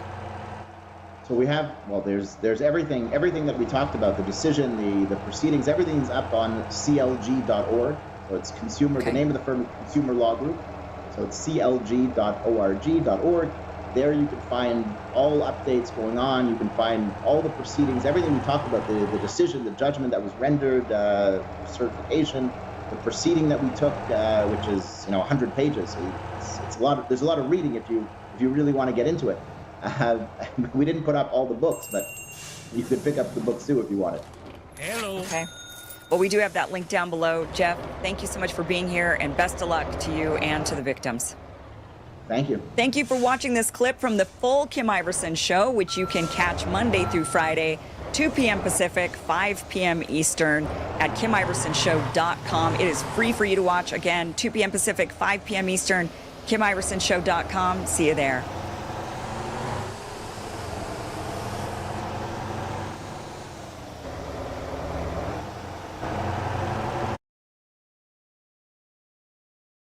What were the experiments that were done on these patients? What types of experiments did this Dr. Cameron submit them to? And was the U.S. government, since they were the ones funding this, were they fully aware of the type of experimentation? Or do you think that there was, the doctor was doing his own thing, the CIA was funding it, and there wasn't really a lot of communication? Oh, everybody knew what he was doing, because you had to, when you apply for grants, whether it's through the CIA, or not the CIA, but the Human Ecology Fund, which was a front organization for the CIA, or the Canadian government, when you apply for grants, you have to be very specific about what you're going to do with the money. So one, you've got to actually tell them what is the testing you're going to do, what is it that you're going to use the money for. There's interim reports. So you actually have to go back and say, this is what we're doing, and show it. There's even documentation of inspections where people from the Human Ecology Fund or the Canadian government would actually come in and see and make sure that they were using the money for what they said they were going to use it for. Plus, remember, he's publishing at the same time. So to answer your question, there was more than enough that everybody would have known what he was doing, what they were funding, and what the experiments were. I think that's pretty clear from the literature. Well, let's get into what he was doing, because I think we do need to understand that. And what I called it, this is how I explained it to the judge, I called it the control-alt-delete. And I mentioned that because, they didn't have computers like they do today where you do control-alt-delete, but it's the same concept. What the theory that Dr. Cameron had was you could treat mental illness by erasing someone's brain and then retraining it. That's his theory, literally control-alt-delete. So here's how he did that. Here's how he was going to do it. First, he's got to erase your brain. So the first thing he did is he put you into the sleep room, where he gave you all sorts of different drugs and had you sleeping for 22 out of 24 hours a day. You just got up to go to the bathroom, eat. Other than that, you're sleeping, and they had to put lots of different drugs to make you sleep. And we're talking about, it could go up to 30 days. I think there was one situation of 86 days in the sleep room. All right, so it could be, weeks, depends how long, but he's preparing you to then go to the next phase, which is the electroshock therapy. The electroshock therapy, so electroshock therapy was definitely used back then for psychiatry. In fact, it's still in use today. But what he did was in a very, very extreme case. And he liked these Paige Russell electroshock therapy, which is very intense. So we're talking about, you would do it, once a day, 2 to 3 times a week. What he was doing was, could be 10 times a day. every single day for weeks on end. So what you're talking about, and when you had convulsions, which is usually a sign, you need to stop. That was considered a good thing. You would keep the electroshock therapy even when there were convulsions, because that's useful. And when he stopped the electroshock therapy was when he was satisfied that he had turned you back into a childlike state. And he would say that because if you couldn't tie your shoes, like a child can't tie their shoes, or you needed a diaper, you couldn't go to the bathroom anymore because you forgot how to do that, and you need a diaper. People who had 2 languages, he spoke very often in Quebec, he speak English and French, they would lose their second language. They don't know what day it is of the week. They don't recognize their spouse or their kids. This is what the objective was. So when he had given you enough electroshock therapy, where you didn't really know who you were or where you were, and you were now like in a childlike state, then he moves to the next stage. The next stage was called psychic driving. And psychic driving was where, which by the way today is in the CIA manual of torture techniques, but the psychic driving, which is the only thing he achieved with anything of what he did. And psychic driving was where they put you in a room. At first, they would put a tape recorder under your pillow, but of course that didn't work because what would happen is they would play the same thing over and over again. So first there was negative.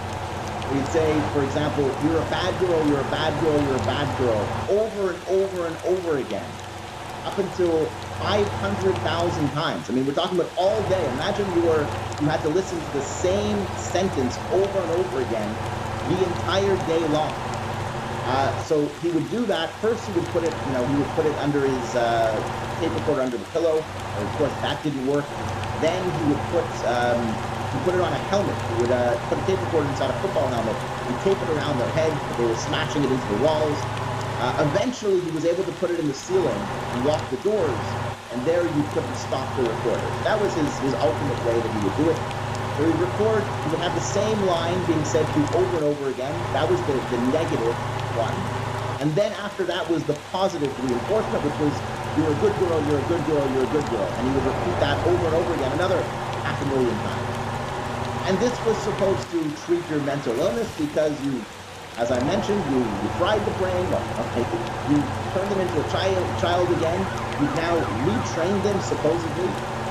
And this is going to treat your mental illness. Of course, it didn't work, obviously. I think it's pretty clear.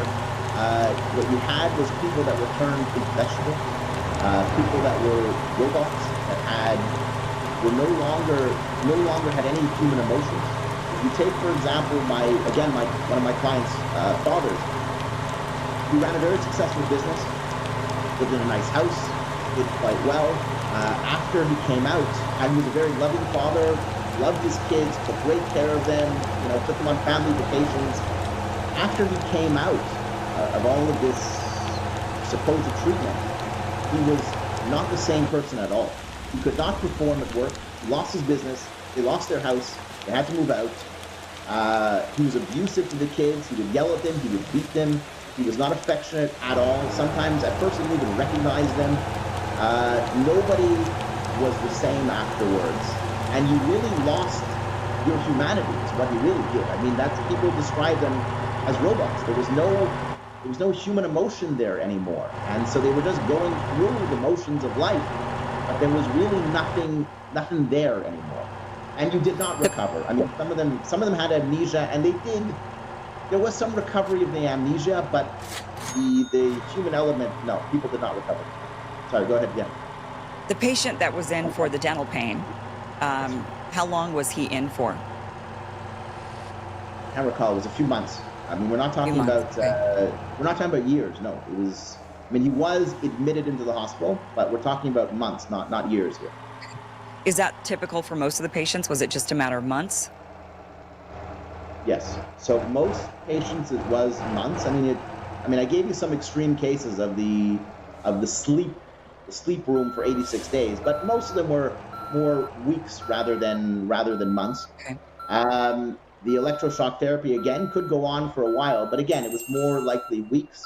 And the same thing with the psychic driving. We're talking about more weeks. So together we're talking about a few months, yes. Okay. Did the patients, were they able to leave at any point during these experiments on them? Or were they like committed into these psychiatric wards where they were forced to stay? So in some cases, for example, my client who was 15 when she was admitted, it was actually a judge who ordered her to be there. So in some cases you did have to be there, but the majority of the time the answer is no. They were admitted, on their own. But again, they thought they were getting actual treatment, and they thought they were getting the best treatment you could possibly get. There are stories, and this is actually very unfortunate, but there are stories where some people would sneak out at night and they would escape. And the family members would drive them back. They would, because they believed, the truth is they truly believed that this person was sick and they needed the treatment. So even people that escaped, were brought back in, by their family members. And a lot of them feel terrible about doing that now. There's a lot of guilt. There's a lot of guilt around this by the family members who, some of them were the ones who were instrumental in admitting them or bringing them back when they, when they're telling them what terrible things are happening, and they didn't pull them out of there. And so there's definitely a lot of remorse and a lot of regret, which got into another issue, which was a major issue of statute of limitations, which I can discuss with you if you want to. We call it prescription, but it's statute of limitations in the U.S. Yeah, I want to get into the case itself. But before that, a lot of people, I just think, and even now, they just trust the doctors. Just trust the doctors. The doctor says this is what you should be doing, then that's what you should be doing. And this MK Ultra experimentation by these doctors on these people just goes to show you ultimately have to be in charge of your own medical care, and you ultimately have to decide whether or not you think your doctor is working in your best interest, because clearly this is an example of maybe the doctor thought he was. Like you said, you could argue that the doctor really believed he was curing people. He really believed he was going to help people. But at the end of the day, people have to be more, it's just so tough because so many people, we just have such an appeal to authority. If the doctor says, and the doctor's trained, and the doctor went to school for this, and this is what the doctor does, and he's published and he speaks everywhere, and he's a really highly revered doctor, people then are like, well, then we got to do what this doctor says. And this is just, I think, another shining example of maybe not, guys, like maybe just take a step back and question your doctor a little bit. Question, and it's hard to say that, but really, I think everybody should maybe take a step back and say, is this really in my best interest? Do I really think that this makes sense for me? But what a tough situation for them to have been in, and for the families too, to say, well, the doctor says, and you are suffering, you're crazy, right? From the family's perspective, they're sitting there thinking, you're crazy, you've been crazy, you've been driving us crazy, and now, you think the doctor's crazy, but you're the crazy one. And so you got to go back and you got to get your treatment. And yeah, I could see how all of this happened without even people being forced into it by the government necessarily, like not ordered by a judge. In some cases they were, but you can certainly see how this whole thing unfolded, which is just horrific. I think the biggest question. Yeah, go ahead. Well, before you go to another subject, I'll just mention that when you do read the literature from the 50s, 60s, 40s, there is a difference between that and today. Back then, doctors were gods. This was, when the doctors spoke, you did it. There's definitely been a change in the culture. Part of that is the advancement of informed consent. If you just listened to the doctor, we wouldn't need all of this informed consent, because you just do what the doctor says. But the reality is, you're correct. You're in charge of your treatment, of your medical history and things, and in the end, you have to insist on the doctor's got to explain to you everything, all the risks, the benefits, tell you what they're going to do, and you ultimately make that decision, right? Because that's clear to me, and I think that's clearer to people today.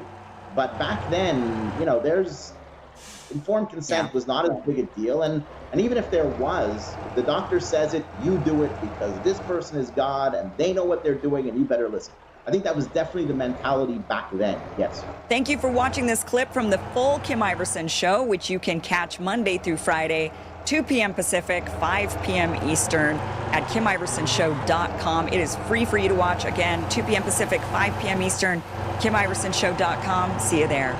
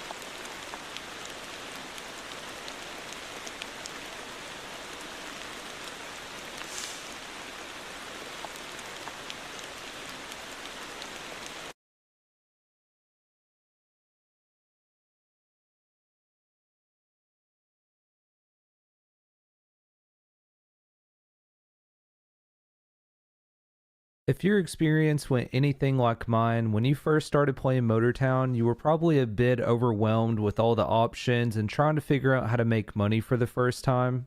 There's definitely a lot of ways to make money, but there's also a lot of ways to spend and even waste money. The secret often lies in knowing which jobs to prioritize right from the start and what to spend your money on. So this video should serve you as a guide to build wealth inside of Motortown as a beginner, and I'm going to walk you through some of the most lucrative early game opportunities, including some extra tips and tricks on what to spend your money on instead of wasting it. So let's go ahead and jump right in. The most lucrative way to make your money inside of Motortown is unironically the garbage collection job.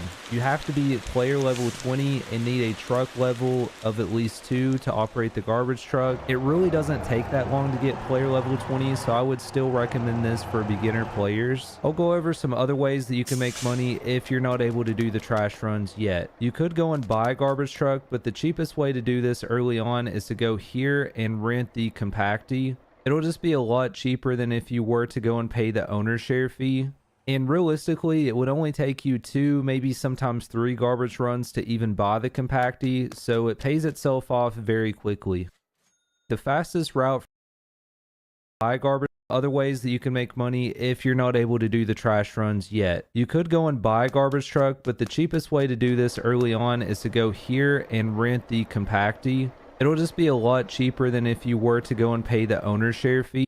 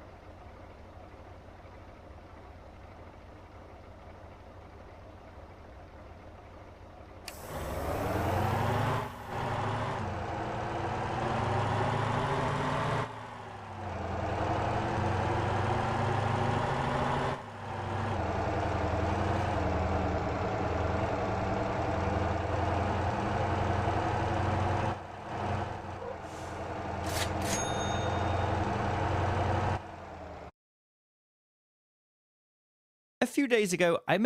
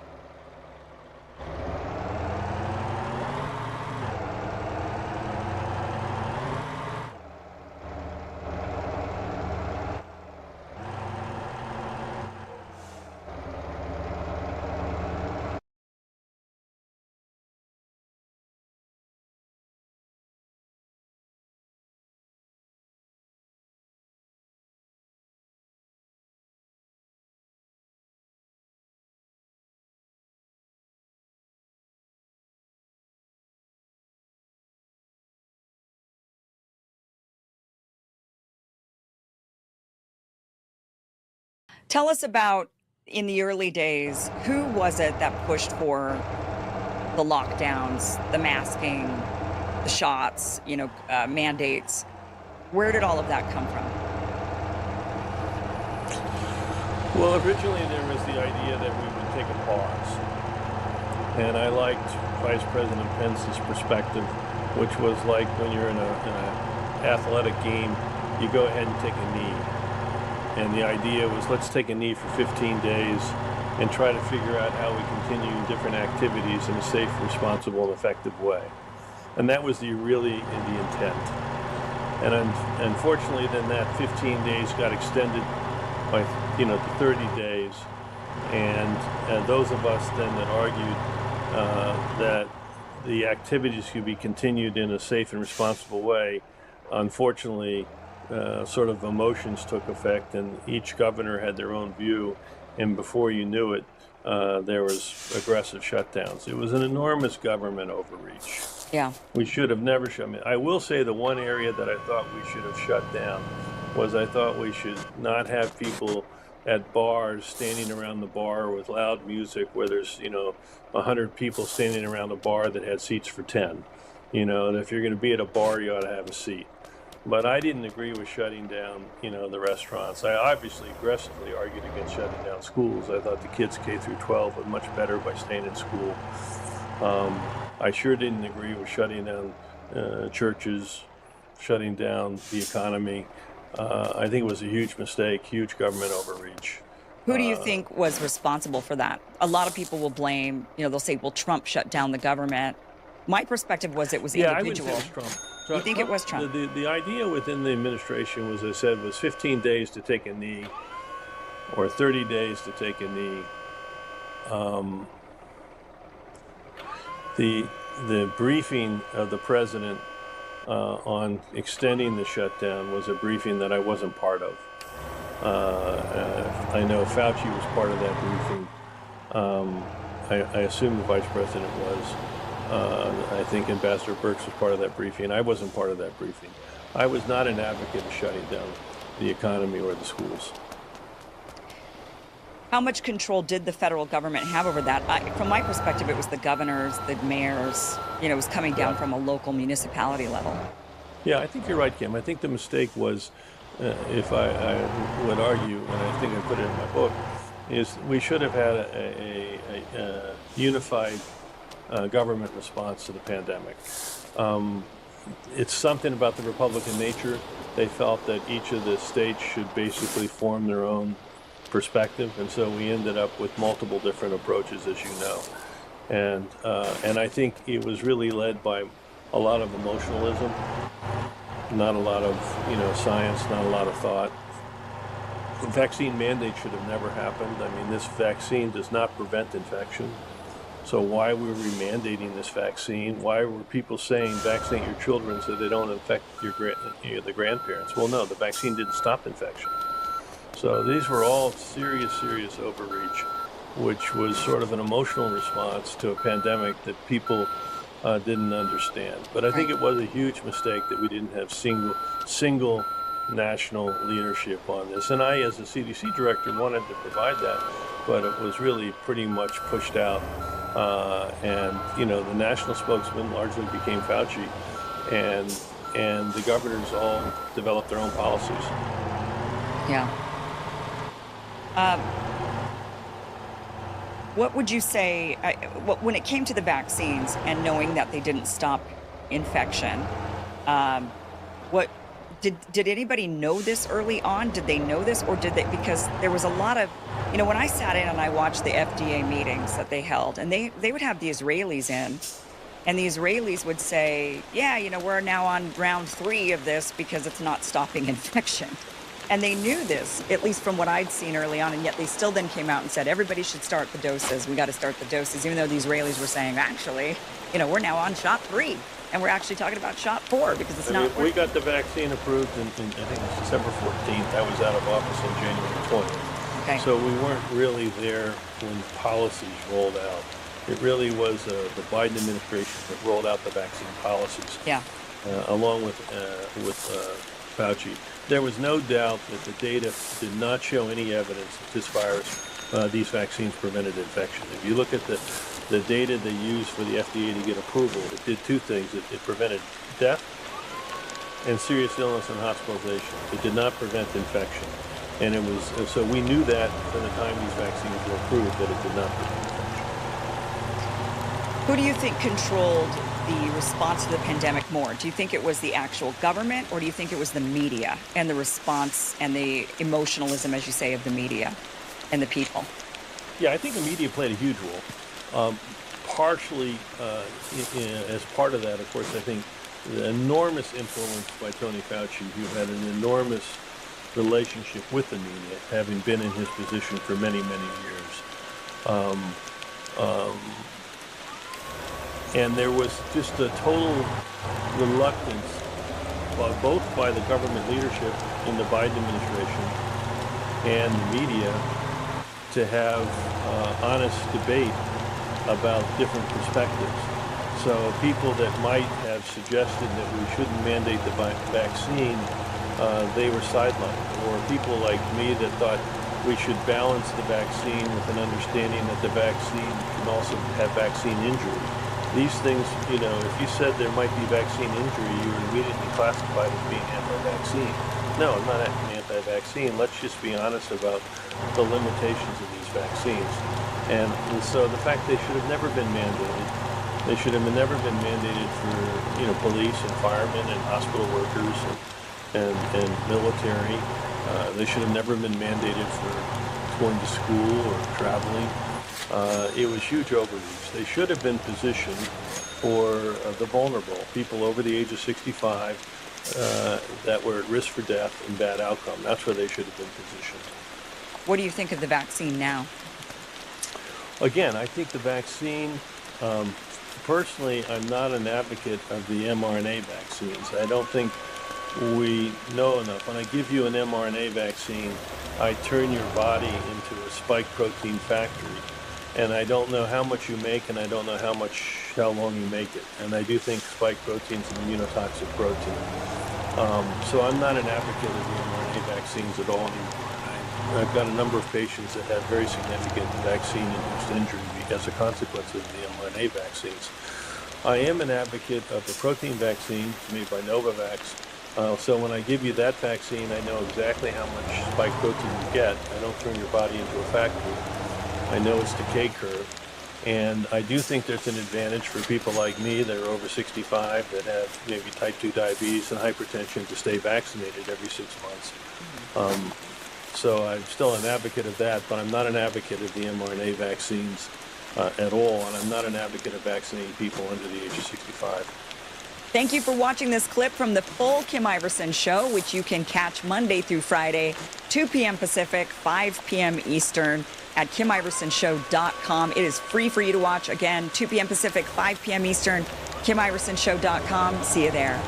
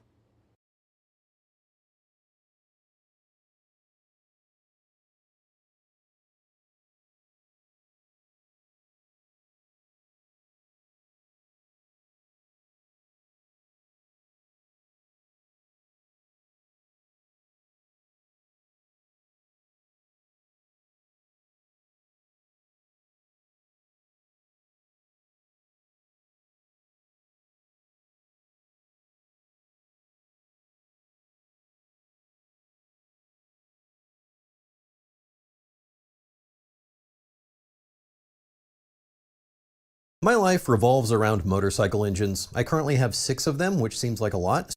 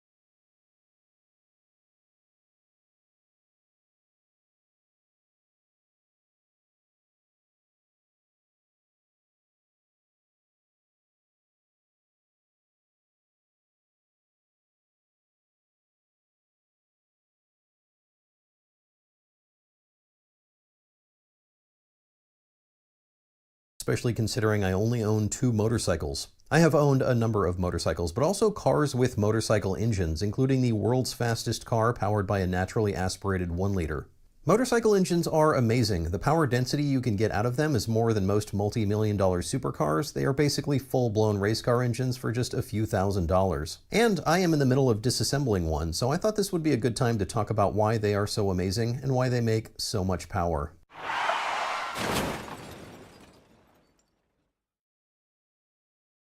Before we talk about why motorcycle engines make a lot of power, we have to talk about how engines make power. Combustion requires fuel and oxygen. The fuel you get from the gas station, the oxygen you get from the air around you. A piston engine is an air pump. It pulls in fresh air from the world around it, mixes that with fuel, and then ignites it in a combustion chamber. This combustion creates a high pressure that pushes down on the piston. The combustion is doing work by moving the piston. The faster the engine spins, the more work you can do in a given time. Work per unit time is power. So there are 2 ways to make more power: more combustions per minute or more work per combustion. More combustions per minute is just revolutions per minute, or RPM. Just spin the engine faster. More work per combustion can be done a few different ways. The lazy way is displacement. If you make a giant 10-cylinder 8-liter engine, you don't need to do any actual engineering to make power because you're pulling in so much air and fuel. You could also use a smaller engine with a turbocharger to shove more air in there. Or you could do it the hard way: engineering. Motorcycles do it the hard way.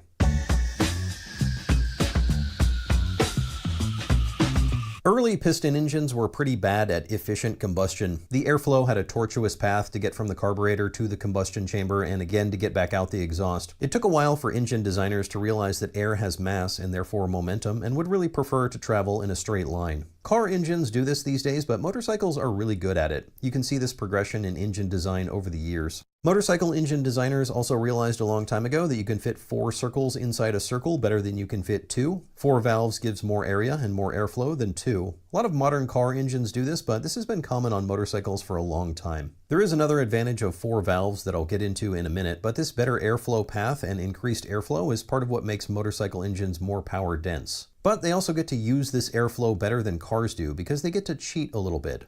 Motorcycle engines are not playing by the same rules.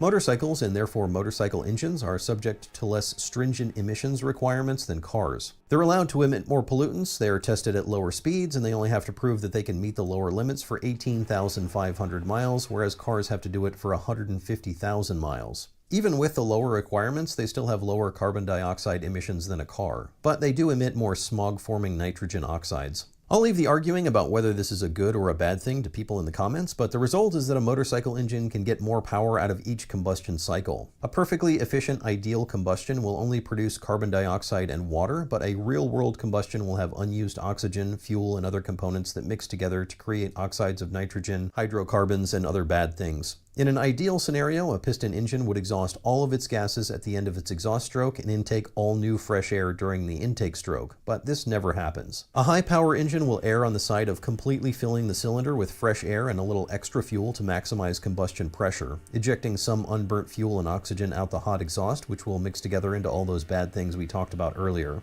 A low-emission engine will try for complete combustion and extracting as much power from as little fuel as possible, which just ends up giving less power per combustion. So if you have less stringent emissions requirements, you can make more power. But this is not the only reason that motorcycles make more power. The real cheat code here is revs.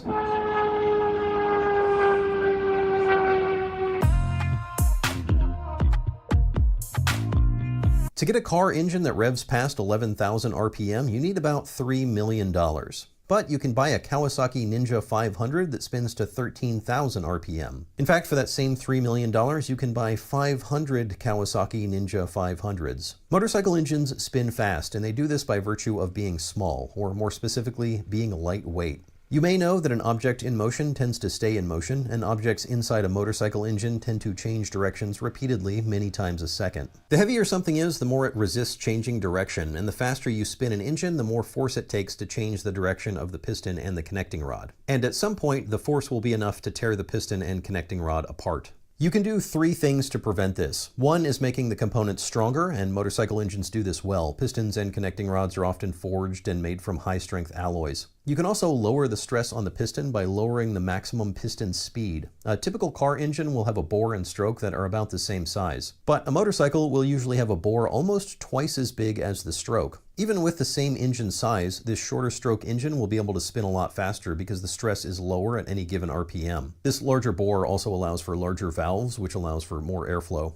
But a longer stroke engine will usually have lower emissions because you can get a more complete combustion. So with the lower emissions requirements of a motorcycle, they can take advantage of the higher revs you get with a shorter stroke. The last thing you can do is make things smaller. Smaller is lighter, and lighter spins faster, but smaller is also less powerful because you have less fuel and air doing combustion work. So instead, you make everything smaller, and then you make 4 of everything. Making the piston and connecting rod light and strong is an engineering challenge, but doing it with a valve train is much more difficult. To let fresh air into the engine, a camshaft pushes down on a poppet valve, and this is where the problems begin. You can accelerate a valve open pretty quickly, but valves have mass and therefore momentum. Valves rely on springs to close them, but if you open too quickly, it can ramp off the camshaft and float. Contrary to popular belief, float is not so bad on its own. But if the valve ramps too far, it could come slamming back down, which creates a lot of impact load and could break your valve. The valve could also float too long and impact the piston. You can fix this with a stronger spring, but then you need a stronger valve and a stronger retainer, and everything is now heavier and has more momentum, and you've made everything so much worse. The only way to fix this is to make everything lighter. The first thing to do is what we've already done with the pistons. Instead of one intake valve per cylinder, you use 2. Now they're both lighter and can spin faster. You can do 3 intake valves, but this leads to diminishing returns and adds cost and complexity. Another thing you can do is use lightweight materials. I used to work for a company that makes valves and valve train components for racing and high-performance engines. We had some car customers like the Corvette Z06, but most of the business was racing, and a lot of it was motorcycles. This is a Formula One exhaust valve. It is made from titanium, has a low friction coating on the stem, and if you buy a modern sport bike or high-performance dirt bike, the valves in it will be very similar to this one and maybe even made by the same company. I have oversimplified this a bit. Camshafts don't usually press down directly on a valve. There's something in the middle. On this Hayabusa engine, that thing is these buckets. Actually, these buckets and the shims that go beneath them. The shims are all slightly different sizes to leave a specific gap between the camshaft and the bucket. This is so that when the engine gets up to temperature, everything has expanded so that there is just barely 0 gap between everything. The buckets, however, are added weight, and added weight means lower revs. A lot of the newer high-performance engines, like the BMW S1000RR, use finger followers. The camshaft presses down on the middle of the finger, and then the tip of the finger pushes down on the shim that is at the top of the valve. This adds another friction surface, but the followers are coated in DLC, or diamond-like carbon, which is very hard and very low friction. The finger followers do move, but really only half of them, and they weigh less than the buckets, so the whole moving mass is less and you can rev higher.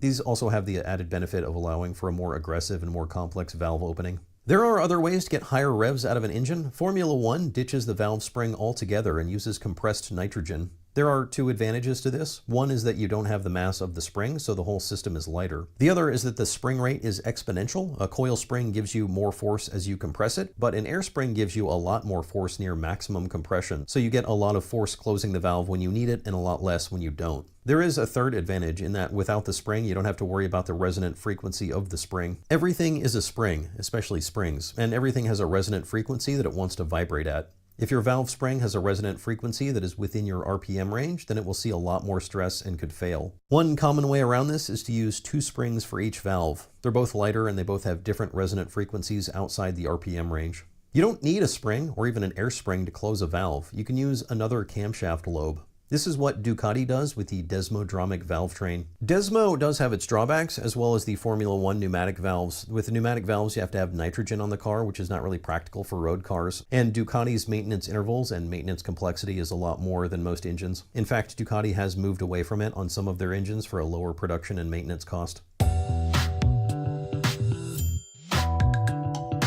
Another great thing about motorcycle engines is how little they weigh. A 200 horsepower liter bike engine might weigh less than 150 pounds, where a 4-cylinder car engine weighs about 2.5 times that much. Part of this is that the engine displacement is less. A liter bike is 1 liter and a car 4-cylinder will be around twice that. And there is a big advantage there. Just like with the valve train, lightweight begets lightweight. If you can make one component lighter, then everything else has less stress on it and can also be lighter, which further drops the stress and so on. But bike engines are also lighter because of the materials used. Engine case covers have been magnesium for years. Magnesium is a great material. If plastic is not enough, but aluminum is too much, magnesium is your friend. You'll see magnesium on car crossbeams and front-end carriers and sometimes on oil pans, but you see it all over high-performance motorcycle engines. A lot of sport bike engines will use aluminum bolts. I hate these bolts because they're one-time use and easy to strip out, and I'm always taking things apart and putting them back together again, but they do drop a lot of weight, especially on a bike engine that already weighs so little. Also, motorcycle engines are not just engines. They are engines with a clutch and a transmission all in one assembly. They are motorcycle powertrains. I love motorcycle transmissions because they are so simple. There are 12 gears on 2 shafts. The power comes in through the main shaft from the engine through the clutch. The clutch works just like a car clutch, except they have a dozen or so friction plates sandwiched between steel plates rather than one big friction plate. The outer part of the clutch, or the basket, always rotates with the crankshaft, just in the opposite direction. The friction plates rotate with the basket, connected with the tabs on the outside. The steel plates engage with the clutch hub, which is connected to the main shaft. There are 6 gears on the main shaft, with first gear being the smallest and 6th being the biggest. There are 6 gears on the counter shaft, or output shaft, with first being the biggest and 6th being the smallest. A motorcycle transmission is a constant mesh transmission, so the gears are always engaged with each other. First gear input is always engaged with first gear output, and so on. This works because only 4 of the gears on the input shaft rotate with the shaft, and 2 of the gears on the output shaft rotate with that shaft. All of the rest of the gears are freewheeling. The gears that rotate with the shaft do so because they are connected with splines. So when you're in neutral, the fixed gears on the input shaft are only meshed with the freewheeling gears on the output shaft and vice versa. The way you transmit power is by connecting one of the freewheeling gears to one of the splined gears. And you do this by sliding the splined gear over so that the lugs on the side engage with the holes on the freewheeling gear. Then you have a path from the main shaft to the output shaft. I love the simplicity of this. There are no synchros, no belts, no solenoids, nothing complex, just straight cut gears engaged with straight cut gears. It's lightweight, it's simple, it's fantastic. The way you slide the splined gears onto the freewheeling gears is with a fork, and the way you move the fork from side to side is with a shift barrel. The shift barrel has these tracks cut into it, and rotating the shift barrel causes the forks to move the splined gears so they are either engaged with the gear on the left or the gear on the right, or in the middle, not connected to either. So by designing the tracks in the rotating barrel, you can engage any set of gears you want, usually just one at a time, otherwise the transmission would explode. You probably don't want the barrel in the middle ground either. You want it exactly in the right place, and to accomplish that, there is a star-shaped thing on the end of the barrel with a spring-loaded roller. This roller pushes down into these valleys. You probably noticed there is an extra valley here. That's neutral. That's why it's always a little harder to get a motorcycle transmission in neutral than any of the other gears, because you have to give it a little half push. The barrel rotates with this little grabber that is attached to the shift lever that you move with your feet. If you've tried to shift a motorcycle while it's stopped and it won't go into gear, that's because the dogs on the sliding gear weren't lined up with the cogs on the gear it is sliding into. So you have to roll the bike back a little bit to get it into gear.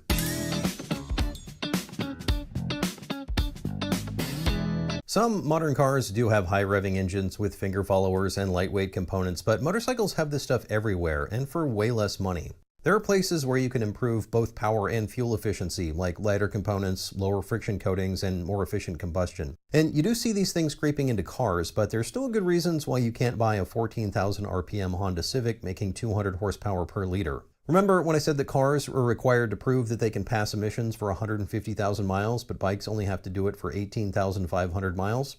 Well, that's because bikes are not intended or designed to go 150,000 miles. Cars are engineered to last 150 or 200,000 miles, but bikes, especially high-performance sport bikes, are designed to maybe 30 or 40,000 miles. Every added mile adds cost. More miles is more fatigue cycles, which means more mass, more metal, better wear coatings. More mass is heavier components, which adds more stress and lowers maximum RPM. Cars also need more power than motorcycles because they're bigger. They're heavier, so they need more power to accelerate because of physics. And the aerodynamic drag is more because cars are cutting a car-sized hole through the air. Cars will generally have a better drag coefficient, but the total drag is more because they're so much bigger. The average new car has about 200 horsepower, and you can get motorcycle engines with more power than this. But they do it at higher RPM, and while driving around at 12,000 RPM is one of the most fun things about a motorcycle-powered car, the fun does wear out pretty quickly, and most people would rather cruise quietly along at 1,500 RPM. So you kind of need bigger engines to get good power lower in the RPM range.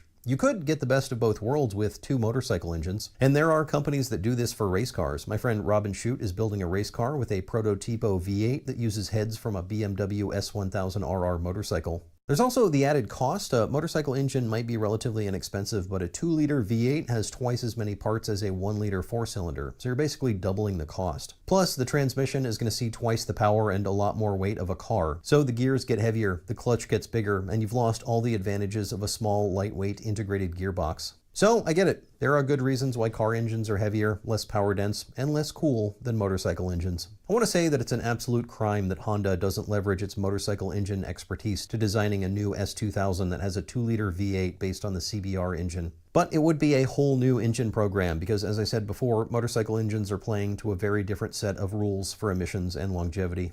A 14,000 RPM S2000 would be amazing, but they're not going to do that because it wouldn't pass emissions, and even if it did, they wouldn't sell a car with an engine that is only designed to last 40,000 miles. Motorcycle-powered cars are better, but only if they're lightweight, and nobody makes one from the factory, which is fine. I'll just have to keep doing it myself.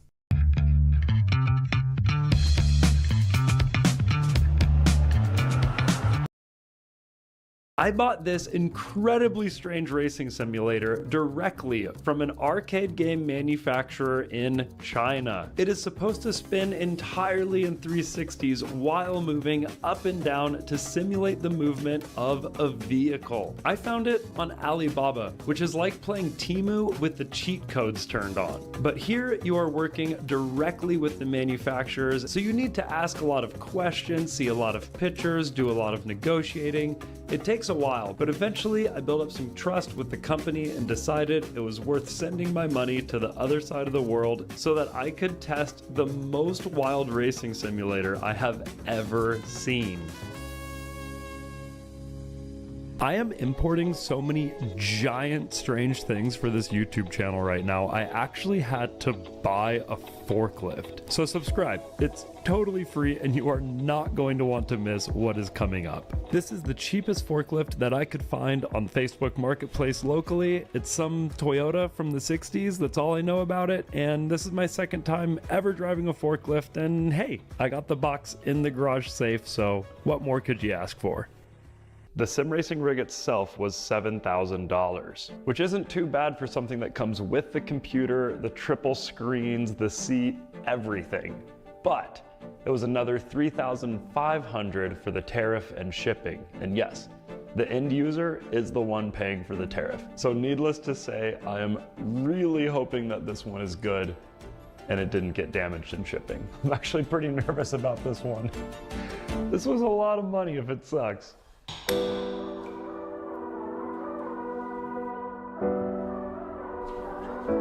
Okay. What's in here? Holy smokes, man. It's already set up. What the heck? Is this the first thing I buy from China that's legitimately so cool? Look at it. It's bigger than some cars. Holy smokes. We're gonna have quite the dump run after this one. This is gonna be so sick. It is so big. Man, this is fun. I feel like the coolest thing you could do in the world is like be an explorer like Jacques Cousteau, you know, go places no one's ever gone before, invent scuba equipment to go even deeper, but a lot of this world has been explored. And I feel like I'm exploring the janky, weird side of consumerism that no one's gone before. So I am literally the Wish.com Jacques Cousteau. Oh no. Look at this floor. I think I'm going to make a table out of that for the podcast loft. It looks like these little rubber feet may have moved around quite a bit in shipping, but everything's covered up pretty good. We maybe lost a little bit of paint on the edges, but it's not bad. What does this say? Okay, it says phase 1. I feel like there's going to be a lot of translation required on this setup right here. Wow. It's a little briefcase in here. What? See, look, it has little briefcase wheels, but I really, really hope that the big piece has wheels. Otherwise, once it's off the wood, I have no idea how I'm gonna move it. We for sure have some standoffs so I could get the forks under there. Wait. Yes! So if I lower these, it'll be able to roll. Huge, huge win. First off, what is this? And is it okay? It's poking through the bubble wrap. Oh, what? This is a voltage converter. It must have been cheaper to include this than convert this to work on 120. Oh. The HDMI cables, the power cables are already routed. No way. There's all this technology, all this expense, and they put the cheapest half-decent steering wheel money can buy. The Logitech G whatever, this is like 300 bucks on Amazon. On a $7,000 sim racing rig. Gotta love it. Oh, is that an LED light? Initial quality impressions, better than I thought, for sure. And I can't believe it arrived this put together. Like, the steering wheel is mounted actually. Are you kidding me? So where's the computer? We did get screens. There's one here, one there. Oh yeah. Look at that. That's metal. I thought for sure it would be plastic. And here's our hydraulic cylinders. Or maybe they're pneumatic, I don't know yet. But we are about to find out. Gamer-specific display, in English nonetheless. It doesn't say frame rate or resolution. It looks like a TIE bomber cockpit. It even has this like Empire-looking logo. Wow, this whole thing is going to move up and down on these cylinders while spinning around on this. I don't know if it's going to be a realistic simulation, but I know for sure it's going to be a lot of fun at an arcade level. Oh look, this says 110 to 120 right on it. I have no idea what this stuff is. We've already got our screens. The computer's probably inside of this somewhere. Are these doors for the car? Oh, I wasn't expecting this. An English manual, let's go. You can set up payment and how long it'll work off of a coin. Okay, let's check out this seat. I can already tell it's a lot higher quality than the racing seat that came with my Spider car. Oh no. Which was basically the same exact price as this. Okay, my first time stepping in this thing. We got a seatbelt. This is nicer than the seatbelt from my roller coaster, actually. I'm a little big for it. I'm a lot of big for it, actually. Oh man, this is gonna be nuts. I just can't imagine this whole thing spinning around. And how loud is it going to be? So I'm 6'1", my knees aren't hitting the steering wheel. I'm a bit big, but it's not too bad. Can you imagine 3 screens just... To me, the thing looks pretty dang complete. So I really don't know what these are. Maybe a little table to put the keyboard and mouse on? I like this kind of like Tron design. So those instructions were just about setting up the software and payment systems and things for the arcade management. It's just zip tied with a little piece of foam. The foam is probably so these sharp little bits of aluminum don't cut the LED strip. That backlights that. And there's these little holes here. So I think that just makes it look cooler. So as someone's riding the ride, you're not seeing the back of a bunch of monitors and yep, for sure. That plug is the same as this. The next phase of the process, and hopefully the hardest phase, is getting this off of that wood. I would just scoop it up with the forklift, but there's all these wires underneath it. What if I use all of my new plywood to gradually lower it to the ground? Like a very gradual ramp. Heavy things you want to move slow. Pretty sure that's a rule somewhere. And by golly, they probably wrote that rule for a reason. Now we just spin these up, get them out of the way. Look at that fat gear right in between the two, so the whole thing spins. This should be the last support keeping it from its own wheels. It's just a nut that's been punched so it's won't go up and down the threads. You can hear its weight crushing this plywood. Oh, this might be a bad idea, but we're too far now. If someone was in the seat right now, it'd be the first ride.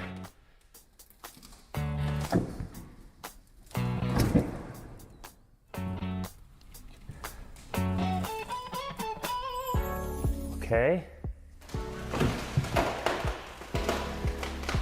Ooh. Is my dumb idea actually working for once? Woo! Really easy to move on a flat cement floor. Nice long cord. It says 220 right on it, so we'll plug that in after the converter. And this is a locking kill switch. We're gonna keep that handy when we first turn this thing on. Packaged really well, that's good. We of course are not going to need this little stand they came with. Razor thin. Hanging the screens was a little nerve-wracking because I had one hand on the screen and one hand on the screwdriver, but this and the covers were the only assembly required on the whole thing. Okay, this is starting to get real. And I think this little crack in the middle would be annoying, but those things are probably going to block the light coming through. And I can do a little bit more adjustment later, but I just want to get this thing working. You can see here my screens are basically as far in and out as they can go in this little gap. We have self-tappers like this and just regular threaded Phillips. Everything here is way too new looking to be used, but you can tell by the little scuffs this has been screwed in before.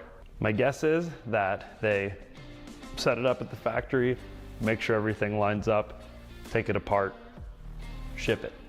Or I bought the only one. I think I might have done that with the Spider car. We are getting so close to just full sending this guy. Okay, we've got all of our panels on. Looks good. This must be where the computer is, because that's our little USB adapter for the keyboard and what have you. That looks like our power button. And yeah, now it's time for the part that I'm the most nervous about by far. The factory sent me this image.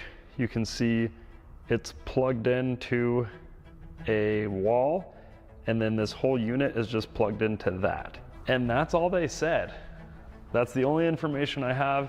I've since asked what these are, these little converters, because why would they have sent them to me if I didn't need them? But this is expensive. I don't want to just fry it. I'm no electrician, but hopefully the worst thing that can happen is we just flip the breaker, right? Oh, look at this. Maybe those are just backups for whatever is in here.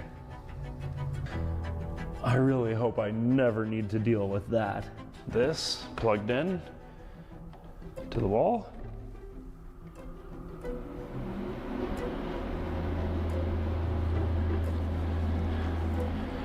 Okay, that's all in Mandarin as well. Now that's just cruel. This power switch is that, and the plug-in is that. I think I kept the end of this from the Spider car. Let's go! I definitely did. I'm pretty sure. Yeah! I even cut it off with extra room just in case I ever needed one. I'll bring my soldering iron home and do a better job of that in the future, but the wires are the same colors. Very convinced that's fine. Okie doke. I am manning the kill switch here. That's off. That's on. We'll flip this circuit breaker to on.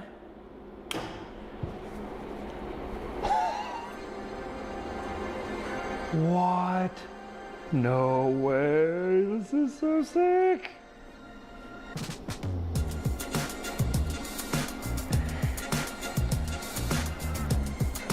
Is it gonna work first try? Oh! We got one screen. Windows. Of course.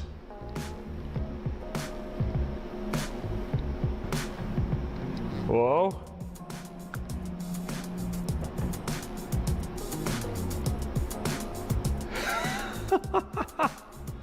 Is it just all ready to go? No way, look at this. God Agent, God Player, God Tool. Oh, there's speakers. No way. 3-screen racing instructions. Oh. What? Do I seriously just get to play this thing right now as is? Look at this. I should put those little feet down because when this thing starts spinning, it's just gonna roll across the floor. I need to go buy batteries, but I want to play so bad. Dang it. The keyboard is a triple and the mouse is a double. With the mouse, I could change the system settings to English, I bet. Okay, let's see.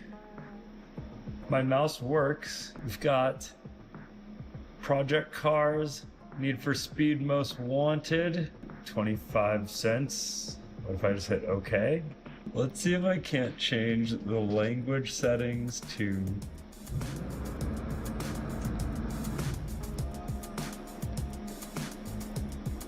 What just happened?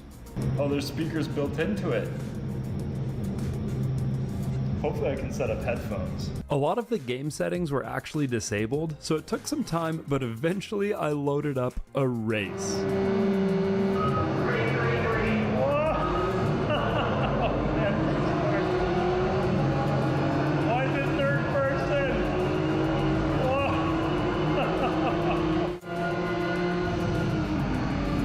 Okay, the braking feels good. Oh man, it turns so far. For this thing to default to a third-person view of a car is just criminal. But eventually I found the right settings to make it first person and started to get used to the movement of the machine. Oh man, I haven't raced on a steering wheel in third person since I was a kid. It's so cool.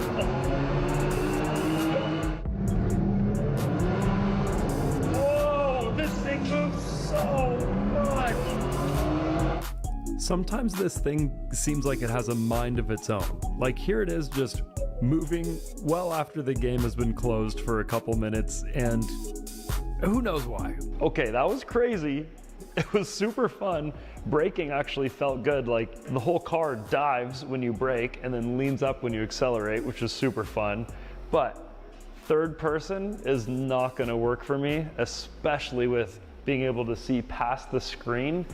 I'm going to turn that light off and see if it makes it a little less motion sicky. I didn't feel motion sick, but I could see if I did a whole race like that, I definitely would. This came out of the factory set up to work in an arcade. So you have to put in how many credits you want to pay, and that is how much time it gives you. The only option is 15 minutes though, so I'm going to need to fix this in the future. I pretty quickly found out that I had to turn off all the shaky cam settings in the game because having the actual rig move and the screen move versus the digital dashboard was driving me crazy. I don't see why it isn't defaulted to this setting. Also, turning all the lights in the room off was absolutely the move. I didn't have any motion sickness after I changed those two things. So now that I had my settings more or less figured out, it's time for my favorite part of making videos like this, and that is sharing it with my friends. Let's see what some inexperienced sim racers think of the weirdest sim racing rig I have ever seen. Look at this thing. Isn't it crazy? Does it move? Yeah, it moves. No way. Yeah.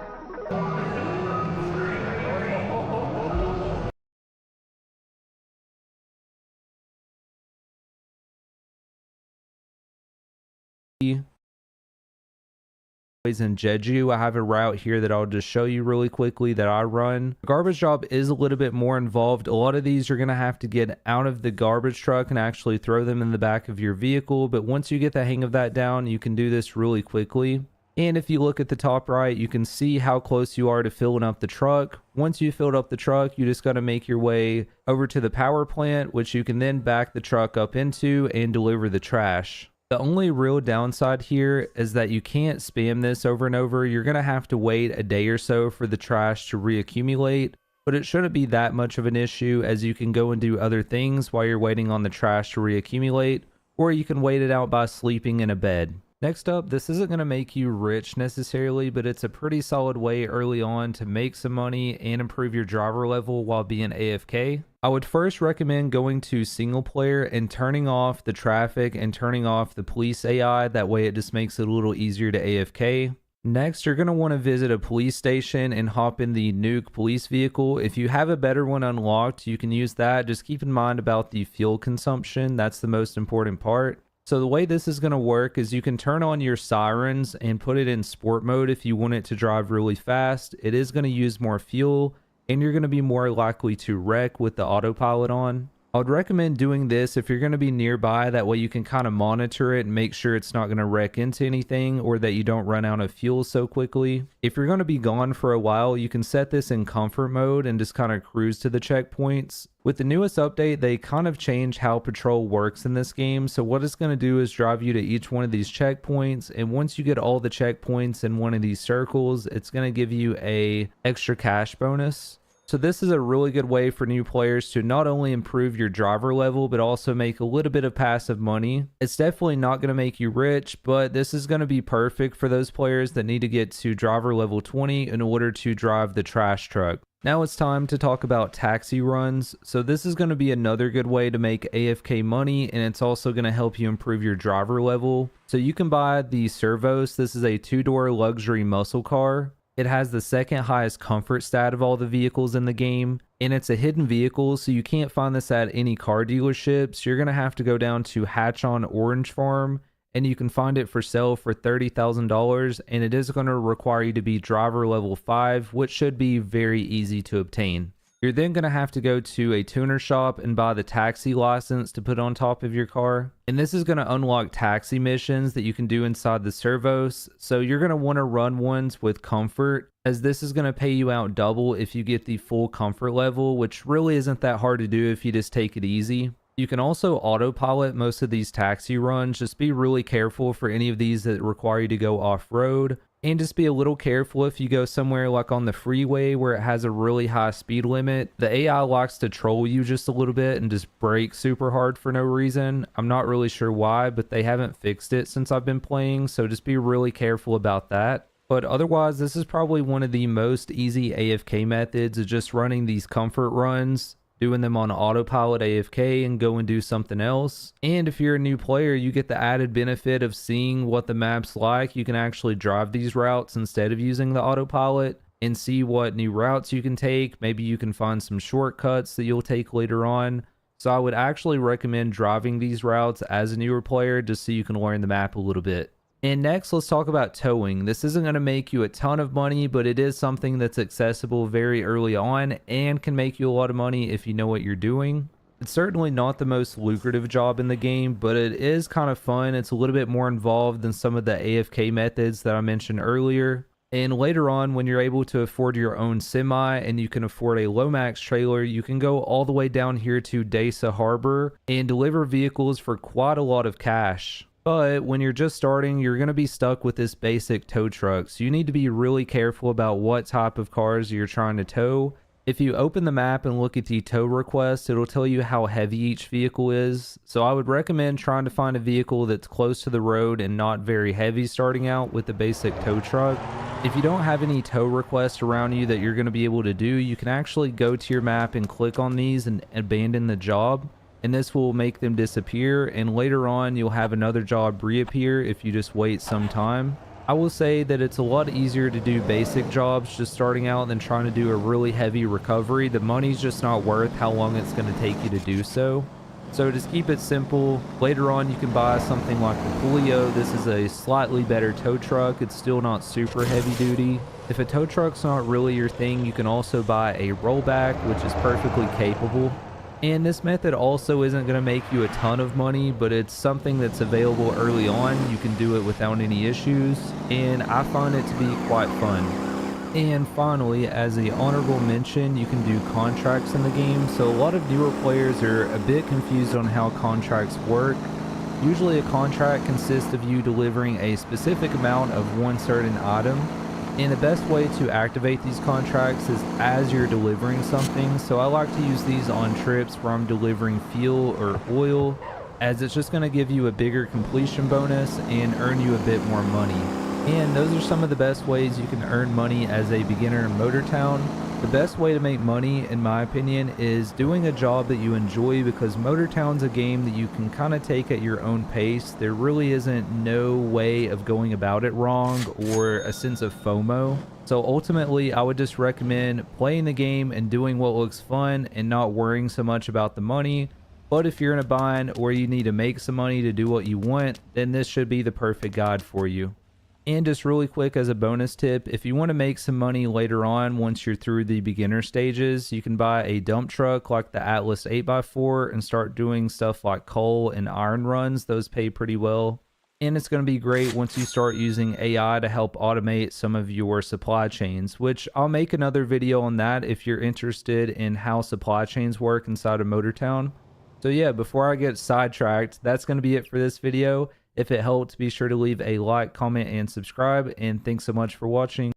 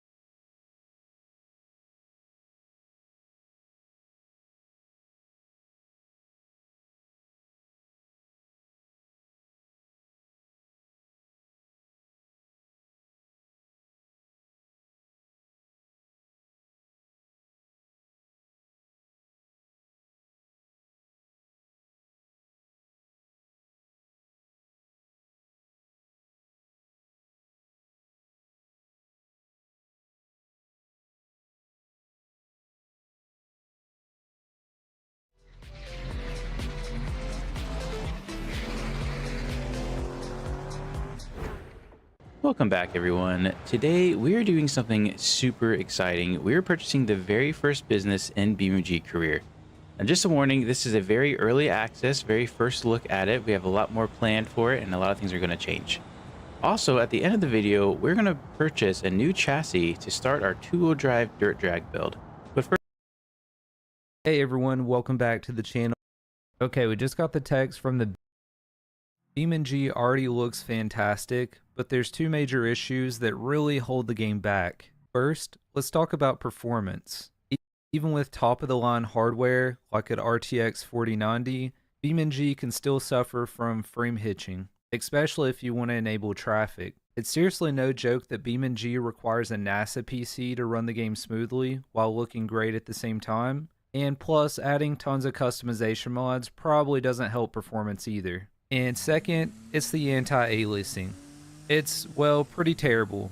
Even with ultra settings at 1440p resolution, the game's anti-aliasing ruins the immersion with those jagged, blurry edges, and it really takes away from the experience, especially when everything else looks so good. And that's why today I'm going to show you how to solve most of these issues. I'm going to walk you through some in-game settings that you can tweak yourself without any mods. But we are going to focus on some pretty awesome mods that'll fix a lot of the performance issues, improve the visuals, and most importantly, finally fix the awful anti-aliasing.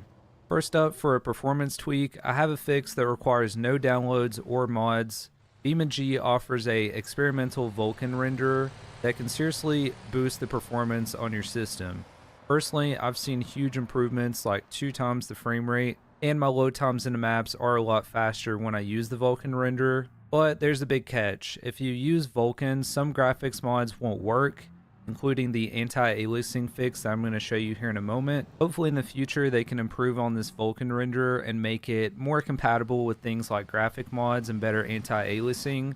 But for now, I personally don't use this option. Moving on, there are various things you can tweak from the in-game settings. BeamNG will even give you a nice description of what each option does.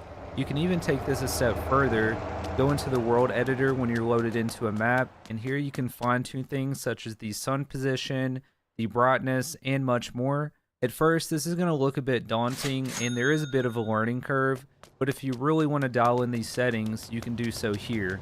I might cover some settings in another video, but today we're going to be lazy and fix everything with mods. There's quite a few solid graphic mods that you can choose from, but here's what I would personally use. If you really want to get hands-on with graphics settings, I recommend checking out Zeet's graphics mod. This mod gives you full control over individual settings and lets you fine-tune almost everything related to the game's visuals. But if you don't want to spend your time tweaking every single little setting, don't worry, this mod also comes with a profile manager, and this is going to allow you to import presets that other people have already created, and it's going to save you the hassle. Another option that I personally use is going to be Car Killer's graphics settings mod. This mod's great because it lets you improve the overall quality of the game's visuals, and it also gives you options to even lower some of the settings if you're on a lower end system. I prefer this mod because of how easy it is to use, plus it gives you more control over the depth of field, which you can set up the perfect screenshot. Next, you can pair this with Car Killer's Dynamic Skybox and the preset mod as well. This is going to allow you to choose from a variety of skyboxes on the fly. It's going to add better lighting and atmosphere to the game. If you download the presets mod alongside this, you're going to get 8 additional options to choose from. And I like this mod because it also lets you enhance the water visuals and adjust water reflection quality for an even more polished look. And a few honorable mentions for additional graphics mods that I enjoy. One is Realistic Headlights. This makes night driving way more feasible by improving the headlight effects. It's going to make the roads more visible. There's also Luke's Performance mod, which is going to disable collision checks between vehicles more than 15 meters away from you. And this leads to a significant performance boost when you have a lot of cars on the screen, so I highly recommend this if you drive with traffic on. And at this point in the tutorial, your graphics should look overall pretty good. But I saved the best thing for last. It's finally time to fix the awful anti-aliasing, and my favorite mod is going to be Snowy Moon's Temporal Anti-Aliasing, which is going to completely transform how your game looks. It even includes the option for NVIDIA DLAA support for those of you with compatible graphics cards. And this mod's a bit different than your typical in-game mods, so it's going to require a manual installation process. So I'm going to walk you through how to do that now. The install is pretty easy if you just follow along. You're going to go to snowymoon.io, click on BeamNG. We're going to go ahead and click under Temporal Anti-Aliasing V1. If there's a newer version at the time of you watching this video, go ahead and feel free to download that. It even has an installation instructions here, but I'll show you how to do this as well. So you're going to scroll down to the 1.0.10 update, or whichever is the latest version at the time of you watching this video. Click on that, and you're going to download 2 files. The first one's going to be the latest download here. And if you want to use DLSS and DLAA on your NVIDIA card, you're going to download this zip file. Next, you're going to open up Steam, right-click on the BeamNG.drive executable, and go to Properties. You're going to click on Installed Files, and click on Browse. Once you're here under the BeamNG.drive folder, you're going to double-click on Bin64, and you're going to copy and paste these files on over here. If you downloaded the DLSS/DLAA for NVIDIA, you just drag and drop it in the same location. Once that's complete, you can go ahead and launch BeamNG.drive again. Just make sure that you launch it without the Vulkan renderer. This does not work with Vulkan, so you're going to have to use DirectX 11. Once you've launched BeamNG, you can go under Options, Graphics, and you're going to go ahead and disable the anti-aliasing built into the game, as well as the depth of field. Then you can go ahead and load into any map you want. We're going to load into West Coast. It really doesn't matter. Okay, so next, to pull up the menu, once you're in the map, hit Control P. You can also rebind this if this doesn't work for you. So you can see here with everything disabled how jagged everything looks. So we're going to go ahead and enable DLAA. You can automatically see the fence looks better. And if we enable FXAA, it does improve the sharpness just a bit, but it can make things just a little more blurry. So I personally leave this off. I also like to use my sharpening on 3. That way you don't over sharpen the image, because then it just looks like this. Alternatively, if you don't sharpen it, it looks very smeary and it's going to look a lot worse. So I find a good middle ground to be between 3 and 5, and that works best for me at 1440p resolution. If you don't have DLAA, you can choose temporal anti-aliasing clarity, or you can choose just normal temporal anti-aliasing, which looks a little bit more smeary than DLAA. And you can see here there's a lot of visual glitches when it comes to the fences. And once the menu is closed, you can see things look a lot better, a lot less jagged edges. It's not perfect, but it's definitely better than what BeamNG has baked into the game. And finally, your BeamNG should look really good at this point. We fixed the graphics, fixed part of the performance issue, and now we have a better implementation of anti-aliasing. I know there's probably plenty of other ways to squeeze performance out of BeamNG and improve the overall look, but these mods are my personal favorites for making the game not only run smoother, but look better as well. And that's going to be it for this video. Now I'd love to hear from you all. What are some of your favorite mods or tips for boosting performance or enhancing the visuals? Be sure to drop those in the comments below. And if you have any suggestions for things you want to see in the future with BeamNG, also let me know. I've really been enjoying making these type of videos. And as always, thank you all so much for watching. If you found this video helpful, don't forget to like, subscribe, and hit that bell so you don't miss any future videos. It's been Exilent. Thank you all so much for watching, and have a great day.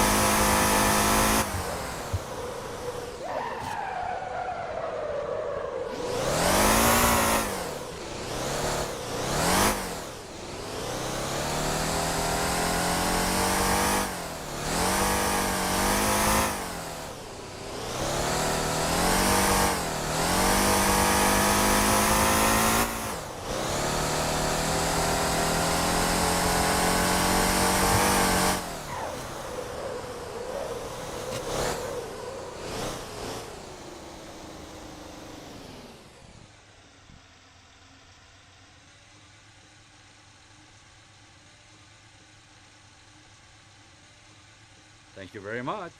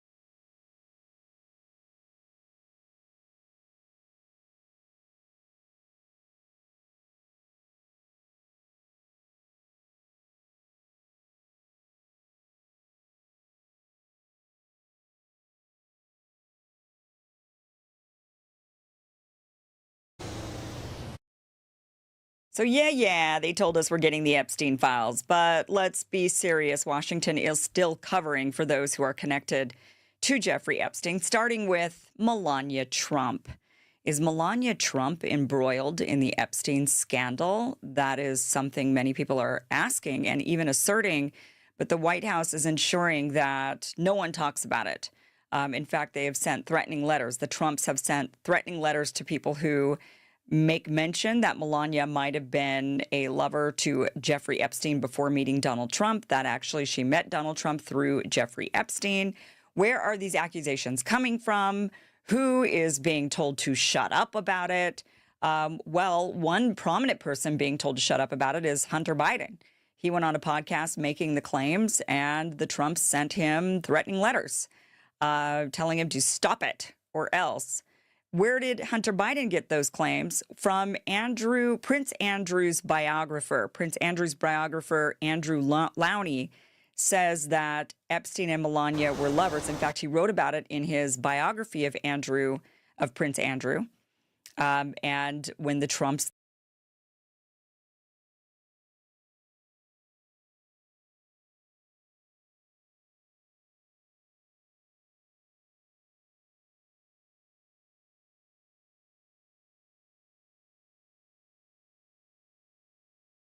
All right, here it comes.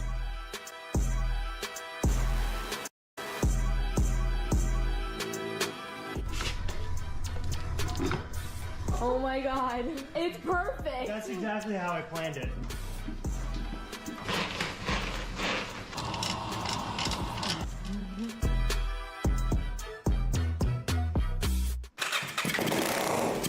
Oh my god!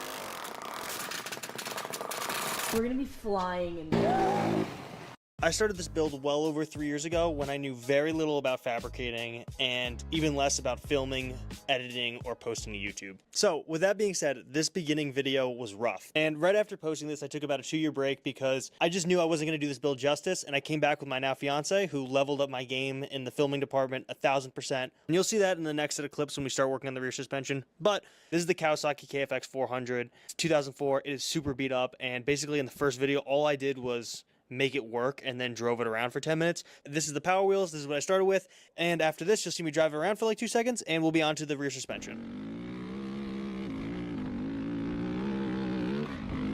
That's insane. How much wider is this going to be than a 4-wheeler? 56 inches wide. Okay guys, we are back on the Power Wheels and it looks freaking fantastic. Just got some sweet rear shocks. These are off of a Polaris 900 XP. They're front shocks on it. So I think they will be soft enough for our long travel rear suspension. Really don't have any idea of how to build A-arms with tube bending, so this will be my first time trying to figure that out. Eyeball it, I guess. I want this to come straight and then bend into it. Inch.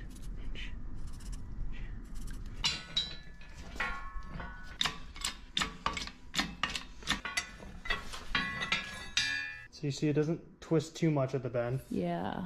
Not bad. Think it looks great. Yeah, it's close to 90. Oh, God. Sometimes you're just born genetically superior. Great job, babe. Wow. That fits perfectly. The problem is I'm not going to be able to perfectly replicate it for the other side.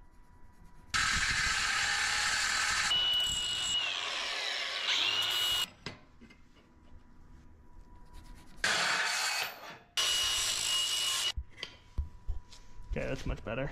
And you can tell this is a right angle. It actually looks perfect right now. Yeah, it's almost exactly dead on. How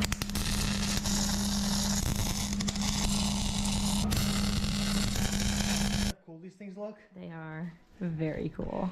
Gonna sit like that, I think.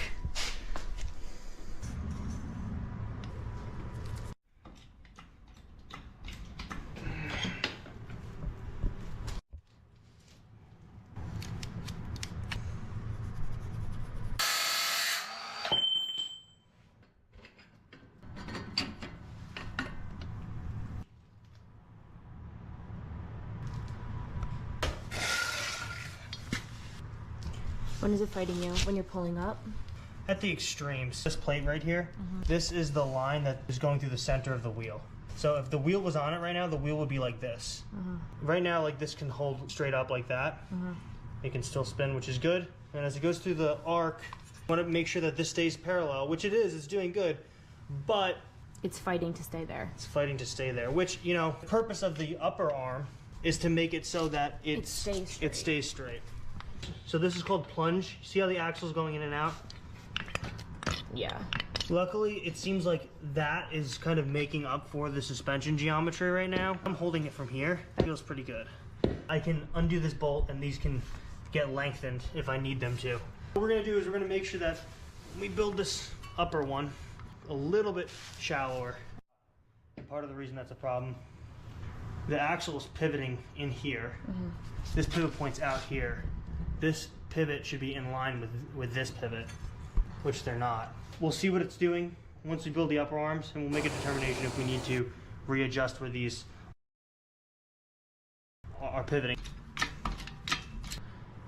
Okay. I can put it back in and try to start bending here.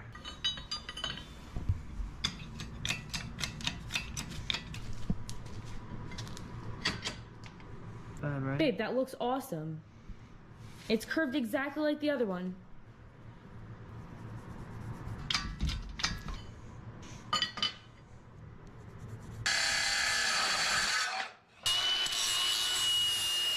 Actually, I think that looks really cool.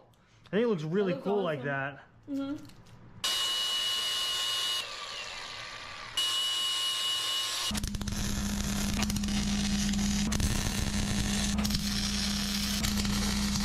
I had my eyes open that whole time. Did you? No, I'm kidding. I'm kidding.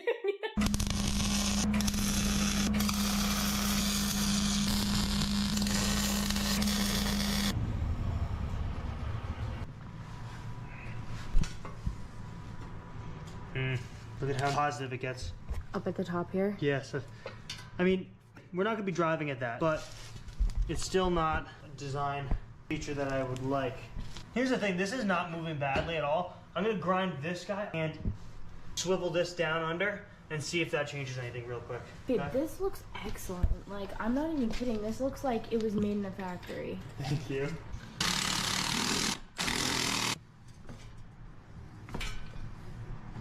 That's insane. That is absolutely ridiculous. That is insane. Those blocks are... That is 11 inches of suspension travel. I was getting binding primarily because the top was a little bit too short. So instead of cutting and making all new A-arms, I just undid the heim joints a little bit, which is the whole reason you use heim joints. Now, there's no binding at all at the top or the bottom. I accidentally built this side better. It's not finished yet because I still need to put this one on. But the alignment's a little better, so... See how much significantly higher this goes? Oh, yeah. And So it looks easier, too. That's what I was talking about with the internal binding versus on this side. I can try to lengthen these heim joints, the bottom and the top. The biggest thing is, you know, any travel where the bottom of the tire would be above the frame is pointless. So you want to get as much droop out of this suspension as possible. And right now it's binding because this isn't long enough and these aren't really long enough either. These arms are just a little bit longer. I lengthened these heim joints out. You can see it's got some serious negative camber at the bottom. And you know, we've got a crazy amount of travel now. So now we've got the full range of motion on this side, as well as the full range of motion on this side.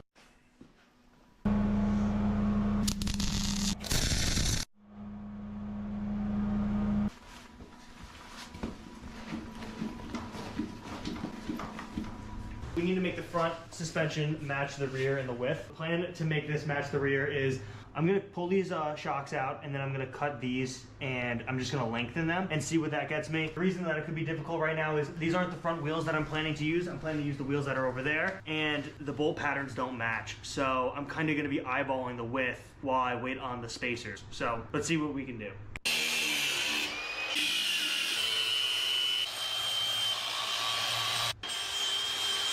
So I'm struggling a little bit here because these aren't the wheels I'm going to use, and I can't use the other wheels because I don't have the right bolt pattern right now. So I don't know where the new wheels will be located in distance to that. So making these A-arms is essentially impossible right now because I don't know where they're gonna fit.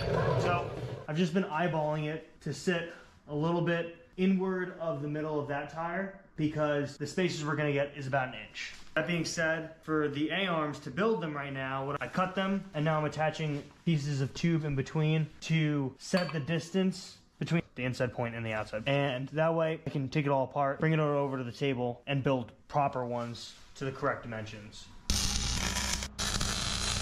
what I've done so far is I marked out where the pivot point's going to be and where it connects to the spindle, and I have them marked on the bench so that way we can bend up some tube, and then when we get the tubes the way we want it, we can cut it out and weld it all together, and that way we know what the dimensions are and exactly where they need to be placed. Almost a perfect 90. I know.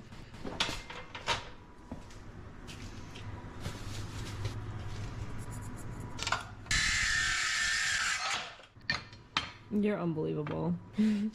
Sometimes you're just that good, what can I say? Oh my god, that looks excellent. Yeah, I know, right? That looks literally perfect. Mhm. So what I'm going to do is I'm going to, rather than weld this on the table, to make sure that this point is aligned with that point, I'm going to put this in the joint up there, I'll put this one in the joint up there, and then I'll bring these over and weld it up that way.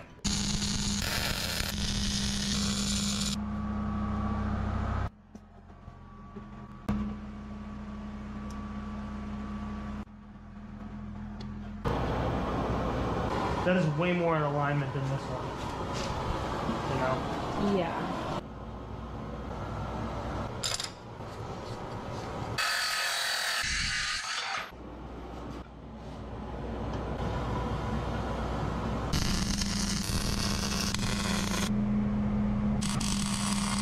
We have to add the lower brace because clearly the shock is not long enough to reach down here.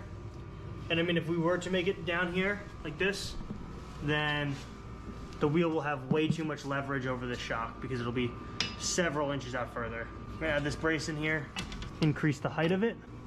It'll look pretty freaking cool too while it's doing it.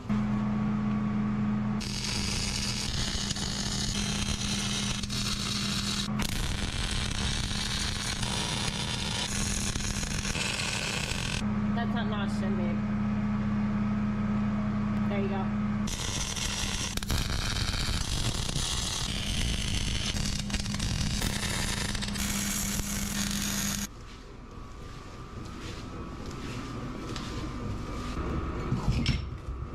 little bit anticlimactic, but it's a good thing. Front suspension is pretty soft.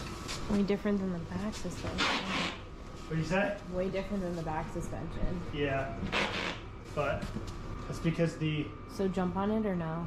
Yeah, let's...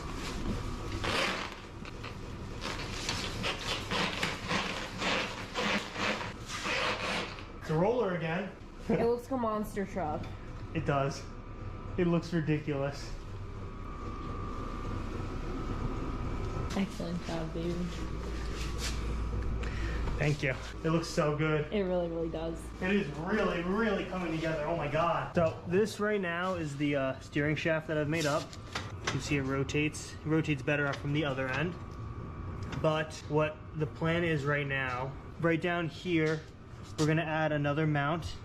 So a bolt can come all the way through. It'll be another mount right here. And then there will be a bushing here with an arm that pivots back and forth. Okay? And so then this arm that's like this, we'll have a tie rod that comes down to here, which will pull, and then we will have from that same arm another rod that goes to the center shaft, so that way when the center shaft spins, it pushes and pulls on all of the linkages, and that's how we'll get to turn.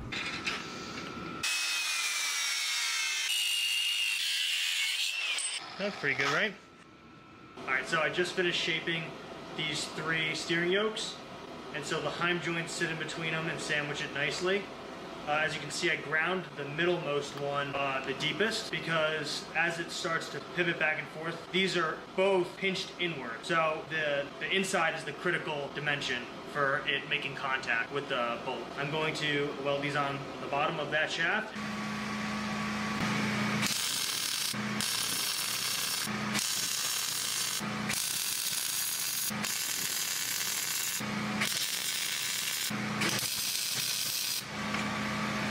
We have this arm here, which as it spins, it's gonna push on a arm that's gonna sit right here, which will pivot around this point. So we gotta make the mount for that pivot. We're gonna have the spacer here, which is what's gonna spin. We're gonna weld to that. This guy goes on here. This. Nut to hold it all together. And this can spin in here. So there will be arm on this that is going to get pushed, and then there's going to be a second one that goes from here down to the wheel as a tie rod.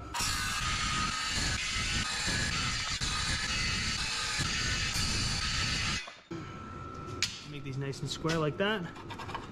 And then what I'm going to do is weld it down the side, so that way when I drill it, the hole will be perfectly in line with where it needs to be for all of them.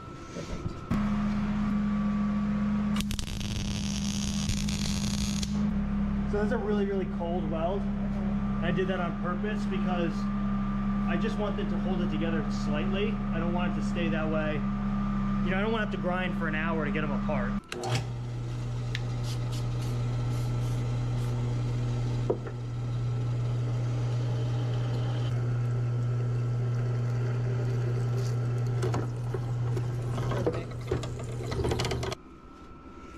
Can you see the light through? Mm-hmm. It's gonna sit like that.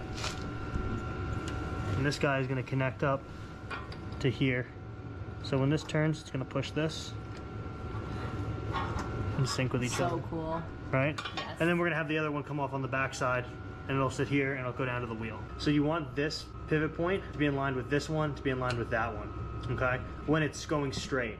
What that means is when I have an arm coming from here down to the tie rod will be the same length as my A-arms, and so when I hit bumps and stuff, the tie rod will just pivot in the exact same plane as the A-arms, and I won't get any bump steer.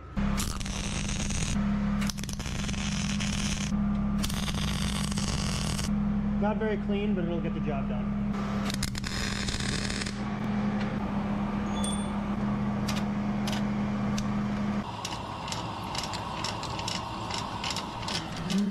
We finished up making the arms that make these pivot.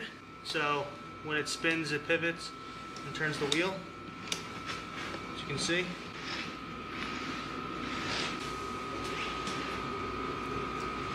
Excellent. Oh my god.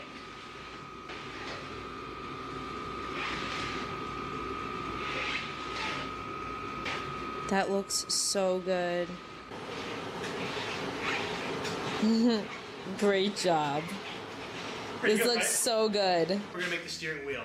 And for the center of our steering wheel, I'm gonna reuse a old sprocket that I had from the Booze Cruise. It's just gonna look absolutely sick having a sprocket in the middle of the steering yoke. But when we go to make the steering yoke, what I'm thinking is, you know, there's gonna be 2 pieces on the sides, 4 from each end going into the center, which will connect to this. The main problem is that there's not much room to weld onto it. So what the plan is I'm gonna cut off a piece of this tube that's below me and just weld it up on the end of that, and then everything will connect to this tube, and this will just sit there and be kind of pretty and control all of the motion into the steering shaft.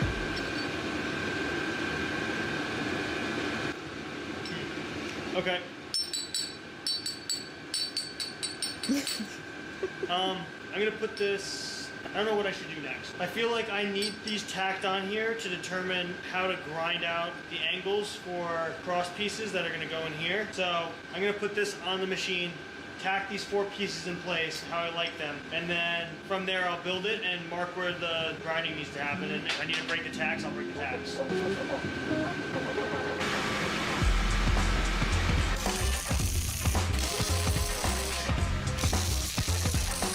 We're gonna need to grind these sides away a little bit.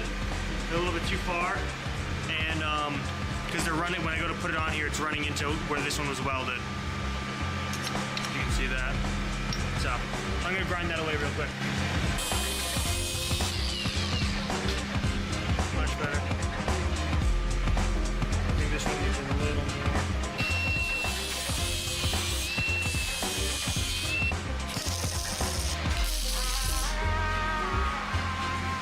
Alright, so I just finished tacking all 4 of these tubes in place to make this nice X. And the notches were a little bit difficult, but the plan now is we're going to get some new tube, bend up 2 with slight arcs that'll go in here, and then we'll notch these guys out and tack it all in place, and we should have a nice steering yoke.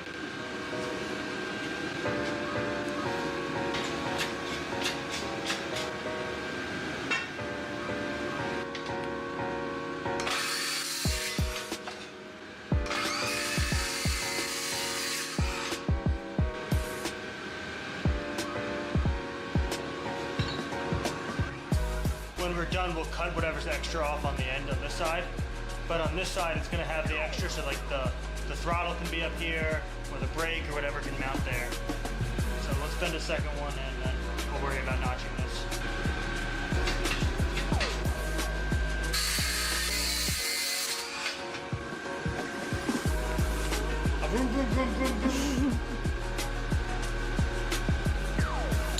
All right, so now we'll need to notch these out.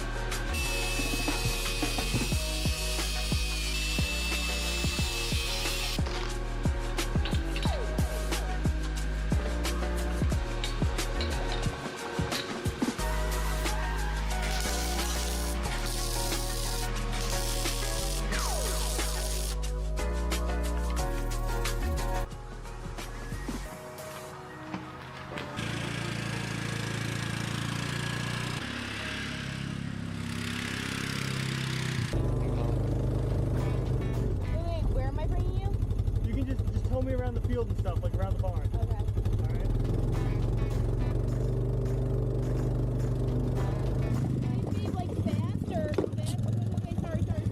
Just go, keep going. Oh.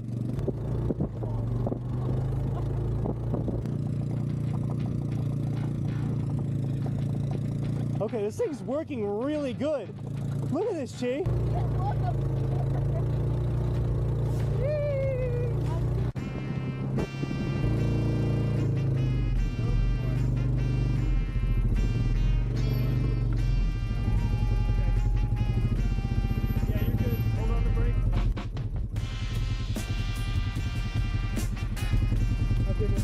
Right away now.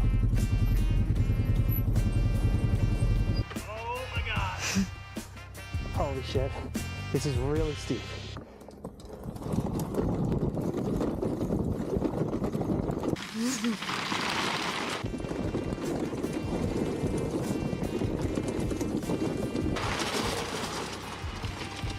Oh my god, that was way nicer than the tube. Yeah, I was actually really scared. I knew you were. Oh my god. We're getting ready for the first start. There's a couple things that we need to take care of before we're actually ready to get there. The first being the radiator, second is the exhaust, and third would be the electrical. But the first and second are more important. So this is the radiator that came off the four-wheeler. It's a bit crusty, and I got a new one right here that we're gonna transfer all of the important bits onto. We got the radiator fan and reservoir, transfer that onto it. And then we will figure out how to mount this into the Power Wheels. So when we go to mount it into the Power Wheels, we're gonna put it actually right where it would be located in a car, right in the front, which is gonna look really cool. But the reason why it's important that we do the radiator first is the exhaust is gonna sit right behind it. So we need to make sure that we have enough room for the radiator, the fan, and then we can make the exhaust. Versus if we make the exhaust now, we might not have enough room for the radiator. Put the body off and see how it fits inside. Look at how good that fits. It's like it was designed for it. I think there was a person in the Power Wheels factory who was thinking about this. We got it as far forward as we can, right like that.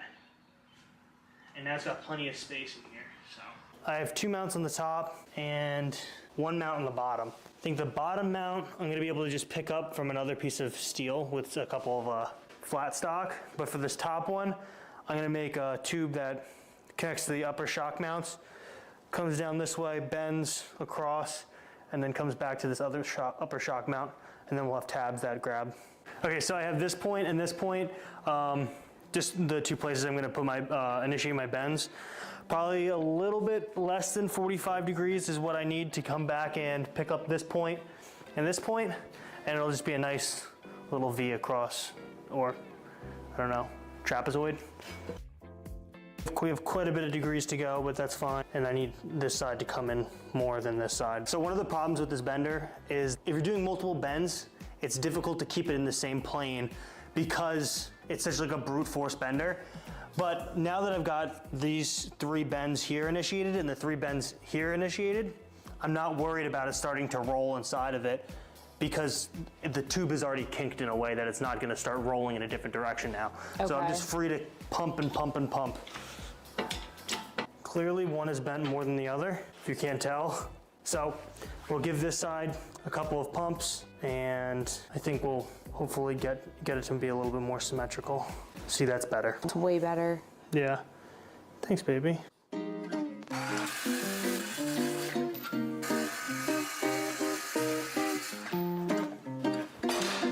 Excellent job. Yes, I'm pretty happy with that. Yeah.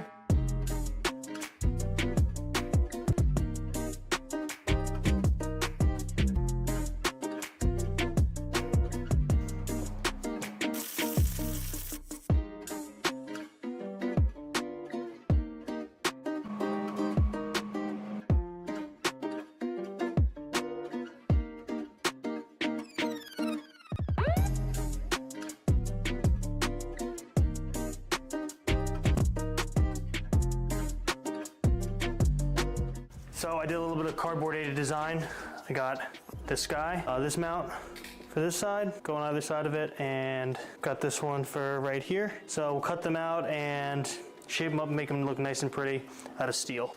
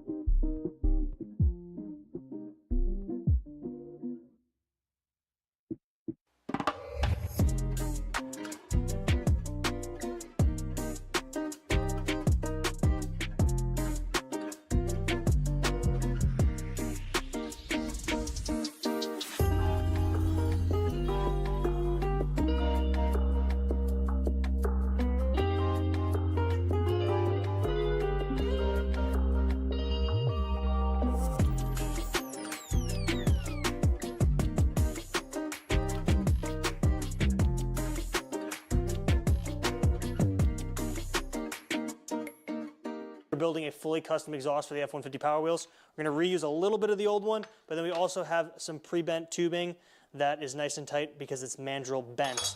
The plan is to take this, reuse the mount, have it come up and out of the hood, down along the side of the frame rail, and then we will be one step closer to the first start as well as the first test drive.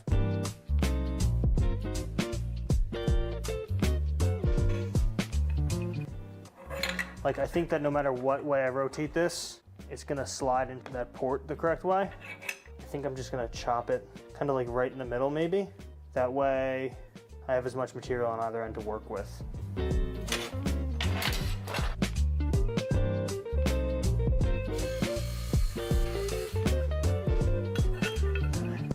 have to trim the body? Well, just the under the hood, so it's not a big deal, luckily. It's not too bad. I love that it has a hood that pops. It's gonna be even cooler when the exhaust pipe comes through, up and through it.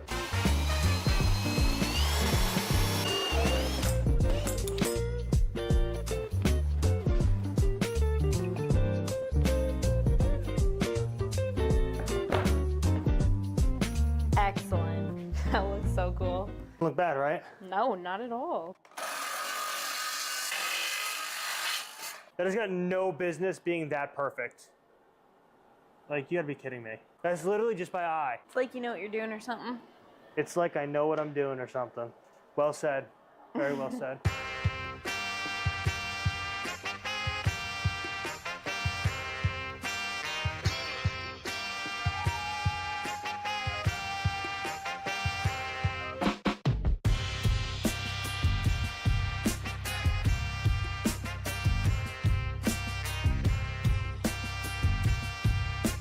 All right, so I just finished TIG welding this.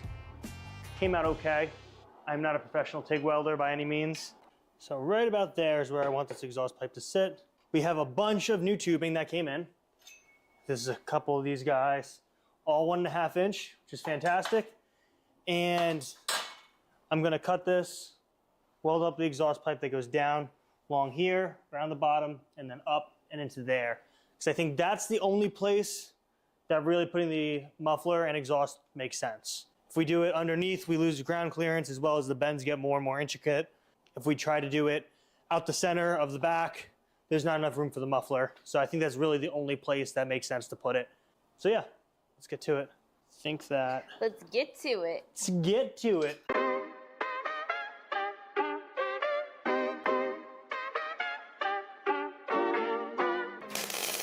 No warning of that. Sorry. You want me to burn my eyeballs out.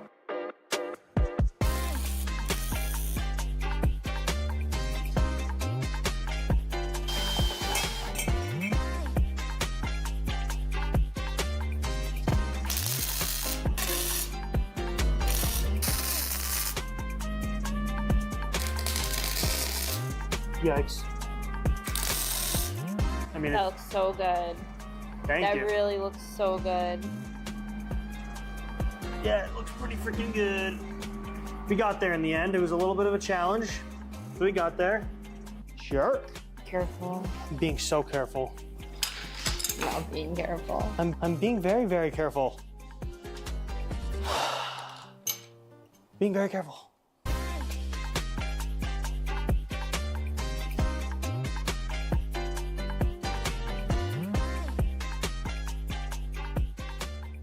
All right, so what did you get done yesterday? So yesterday, I fully welded the exhaust, so it's nice and TIG welded together. Hopefully there are no leaks. The other things I did was I put the oil tank in, rerouted the oil lines, and I added the lines for the radiator. I also did almost all the wiring, but we have an issue where we don't have spark. So we're missing a signal somewhere. I'm just gonna figure that out, and then hopefully we get the first test start, which would be absolutely sick to hear this thing finally running.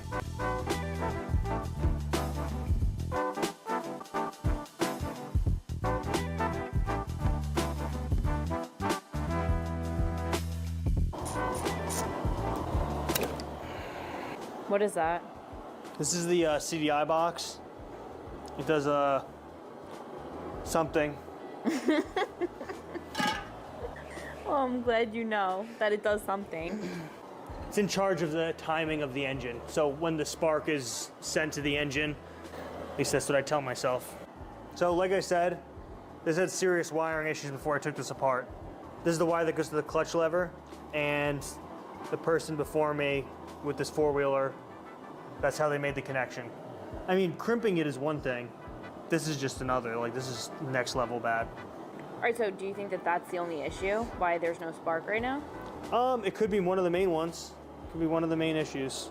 We'll see. See if it's the only issue. Last night when I was getting to crank over and I found out there's no spark because I was jumping the solenoid, I found out the wire was all messed up, as well as a couple other things. And so we got it cranking on its own the way it's supposed to be. Now I'm gonna pull this out and see if we have spark. Hey, we have spark too. You wanna come get a close up of it? Yeah. So look right in there. Oh my God! Do it again. Great job, baby. Thank you. All right, so plug that back in, spray some starter fluid in it and see if it.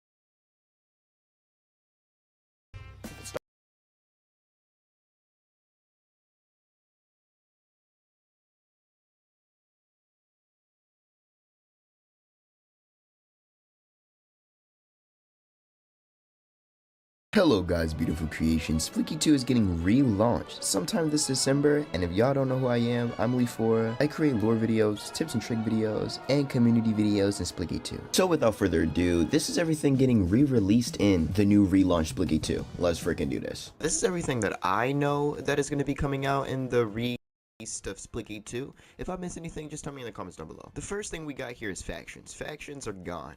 There's going to be no factions. Every single ability that you see here is going to be floor loot. It's going to be floor loot. Factions are gone. Now, there's still going to be Arrows, Meridian, and Sabrask as their name factions, but factions are not going to be a thing. made a video showcasing some interesting data about blueprints, but unfortunately I displayed the data in a way that was a little bit misleading, at least at the start of the video. Now, it's on me, I should have been a little bit more careful how I explained this information. The unfortunate part of this is a lot of people saw the start of this video and assumed the entire video was just filled with rubbish. It's on me for making the mistake at the beginning, but later on in the video, there were some very important details about blueprints. And since that video, I've had a lot of discussions with people in my chat, members of the community, and gathered even more information to confirm some very important facts about blueprints. We can, without a shadow of a doubt, confirm some things now that you may have missed in the first video because you clicked off after I said some silly stuff without thinking carefully about what I'm saying. So in this video, I'm going to be very careful about the words I choose to make it very clear what we know about blueprints and what I think might be happening with blueprints.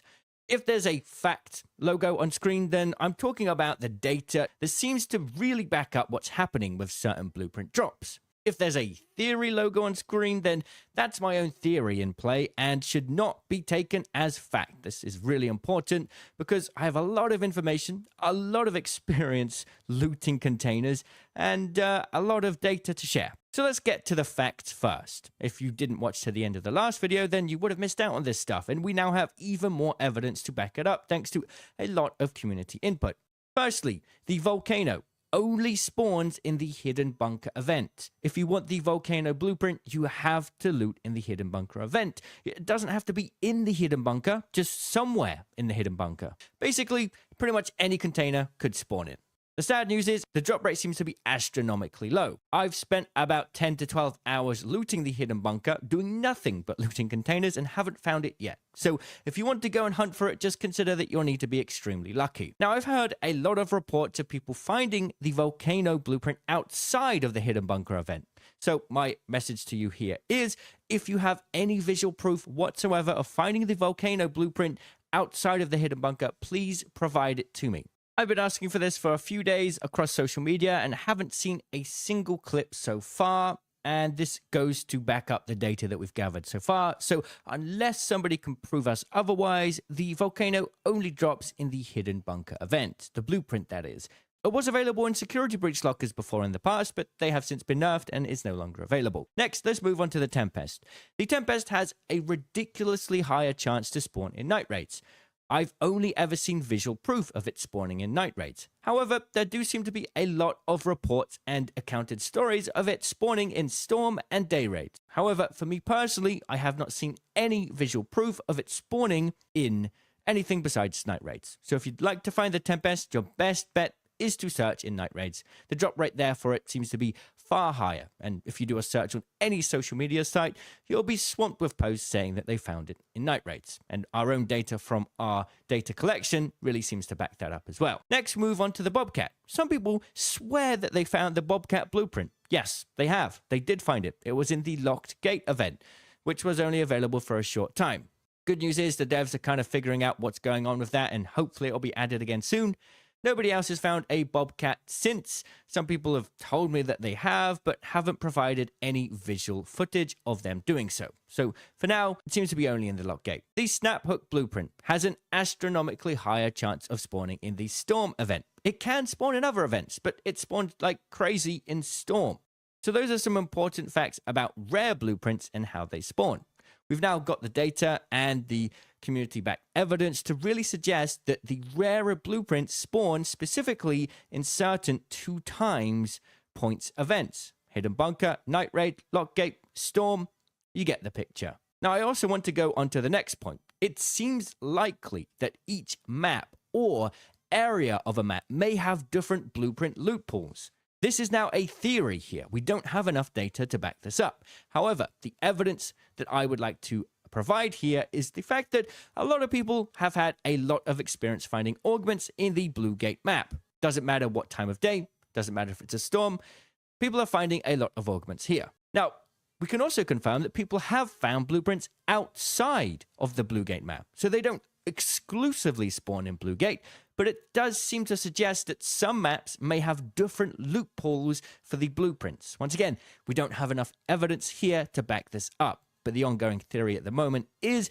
if you can understand which area has a certain blueprint loophole or which map, that might help you as a player figure out what you need to change in your behavior to find the blueprints that you haven't unlocked yet. Now I want to draw my conclusion back to the original data that sort of got a lot of people frustrated with my video. And I read through a lot of comments. I understand the points they were making. And in fact, during the entirety of my video, I do try to explain the biases in this data as much as humanly possible. But I think that I did a bad job of explaining things and the words came out the wrong way and it just misled people. So this is the data we got. Out of over 3,000 submissions, the majority of blueprints were found on night and day raids, with a very small portion being found on storm raids. Now, this data doesn't tell us what raids have better blueprints. It's basically telling us which raids people have found blueprints in this data, right? Very heavily biased information. So we cannot get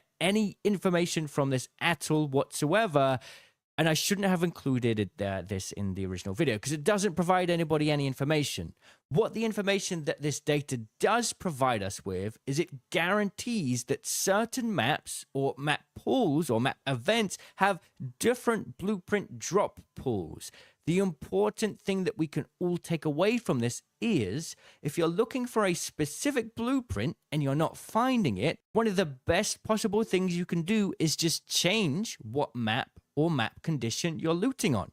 If you're usually a night raid looter and you really want a specific blueprint and you're not finding it, maybe try a day raid. Day raids clearly do drop blueprints as well, perhaps not as much as night raids. We don't have the evidence or data to even prove that.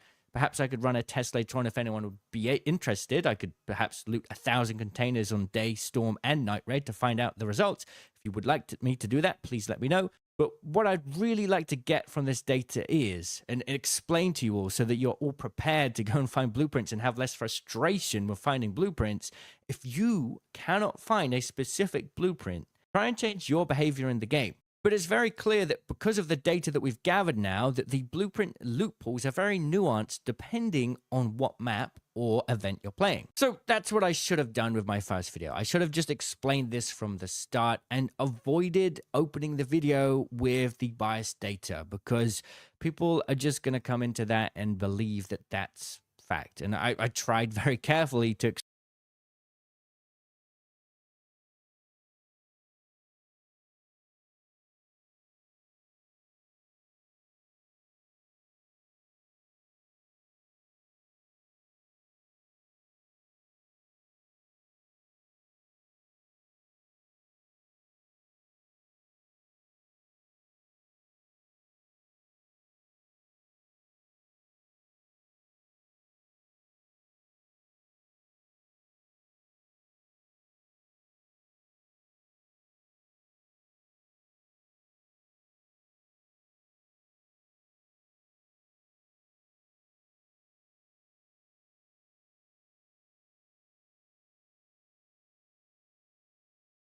need to have bus driver level 3, driver level 5, 60k to purchase the Lilliput, and about 140k for quality of life upgrades. And lastly, you must be able to have a company or be part of a company. If your levels are a bit too low, then no worries. Head to Gangjang bus terminal, rent the smallest available bus, and grind out one of these beginner routes. This Sijio Gyeoi Poi downtown, probably pronounced it totally wrong, and the Gangjang Town one. They're quite short, they're simple, but they'll definitely get your levels up quick. Once your levels are set, head to the Namwan bus dealer.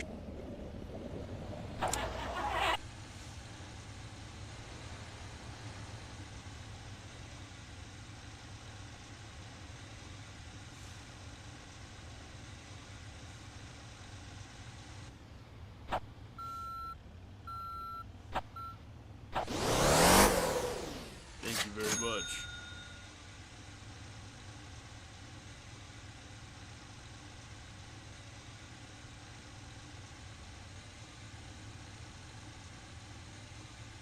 Thank you.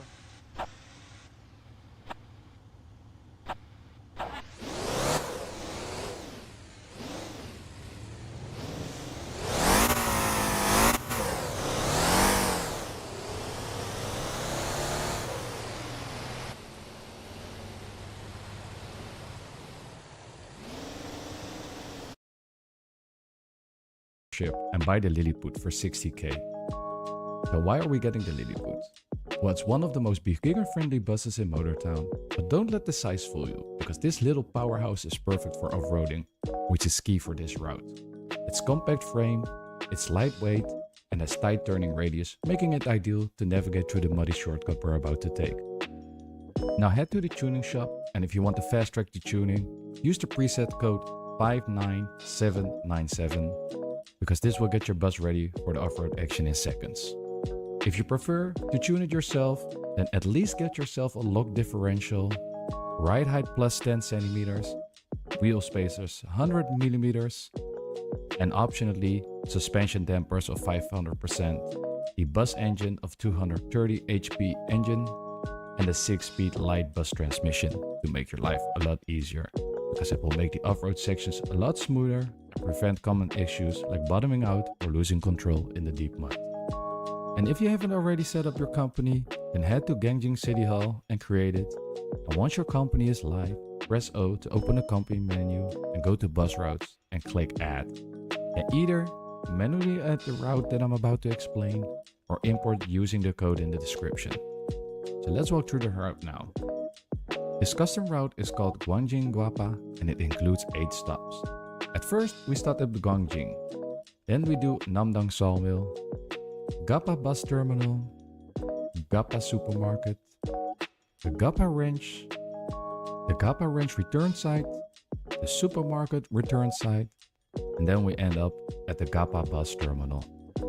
This route is calculated based on road distance, but we're cutting off half the time by taking a muddy shortcut, and that's where this Lilliput's gonna shine. Before you start the route, I highly recommend placing a camp event at the Guangjing base, especially if your server doesn't already have one. This lets you quick spawn your Lilliput right at the start. Optionally, you can also bring in a fuel tanker using a Jamusi or an Atlas tanker to refuel.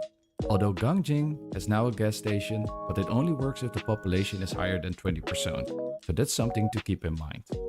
Once you're set, spawn the Lilliput and select your route. Now drive to the first stop and press X to open the door, or D-pad up if you're playing on a controller, and let the passengers board. Once your passengers are inside, you will see a comfort circle at the center bottom of your screen. This is key. The white dot represents your driving, and if strays into the red, your passengers will lose comfort, which means a smaller payout. So keep the bus smooth and don't crash and avoid sudden stops. You also need to watch your schedule, because at each stop, the game will tell you if you're too early, on time, or late. Being on time gives you an additional payout bonus. So if somebody wants to get out at a stop, make sure if you're too early that you stop and wait until the timer says you're on time, and then drive to the stop and let the passengers get out. Now for the route. The first part is basically just following the route as the directions are shown, until you get to this intersection. That's where we head into the muddy off-road. And the muddy shortcut has 3 sections you need to master. Section 1. You need to build up some speed and keep the bus straight and ease up on the throttle once in the mud to avoid digging in. Once you are over the hill, you're clear to go.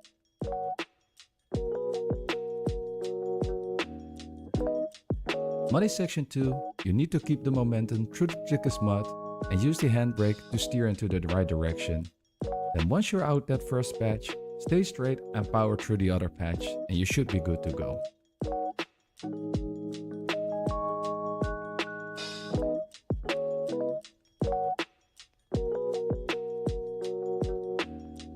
And the last one is the biggest part, but you can totally skip it. For the muddy section, go to the left, up the hill, make sure you have some speed, but watch out for those rocks, because otherwise you might either crash into it and lose your comfort level, or you totally flip over and then you lose all the comfort level. But once you're over the hill, just slow down a bit and hug the left side and follow the road on the screen. And then, once you're at the end of that off-road section, you should be able to get on the road again and just breeze through the sawmill.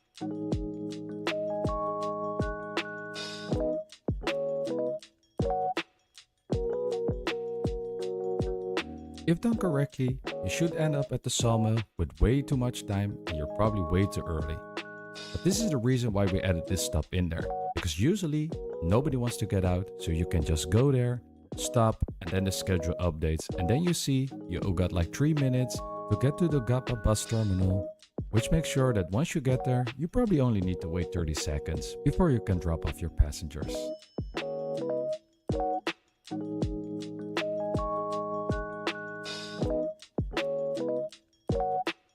Now finish the loop until you get to GAPA bus terminal again.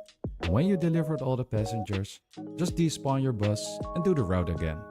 There's no cooldown like the deliveries, you don't need to wait for items to refresh, and best of all, you don't need to lift a single box and manually load that in. Now if you're on a multiplayer server, the town bonuses can push your payouts even higher, especially with the GAPA and Guanjin because they're mostly boosted to, oh you know, a certain run. So there you have it, an easy and peaceful way to make over 300k every 20 minutes with zero delivery stress and a ton of XP along the way.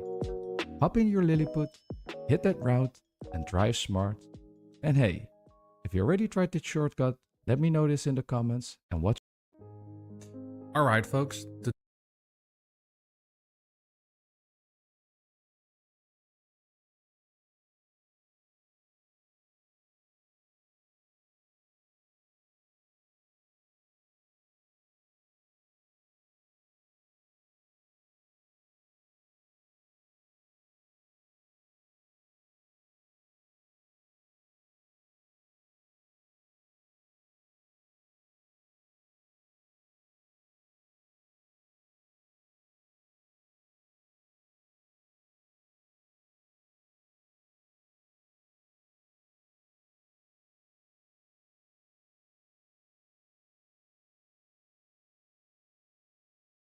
Today I'm gonna show you how to make big money in Motortown.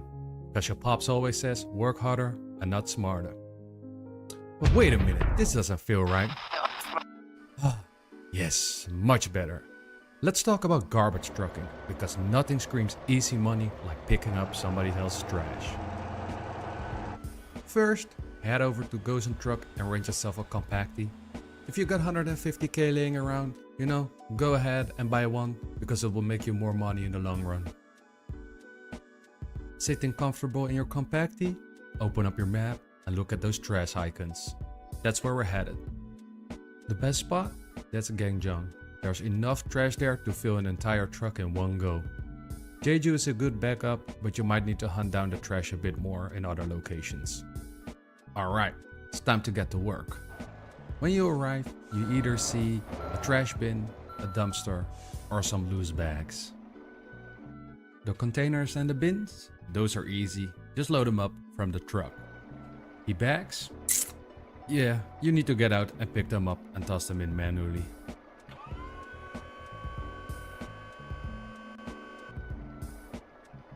Once you get the hang of it, you'll be popping off like an NBA star.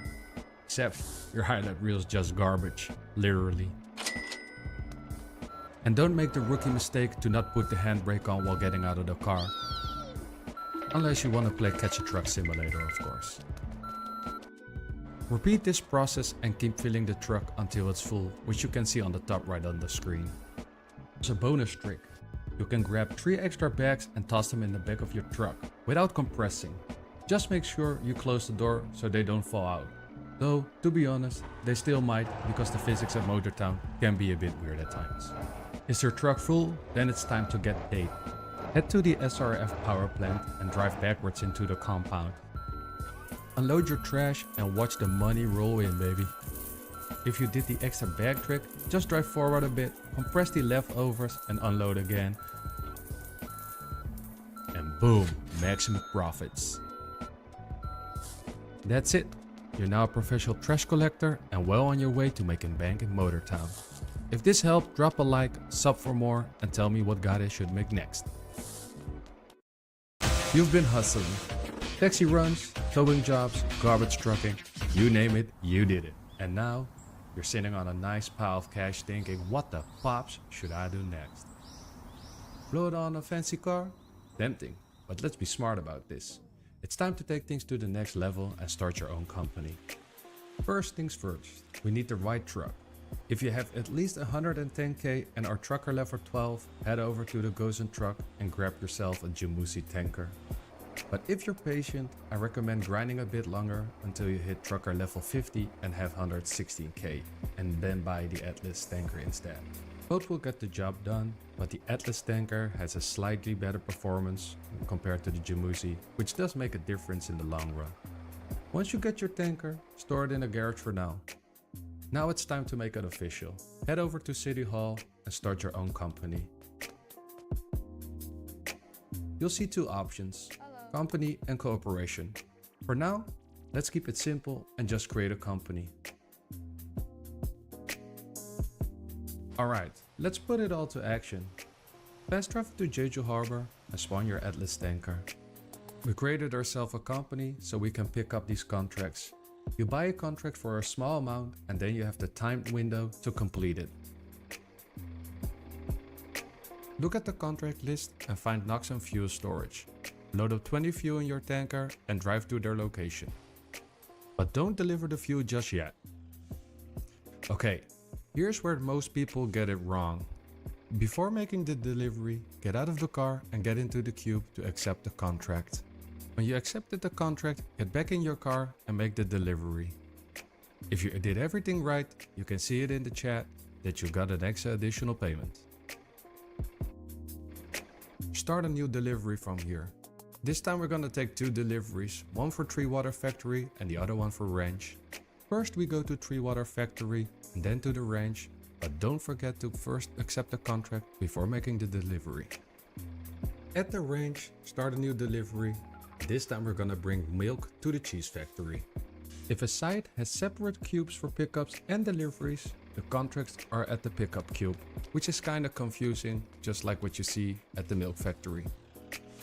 This route takes about 23 minutes and makes me over 100k per run. And there you have it, from hauling garbage to hauling liquid gold.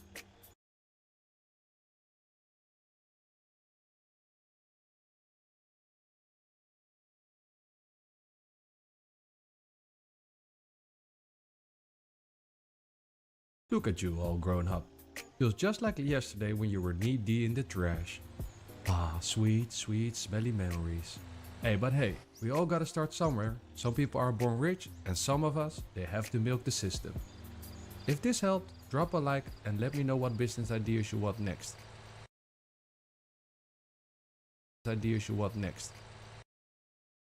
Want to be the pop star of the wrecking world, like your pops? Well, you've gone to the right place, because I'm gonna show you the fastest way to level up Wrecker in Motortown. Before we start hauling like a pro, we need the right tools. First off, we need the FL1 truck, and it costs 160k and requires trucker level 15 and can be bought at the Gozen truck dealership. With it, you need a Lomax trailer with the ramp, which is about 190k from the Tozen trailer, and these two are the backbone of your wrecking empire. But what if you're broke? Well, do a few garbage jobs because they don't require anything to do except for just driving around and pick some trash, and they even level up your trucking skill. Once you're ready, head to the Dasa Harbor because this is the place where the real work begins. It's time to play Repo Man. Once you're there, spawn your FL1 truck and the Lomax and then drive to the location on the map.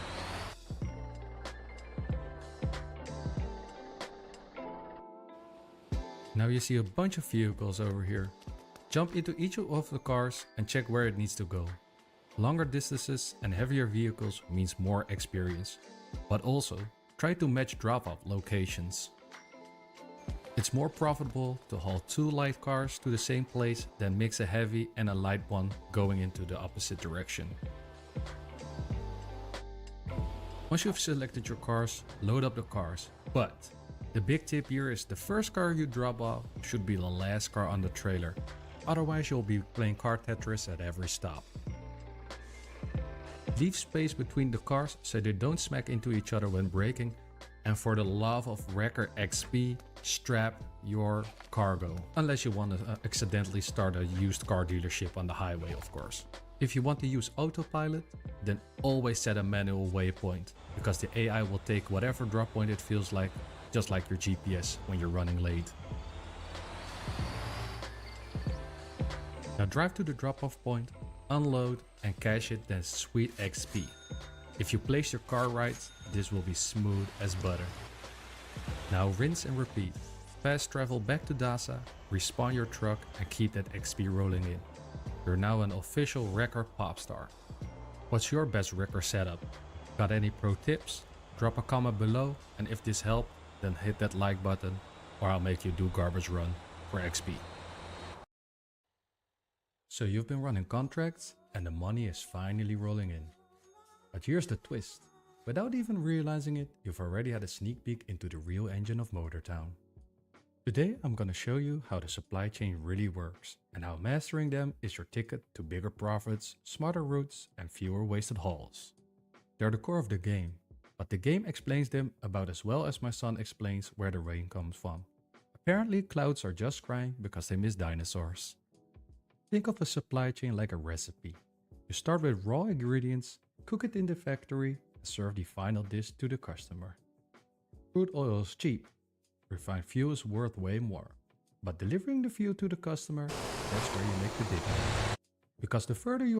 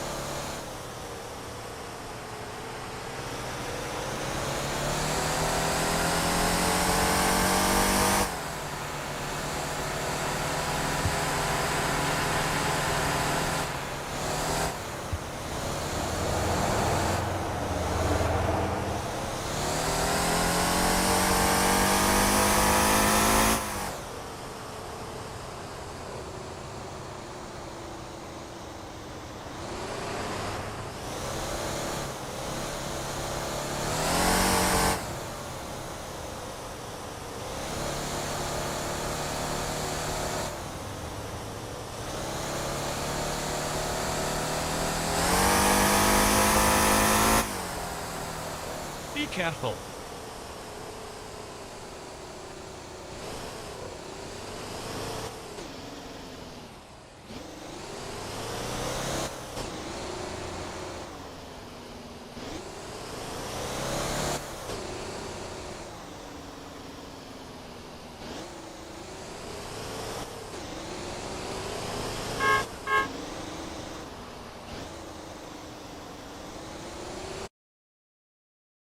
in the chain, the more cash those contracts pay out.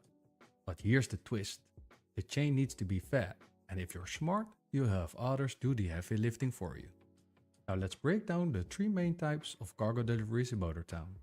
You'll be dealing with these all the time, so understanding them is key to maximizing your profits. The first one is raw materials.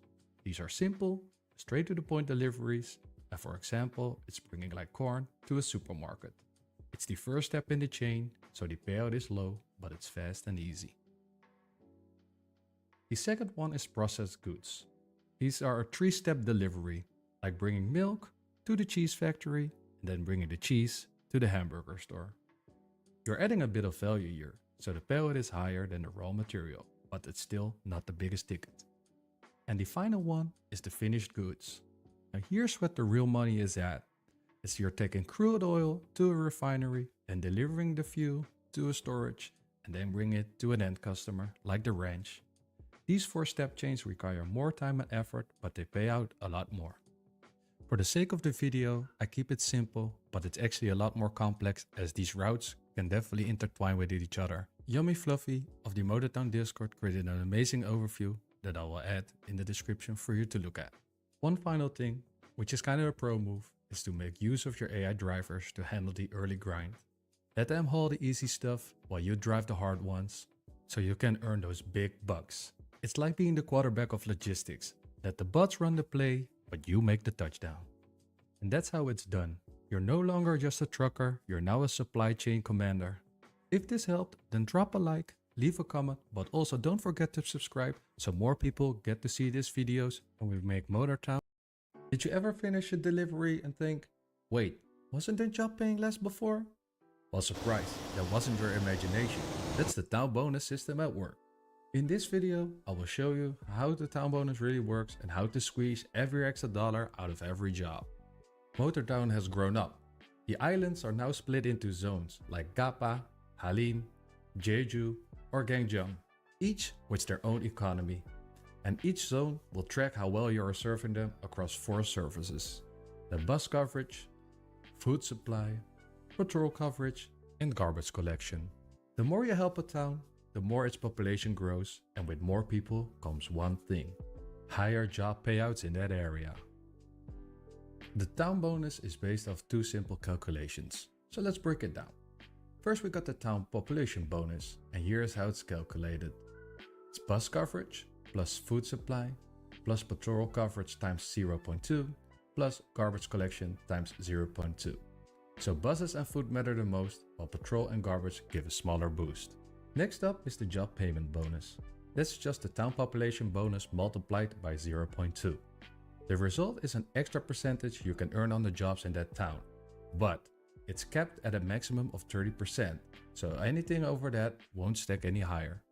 Let's walk through a real example. Say you're working in Gangjeong and here's your current town coverage. Your bus coverage is 80%, your food supply is 60%, patrol coverage is 50%, and the garbage collection is 30%. But as you can see, at the patrol and the garbage collection, we need to do the multiplier, which is times 0.2, which then gives us 10 and 6, and a total of 156. To get the job payment bonus, we need to multiply that number by 0.2.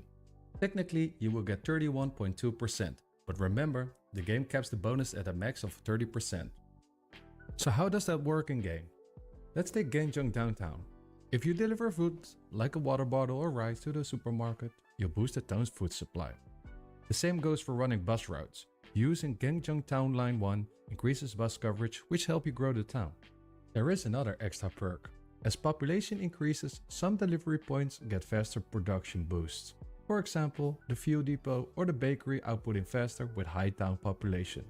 So yeah, you're not really just helping yourself, you're also speeding up the whole economy. And that's how the town bonus system works in a nutshell. You keep the people moving, fat, safe and clean, and they'll thank you with some fat stacks. Now go out there, do good work, and watch those numbers climb. And hey, if your garbage route... So, you mastered highways, cruised coastlines, and now it's time to hit the dirty stuff. Welcome to off-road trucking, where the roads are rough, but the money still rolls in.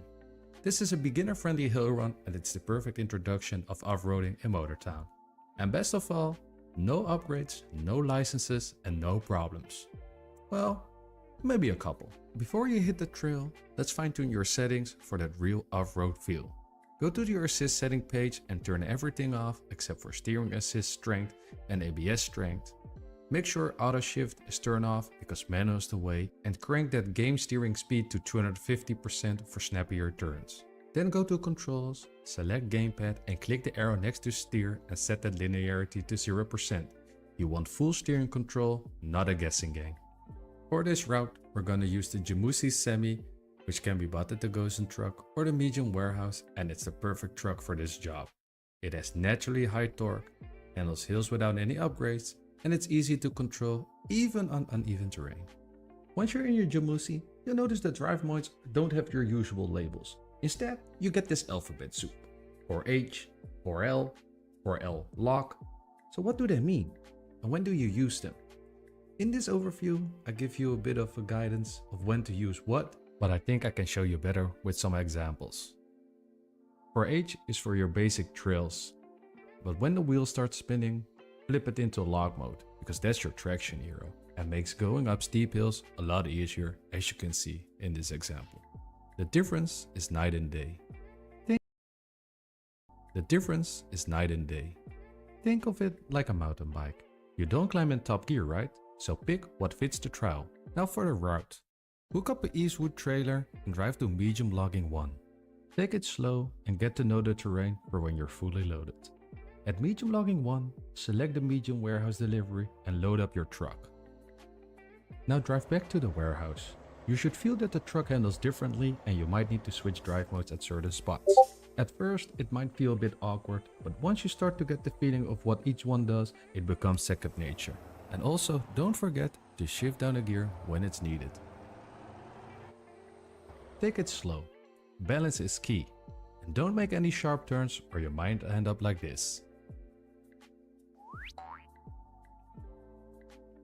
When you reach the warehouse, don't forget to get the 20 log contract before delivering it. It will take you 5 routes to complete it, but you have plenty time to fail. Start simple, drive smart, and before you know it, you'll be handling steep mountain hauls like a pro. Off-roading might look intimidating at first, but with the right setup and a solid route, it's one of the most rewarding paths in Motortown. And hey, just remember, off-roaders don't get lost. The people have spoken. You voted and I listened. And today, we're setting up the best AI routes for passive income in Motortown. But this isn't about making lazy money while you snack on your chips. We're building an actual network. We're setting up 5 routes to boost every major town bonus and keep supply chains alive. We'll be covering 1 bus route for Jeju, 1 bus route for Halim, Gyeongjong and Seongsang, 2 semi-routes to supply Gapa and the steel mill, and 1 pallet delivery route that ties it all together. One quick thing before we start. AI routes aren't going to make you rich. They're more like your backup crew, keeping towns growing, supply chains flowing, and the bonus stacking up while you focus on the real hauls. Since all these things vary between servers, it's really hard to call any setup perfect, but I'll try to show you a solid foundation to get you moving. First up, a simple loop around Jeju City. The goal is to boost the town bonus while earning a solid passive income. And the best bus for this is the Air City because it has low requirements but great maneuverability. Next up, we're gonna connect Halim, Gyeongjong and Seongsang with 1 clean regional sweep, and the goal is to boost all the town bonuses of this one, and you need the Roadmaster bus for that because it's one of the best buses for long distances. And here we're going to start feeding the industrial chain. The goal is to deliver limestone to the cement plant to power up the cement industry, which will lead to higher paying future deliveries involving cement and concrete, and you only need a dumpy for this one. And the other route is to deliver crude oil to the refinery, and if you see my contract video, you know how much money this can make, and this will make sure that you have enough oil to do that, because it kickstarts the fuel production, and which is essential for a lot of industries and profitable fuel contracts.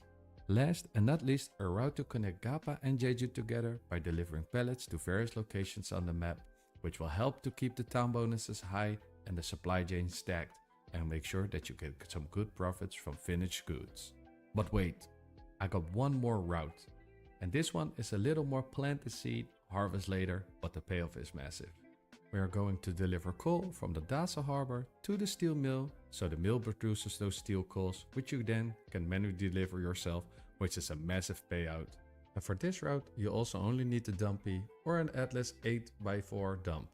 And there you have it, 5 simple passive routes that stack bonuses, supply industries.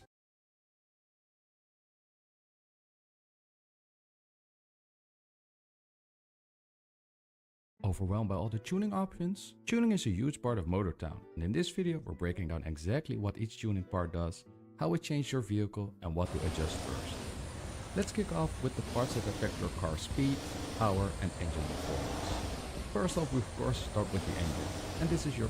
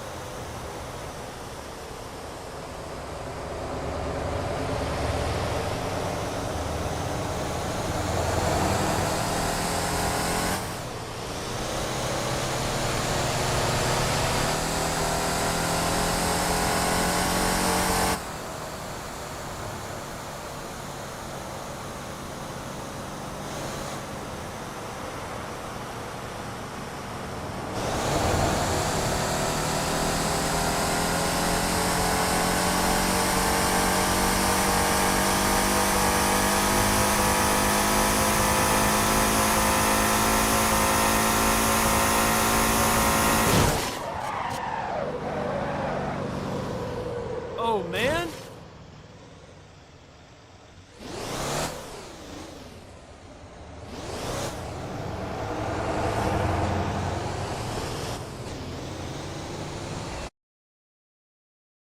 car's heart. Bigger engines produce more power, which means higher speed and quicker acceleration, but also add more weight and fuel use. So a V8 or V12 sounds cool, but it can be overkill for daily driving.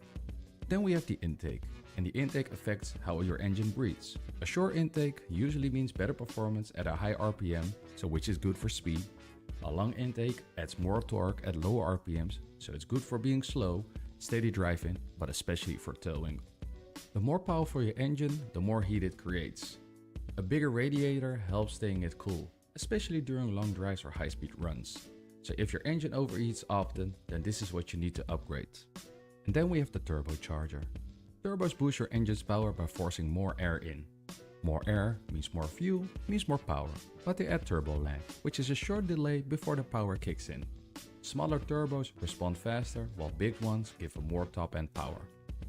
Going fast is fun, but staying in control, that's what separates good builds from great ones. And this next group is all about that. First up is the transmission, and this controls how the engine power gets to your wheels. More gears means more smoother power delivery and higher top speed. Fewer gears means faster acceleration and better control at lower speeds. The final drive ratio is kinda like a volume knob for acceleration. Higher numbers means faster acceleration and lower top speed, while lower numbers means slower off the line but higher top speed. which is great for tailing your vehicle to short daily drives or long highway cruises. Then we have the differential, or LSD, and this kind of controls how your wheels spin when turning. Open diff is basically good for normal driving, while slip diff or limit diff improves grip and stability by bending power to both wheels. Upgrading an LSD is one of the easiest ways to get better traction and control. Then we have the spring and dampers. Your suspension decides how your car handles bumps and corners. Stiffer suspension is better for cornering on smooth roads but rough on the bumps, and a softer suspension is comfy and good for off-road, but it leans more into corners. An anti-roll bar reduces how much your car tilts into corners. Stiff bar means sharper turns, but it can reduce grip on uneven surfaces. Lowering your car improves stability and cornering by lowering the center of gravity. But too low is scraping and bad for off-roading. Race if you're going to ride to long terrain. Last but not least, tires. It's your only contact to the road, so use the right tire for the job. And finally, let's check out the final touches, which is small upgrades that mostly improve looks. First up are the wheel spacers. These widen your track and add more stability, especially in turns. A small visual gain, but also a small handling benefit. The aero parts, such as wings and spoilers, are purely cosmetic. They look cool, but they don't change how your car drives yet.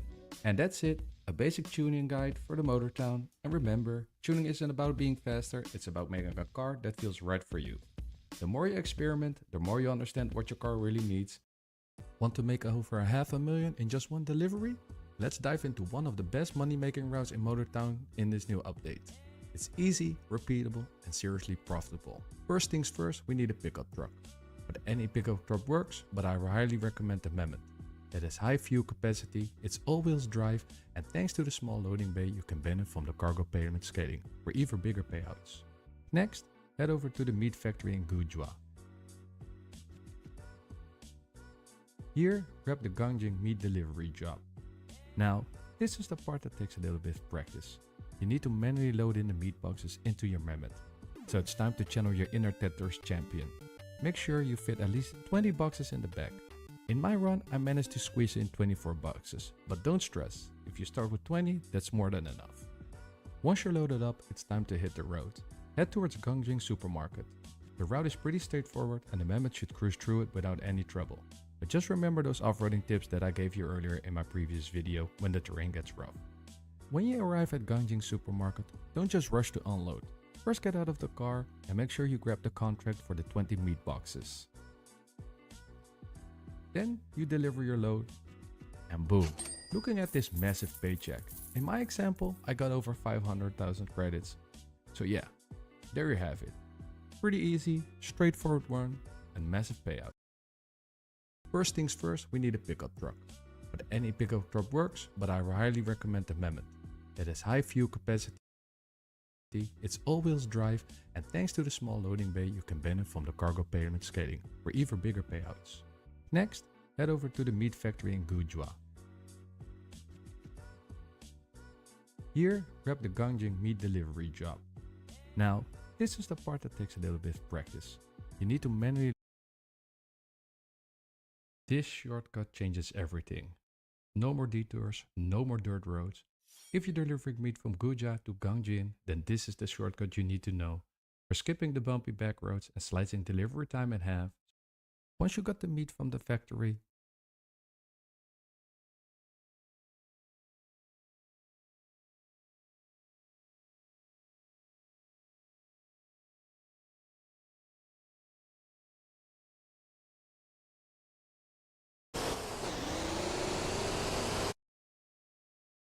go drive to Gapa, to this location that I'm showing right now. At this place, you can go this direction, which is the route I'm going to show you now on the screen, which is super easy. You do need a bit of off-roading, but that's mostly just to get up the hills. But other than that, it's smooth sailing from here on out. Makes this route even much crazier than it already is. So let's cut straight to the good stuff. So the first part is this one, just over the grass. Then we go up into the mountains. And then here you go past a little hill. All the way there, and then you should be fine. So let's set a mark over there. Let's try.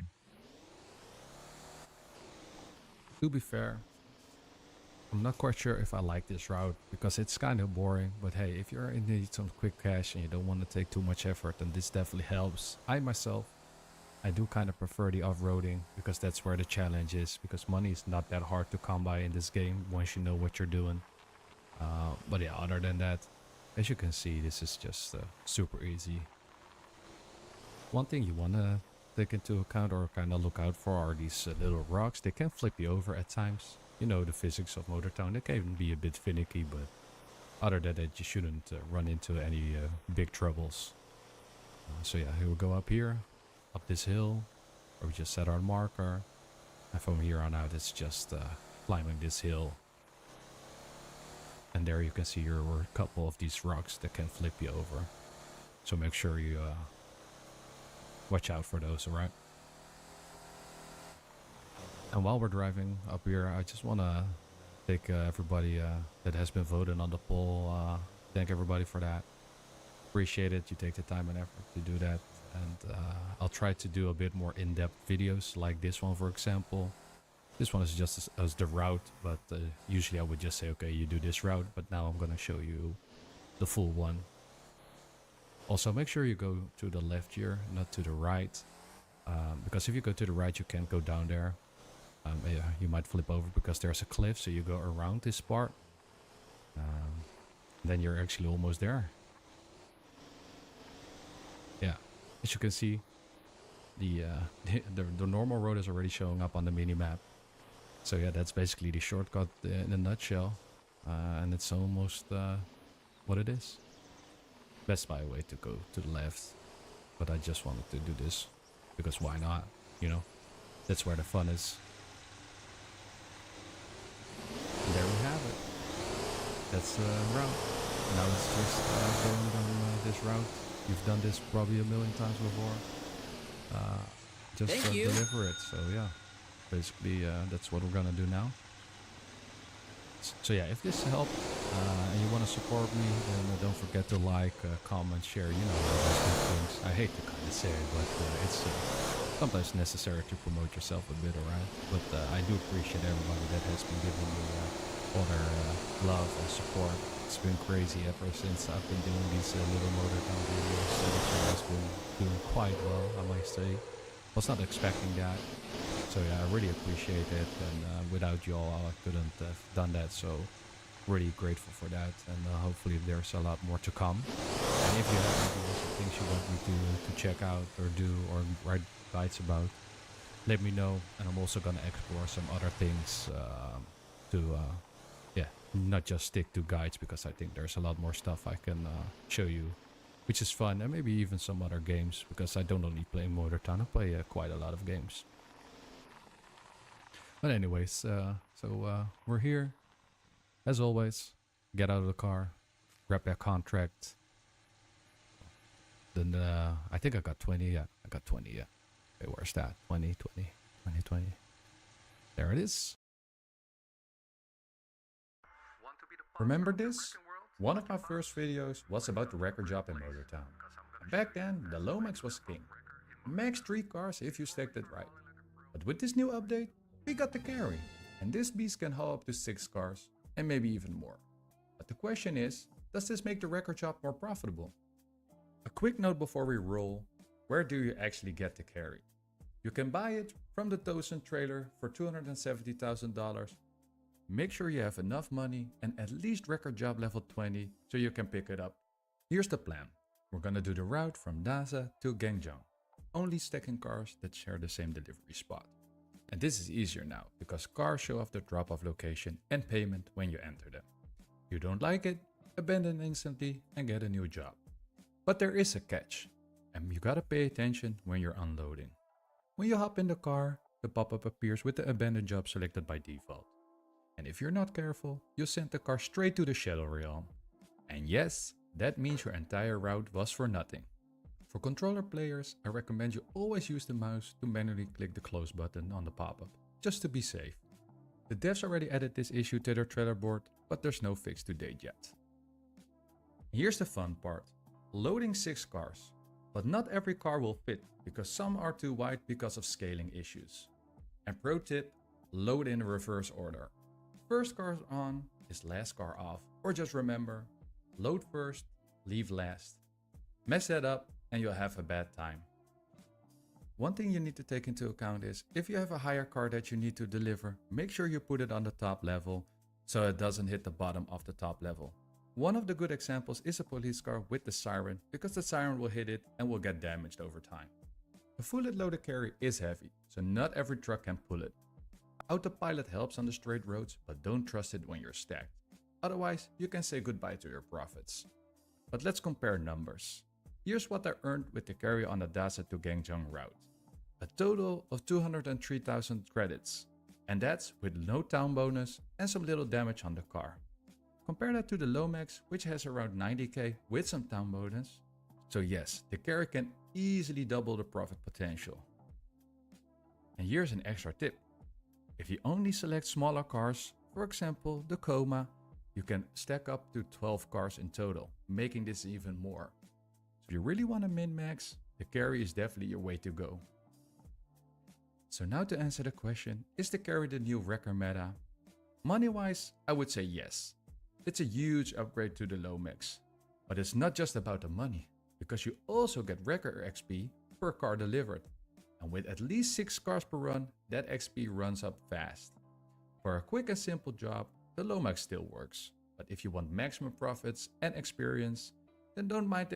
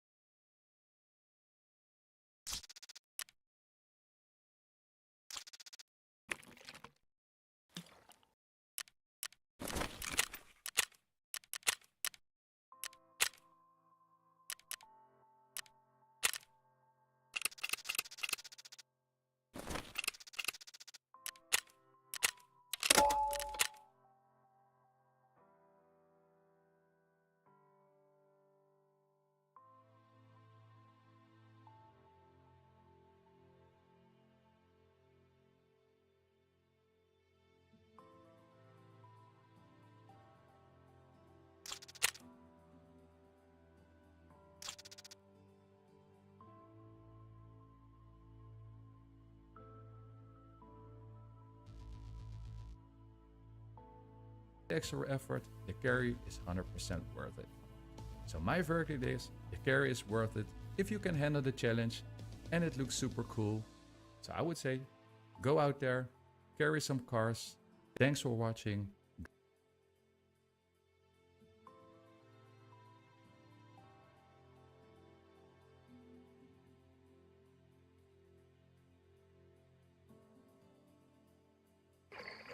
Hi guys, welcome back to the channel. It's Bug. Back after a nearly 4-hour live stream. I'm pretty tired, but I had a break, had a shower, had breakfast of sorts, a couple of donuts, and yeah, right, we're ready again. Got my tea, that's all that matters. So we left off not being able to buy this because of that. That sucks. Because we're not far off it. But we can make some money. Now, what we need to do is I mean, we could right, you know what might be the best option? Get to Jeju. You know what? Actually, I have got the best idea ever. We need to make more money so we can buy that and one of them. Alright? Because then we can start building depots and things. Right, that is the plan. Right, we're going to buy one of them and a depot, and we're going to build the depot. That is our next thing to do. Okay, so to do this, we are going to need some, well, money for a start. I think the best way to make money, we could do, in fact, somebody said in the comments of the last episode about the old contract run that Cap created, and somebody's modified it to milk. Let's do one of those, because we already know the Atlas can make it. I'm not entirely convinced that the tankers will fit on the new Atlas though, so we're gonna have to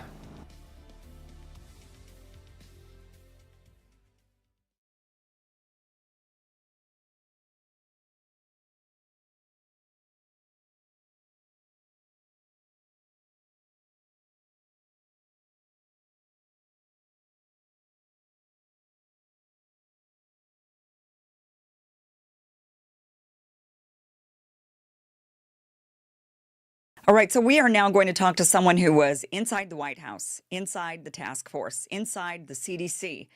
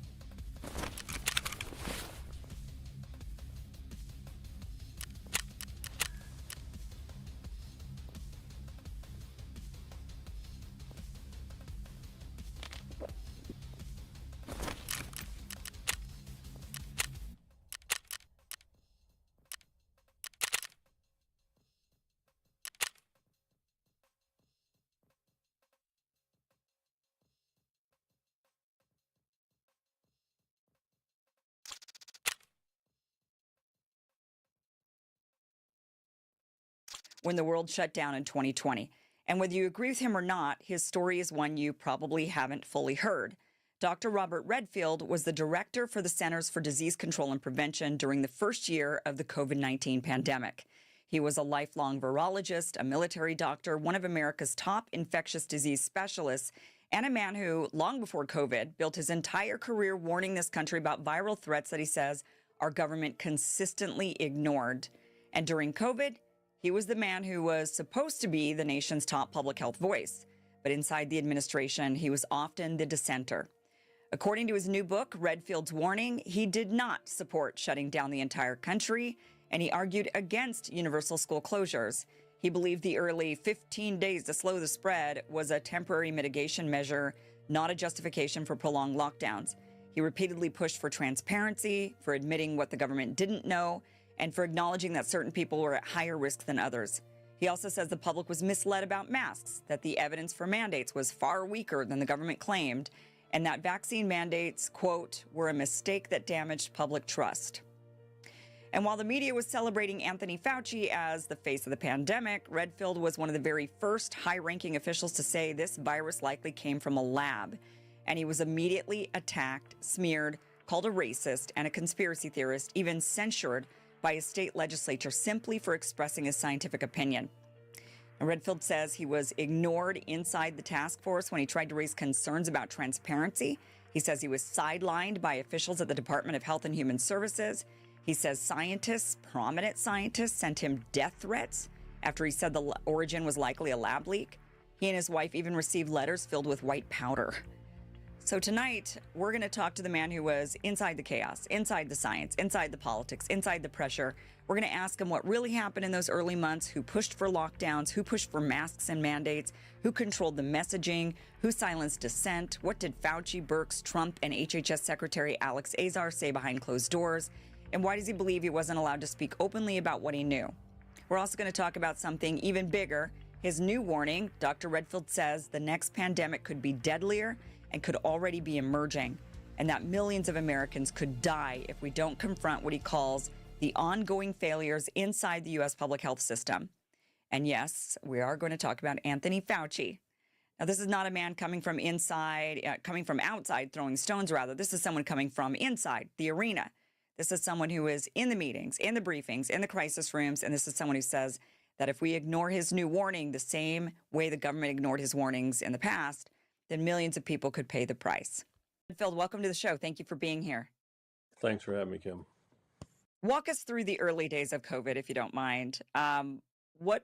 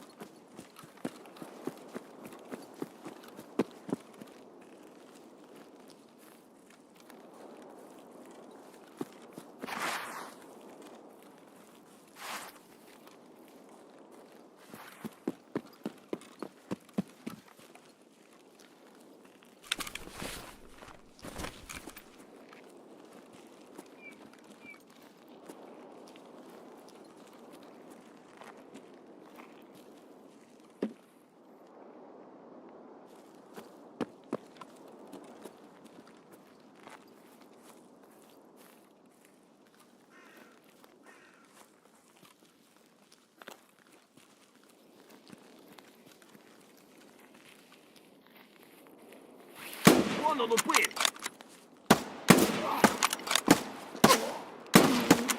Vedi, gioca, gioca!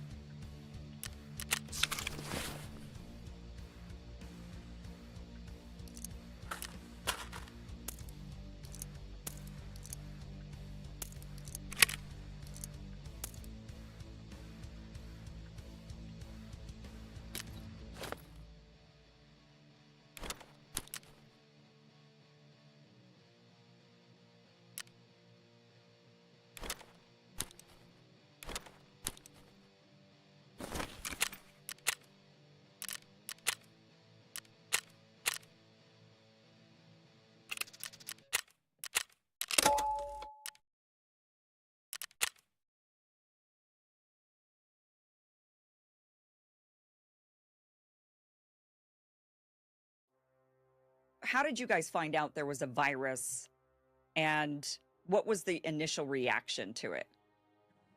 Well, I got a phone call from my office in China when I was on a family vacation that they had 27 cases of a new respiratory.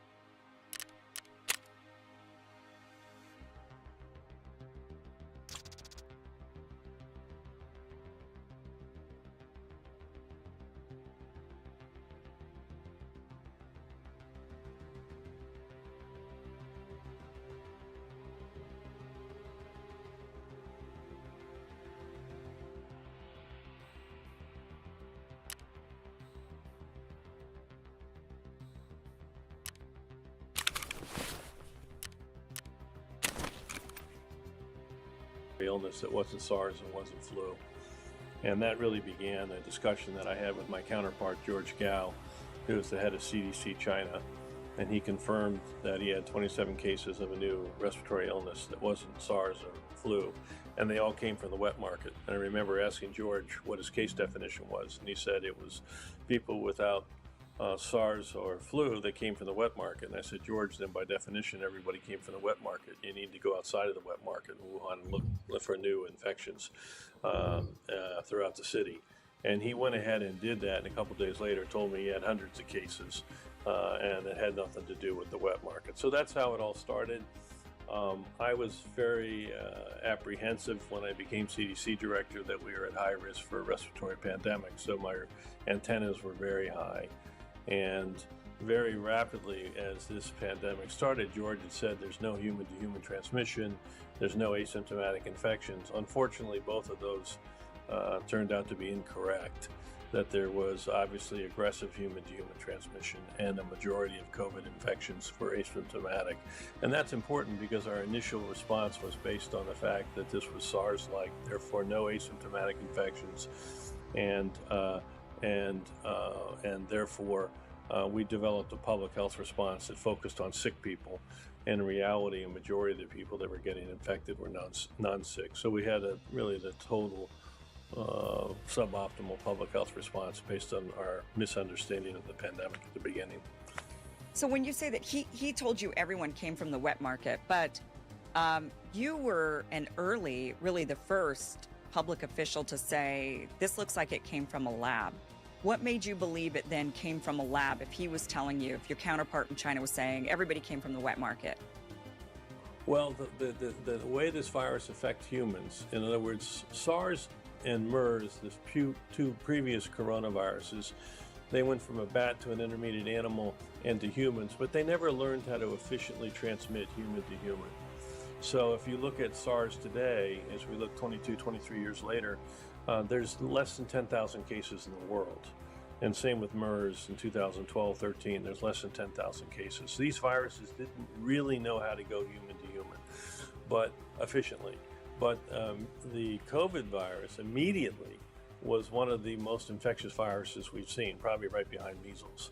So to me, it made me wonder whether or not this virus was taught how to infect humans. And if you looked at the literature, which I did in 2014, the Wuhan lab published that they succeeded in teaching coronaviruses to infect humanized mice and through the H2 receptor. And so they clearly were working on trying to make these viruses able to infect human tissue. So to me, it was the way the virus acted in humans that made me conclude as a virologist that this was not a spillover event similar to the other coronaviruses that we'd seen that, as I said, even to this day, haven't learned how to efficiently transmit among humans.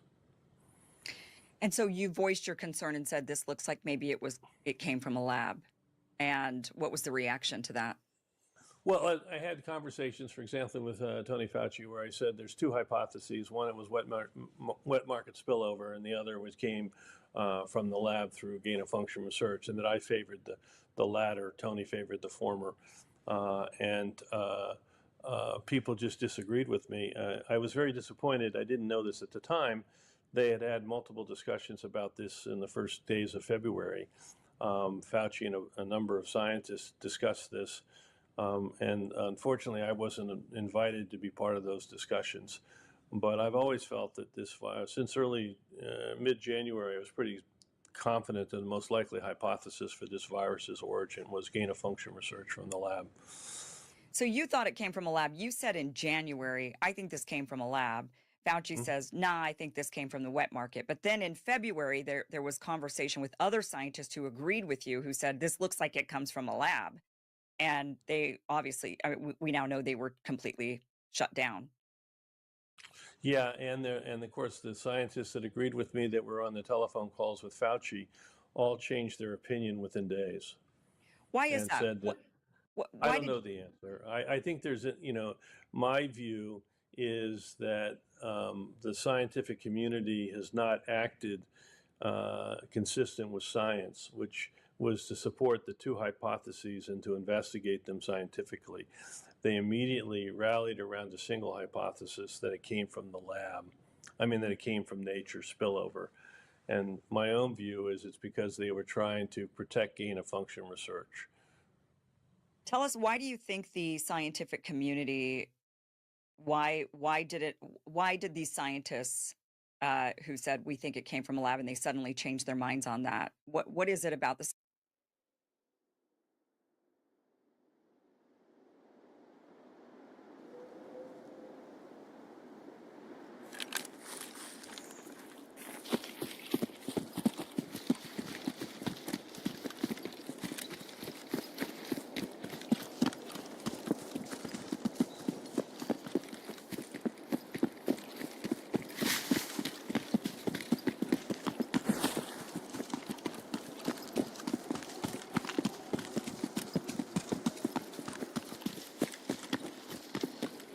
Давай, блядь, давай, сука, сейчас завалю тебя!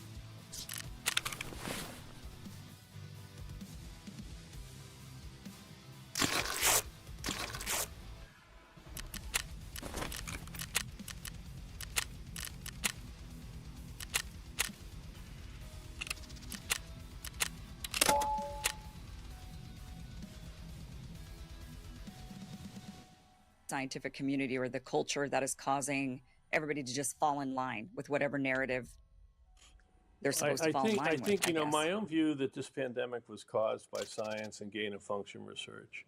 I think the scientific community, after some discussions with each other, realized if it was thought that this came from science, that would then lead to greater oversight and regulation of science. And they didn't want regulation or oversight for science. You know, I've called for a moratorium on gain-of-function research. Fauci and others were strong proponents of gain-of-function research. So I really think it was a decision to protect what they believed was science from oversight and regulation. And that was the entire motivation of saying, no, this came from the wet market and not from a lab. I don't think they believed that personally. I mean, I think science would have gone after both hypotheses. And I've always said that their approach was, Collins and Fauci's approach was antithetical to science. When they basically, in February, the first week of February, sort of came down and said this came from the wet market. Yeah. They should have said there's two, like I said, there's two hypotheses. And at that time, I think they were both credible. I will say, now go fast forward, 2-3 years, we've not found an intermediate animal for SARS that it's very, for COVID-19, it's really just supports more and more the idea that this came from the laboratory. And then when you do your homework and you find out that this laboratory published experiments showing how to infect coronaviruses into human tissue back in 2014, I think it just points to the fact that they were doing gain-of-function research, and this pandemic was a direct consequence of that. Tell us about the death threats that you received, and why did you receive them? Well, I think the scientific community was not open to discussing the possibility that this came from a laboratory. And as I said, because I think they didn't want science regulated. And I don't know what motivated people to want to threaten me. I will say one of them was a very, very prominent scientist who wrote a letter, which I still have. I was going to put in my book, but I decided not to. I'll save it for future. But it was very discouraging how people felt that because of my hypotheses, my view that this came from the lab, that somehow I should do the world a favor and leave it. So I'm very disappointed. So we had other threats. We had the letters in our mailbox that were full of white powder. It turned out not to be anything, but you didn't know when you opened it. And you think that those came from other scientists who were worried about you shutting One down? of them was sure. One of them I know was from another scientist because he signed it. Yeah. And it was a death threat? It was a letter that stated I should do the world a favor and science a favor by ending my life. Thank you for watching this clip from the full Kim Iverson Show, which you can catch Monday.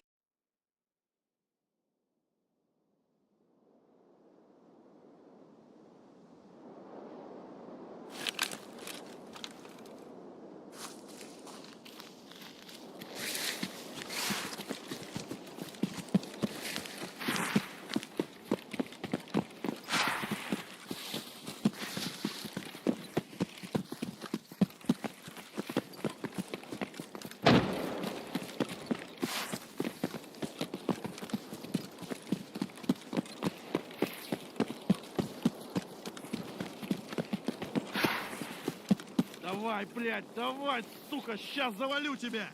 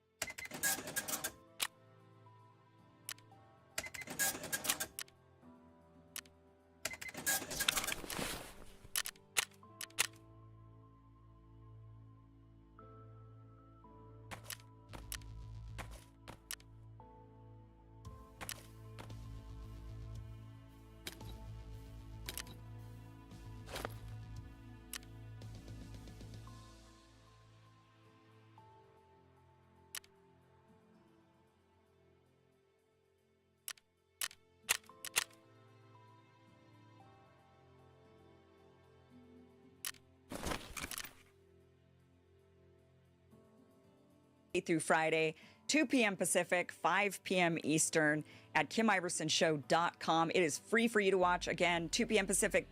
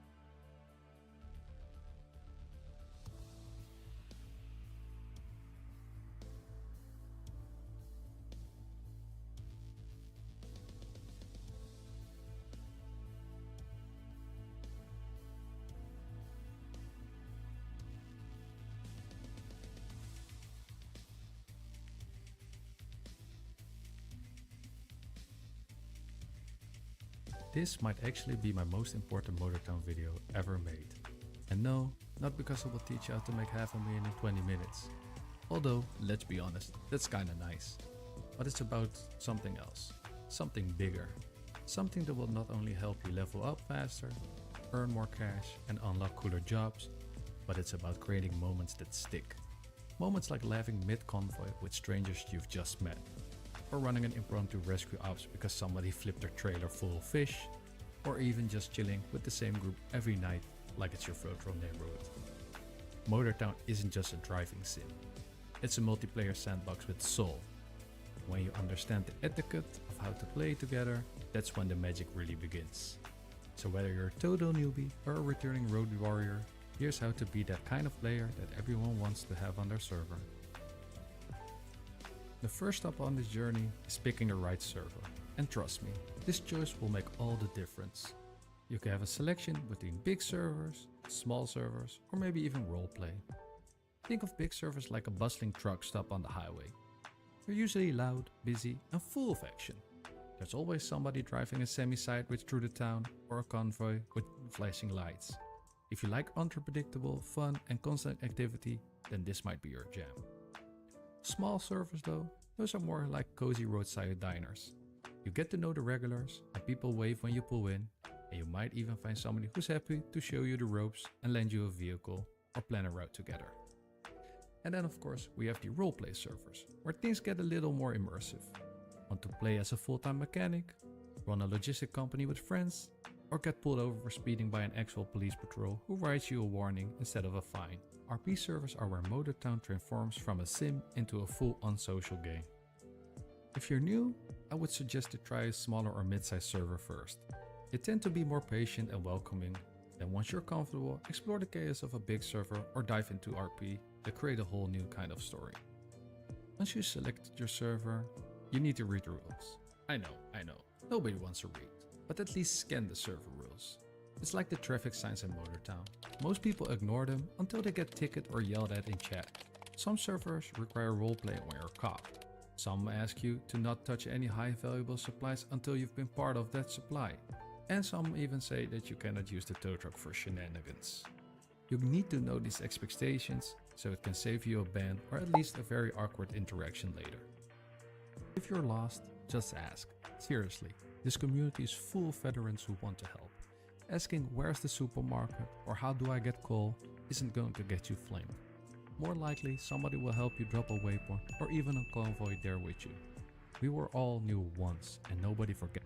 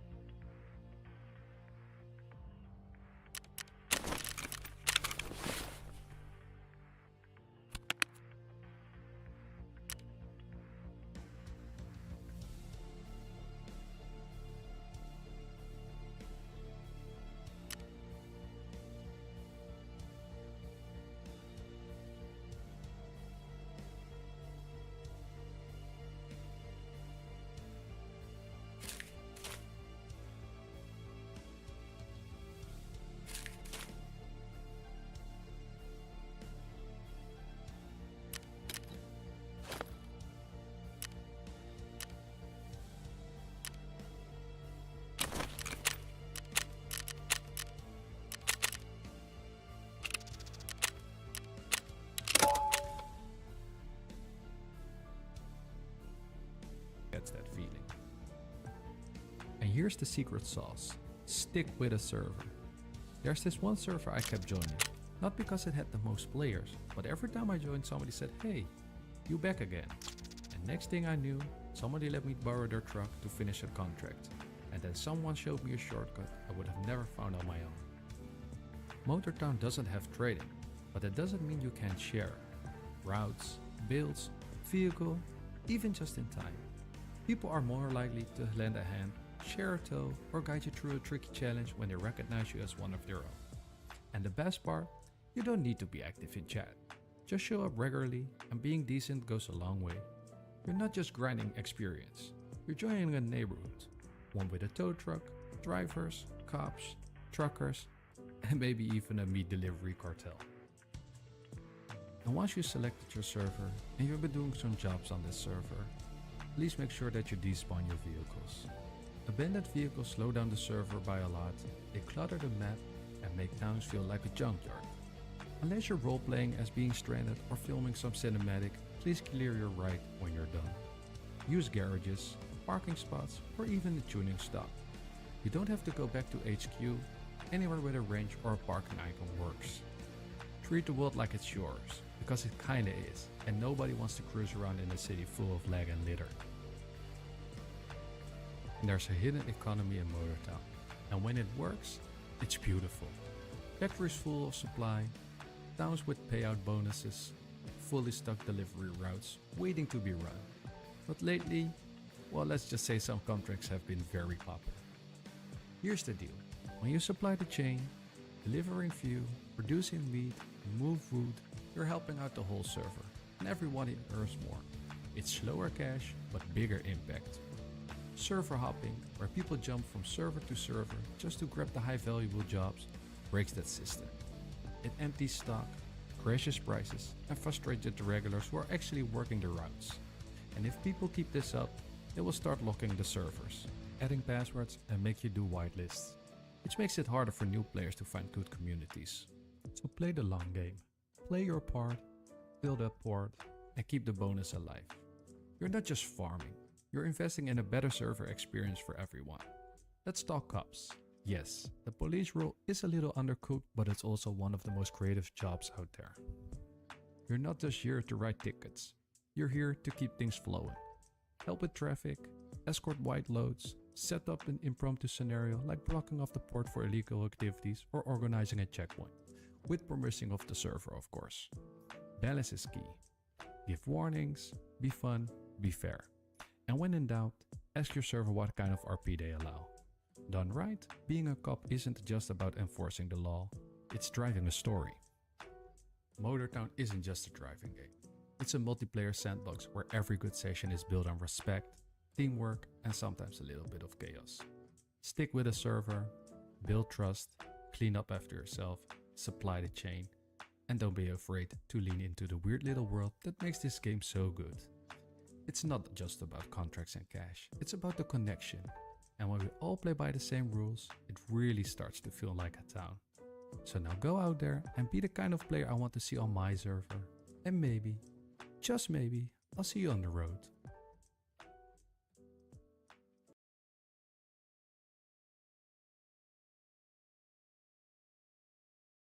Hello everyone and welcome to this video. Today we are going to make a really short and easy tutorial on how to make a lot of money really quickly.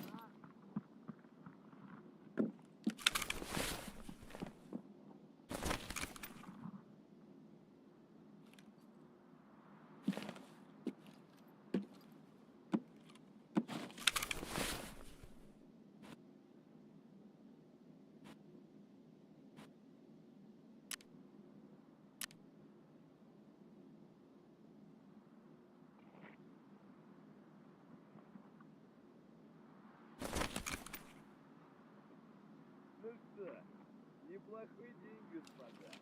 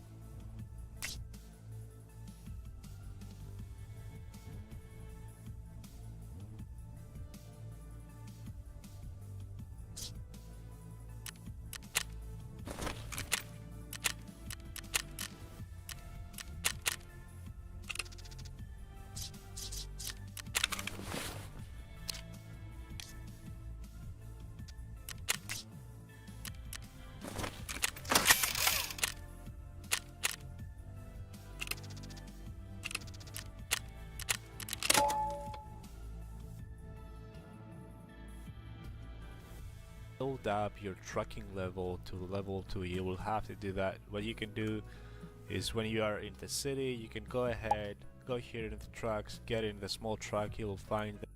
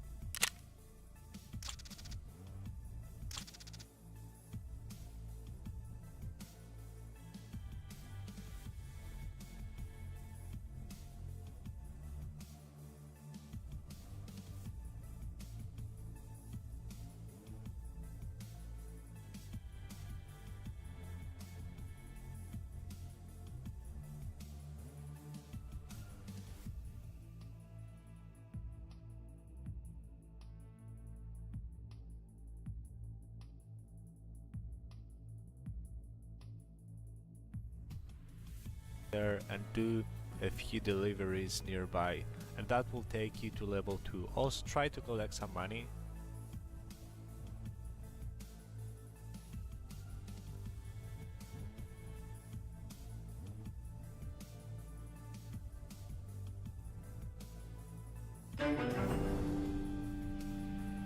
There's a famous saying, all tyrannies rule through fraud and force, but once the fraud is exposed, then they must rely exclusively on force. And because my entire platform is literally dedicated to exposing fraud, it is maybe not a surprise that the powers that be are laying the hammer down on me right now pretty hard, seemingly all at once, and I could definitely use some of your support.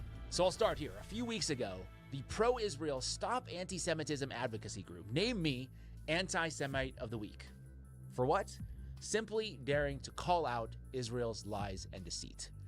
And this is what they're citing as anti-Semitism. Me saying that, quote, Israel is a parasite to the world, and that their survival depends on deception, bribery, manipulation, and coercion, and that the truth threatens its very existence, which is all just factually true. There is a reason why they have a multi-million-dollar annual Hasbro budget for this exact specific purpose. They also evidently did not like that I called out the fact that the state of Israel was literally founded by Zionist terrorists and that they quite literally invented terrorism itself. Also just factually true. Just Google the King David Hotel 1946 and you will know exactly what I'm talking about. They also say that it's somehow wrong to argue that the ADL's, in my opinion, bastardized version or definition of anti-Semitism is not actually about protecting Jewish people, but is instead about protecting Israel from accountability. So I guess trying to protect Jews is bad?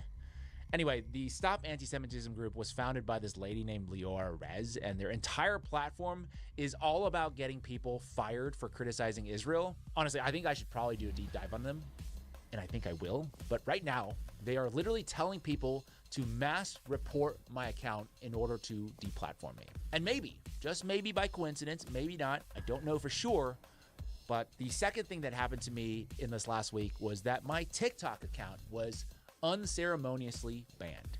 For what specifically? I have no idea, because honestly, I haven't even been posting there very much because they were censoring me anyway, and I really couldn't post anything. People should know, if you don't know already, that the new owner of TikTok, billionaire Larry Ellison, is the largest private donor to the IDF, okay? And that the head of their content moderation is this lady named Erica Mendel, who is a former IDF soldier. But China is really the big problem, right? They were stealing your data, so the solution for that is, of course, to turn around and hand it over to Israel. That is totally what America First is all about. Anyway, and then you have the hat trick. Number 3, you guys remember last week when I talked about how Breaking Points decided not to air my interview with Elijah Schaffer, who is being sued currently by Kash Patel's girlfriend, Alexis Wilkins? Well, yesterday, their producer sent me an email notifying me that my relationship with them will end, quote unquote, effective immediately. The reason they cited is that they're, quote unquote, looking ahead to 2026 and making some changes in content, and felt that my submissions did not align with their new direction. I'm not exactly sure what that means, but my gut feeling is that they probably felt that I was free speeching just a little too hard for their liking. And that is that. And quite honestly, I have absolutely no ill feelings from my side at all. I know many of you are Breaking Points supporters, right? That's probably where you first found my content to begin with. So definitely keep on supporting them if you so choose. Now, that being said, it is clear that I am under attack right now from various forces for doing journalism. Essentially, that is it. I am being targeted for exercising my First Amendment rights. So, what are we going to do? Well, we're going to free speech even harder. Yo, I think that is the only reasonable response. But to do that,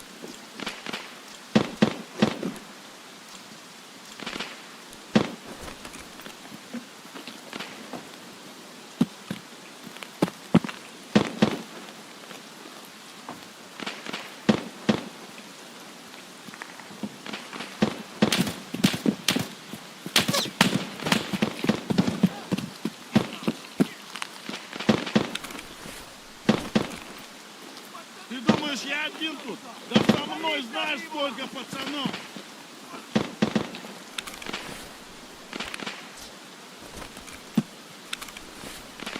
Сволочь, блядь!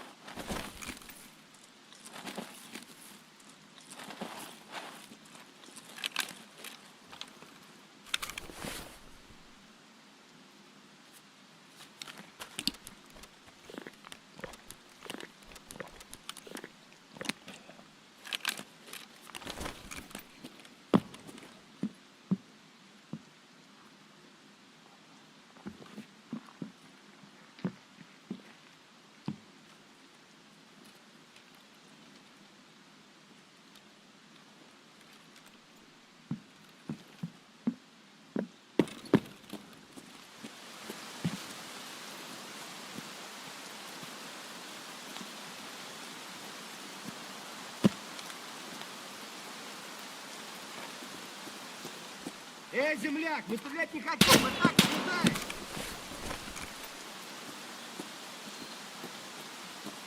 О, кепка ебаная, ебаная!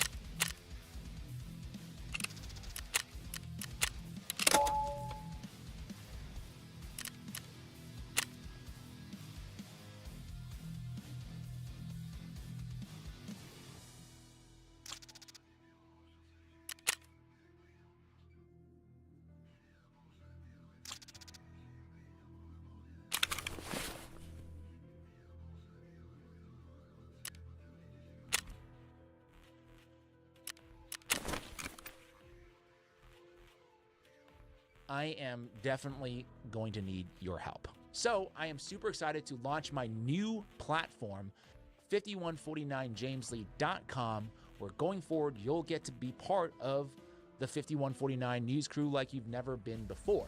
So before I get into all the details, the first thing I want to clarify is all the videos that I have been making, both short and long, will still be free, because I truly believe that awareness and knowledge is the tip of the spear, so to speak, against tyranny, whether it be against the Zionist mafia or the corporate mafia. But what's new is I will also be doing a live stream once a week where we'll just get to hang out, maybe go on some side quests. You can ask me questions. I'll probably air out more of my dirty laundry there.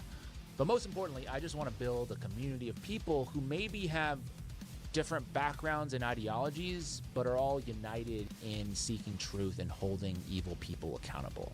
To sign up, you can head on over to 5149jameslee.com, Lee with an I. The URL is right there. Also, I'll put it in the description below.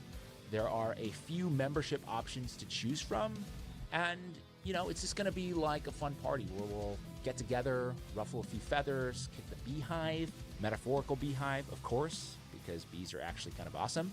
But once again, don't worry. All my regular stuff that you've been watching will still be free for everyone. That is my commitment. And there's also going to be other ways to support me as well. If you don't want to do a subscription, you can do a one-time donation, or you can pick up some merch, hats.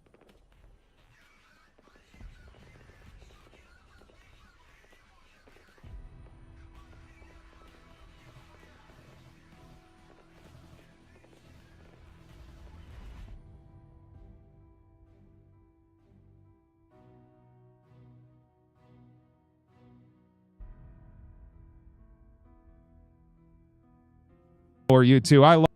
Well, I just don't understand. I don't have any hate for Bono or U2. I love their music. I just don't understand takes like this, that Trump is this unique evil, that America was this amazing, decent place before Donald Trump. Well, that's the he's Trump a, derangement syndrome stuff to me. Bono is in the news, folks. Bono, this old clip of Bono went viral. Rogan tweeted it out. All right. Bono says, America is the best idea the world ever came up with, but Donald Trump is potentially the worst idea that ever happened to America. I could think of maybe a couple other, I don't know, slavery. Wait, is this a song? Is this a song that's going to be forcibly put on my iPhone? Yeah, coming soon to an iPhone near you. And here we have Bono. America is like the best idea the world ever came up with.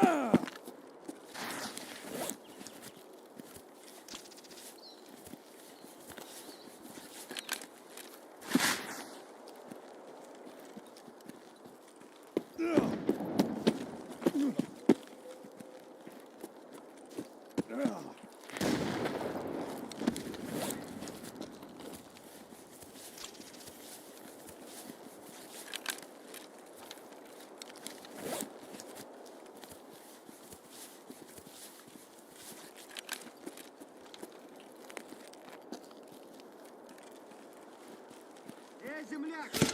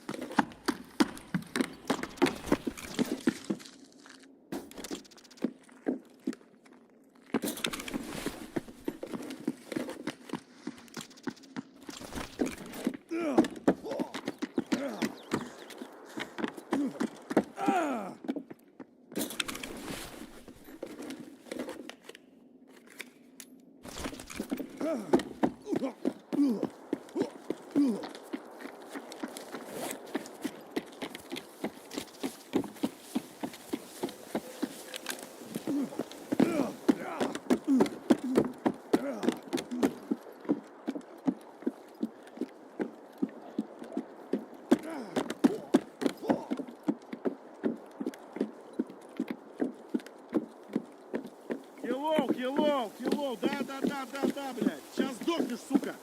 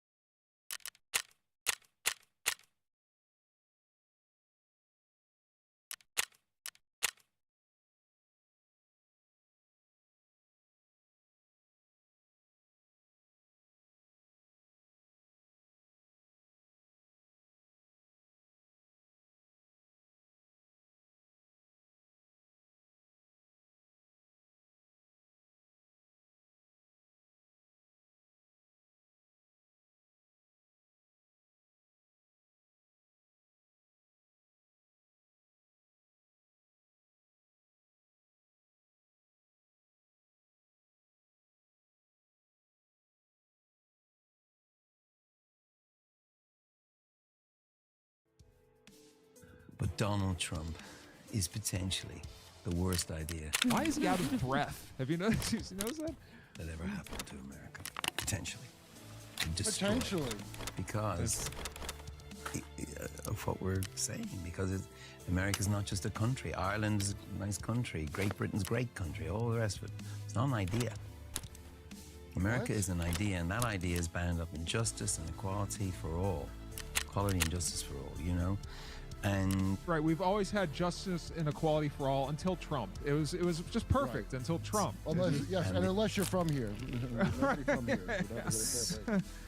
It's, you know, I think of Emma Lazarus. Those lines: "Give me your tired, your poor, your huddled masses yearning to breathe free." This is America. I mean, this is not from Donald Trump's playbook. And look, I have spent 20 years, nearly 20 years now, fiercely bipartisan, and I'm going to stay that way. Good for you, buddy. And I have enormous respect for the party of Abraham Lincoln. Some of the greatest workers in the one campaign come from conservative tradition. Republicans that are very close friends of mine. Where are you from? He's a Republican. What is very close friends of his? Let's see Bono's very close friends. What? Here he is. Charlie Rose is back? This is an old clip, Kurt, but it just went viral again. Here's some of Bono's close friends, folks.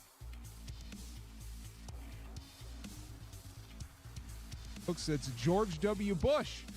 We all know what a decent guy he is. Here's a tweet from Jimmy Dore, friend of the show, Jimmy Dore. Lied country into illegal invasion of Iraq, killed 1 million people, ordered global torture program.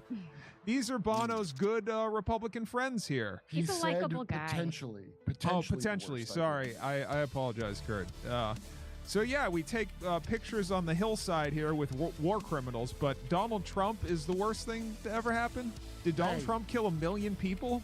Don't put words in Bono's mouth. Let him put his songs in your phone. Yeah. It's fun, like, you know, I say things like this and people call me like a MAGA Trump supporter. I'm not. I never voted for Trump. Was it Misha? Tell me if she said that. So war criminals good, Donald Trump bad. That's what we were saying. Yeah, well, I mean, we all know how neocon shit works, right? And Yes, and that's not to say Donald Trump is much better than these people. Yeah, I don't know if he's killed 1 million people yet. I would think but the worst idea was that whole mind control program that we know that they did and do continually. that might be a bit worse. That might be a bit worse.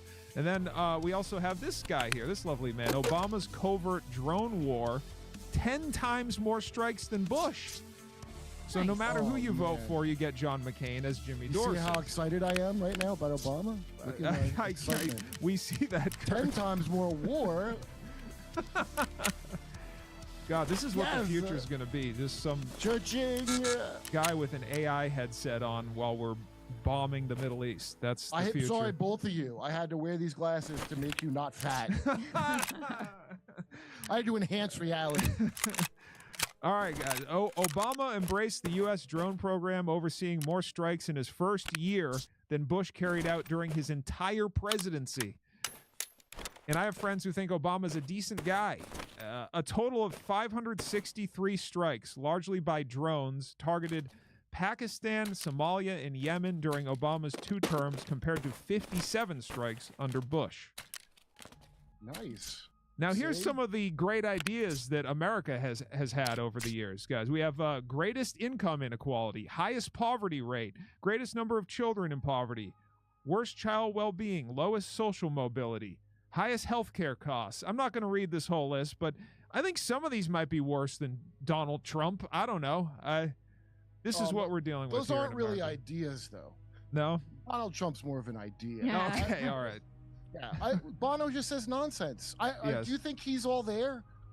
I have I mean, no he idea. looks like a hollow. He might as well be an iPhone that you load with apps. You know? I'm saying that as a tech guy, as you know. Well, this makes me sad. I love U2. I loved you the first 2 decades of that band. They were great.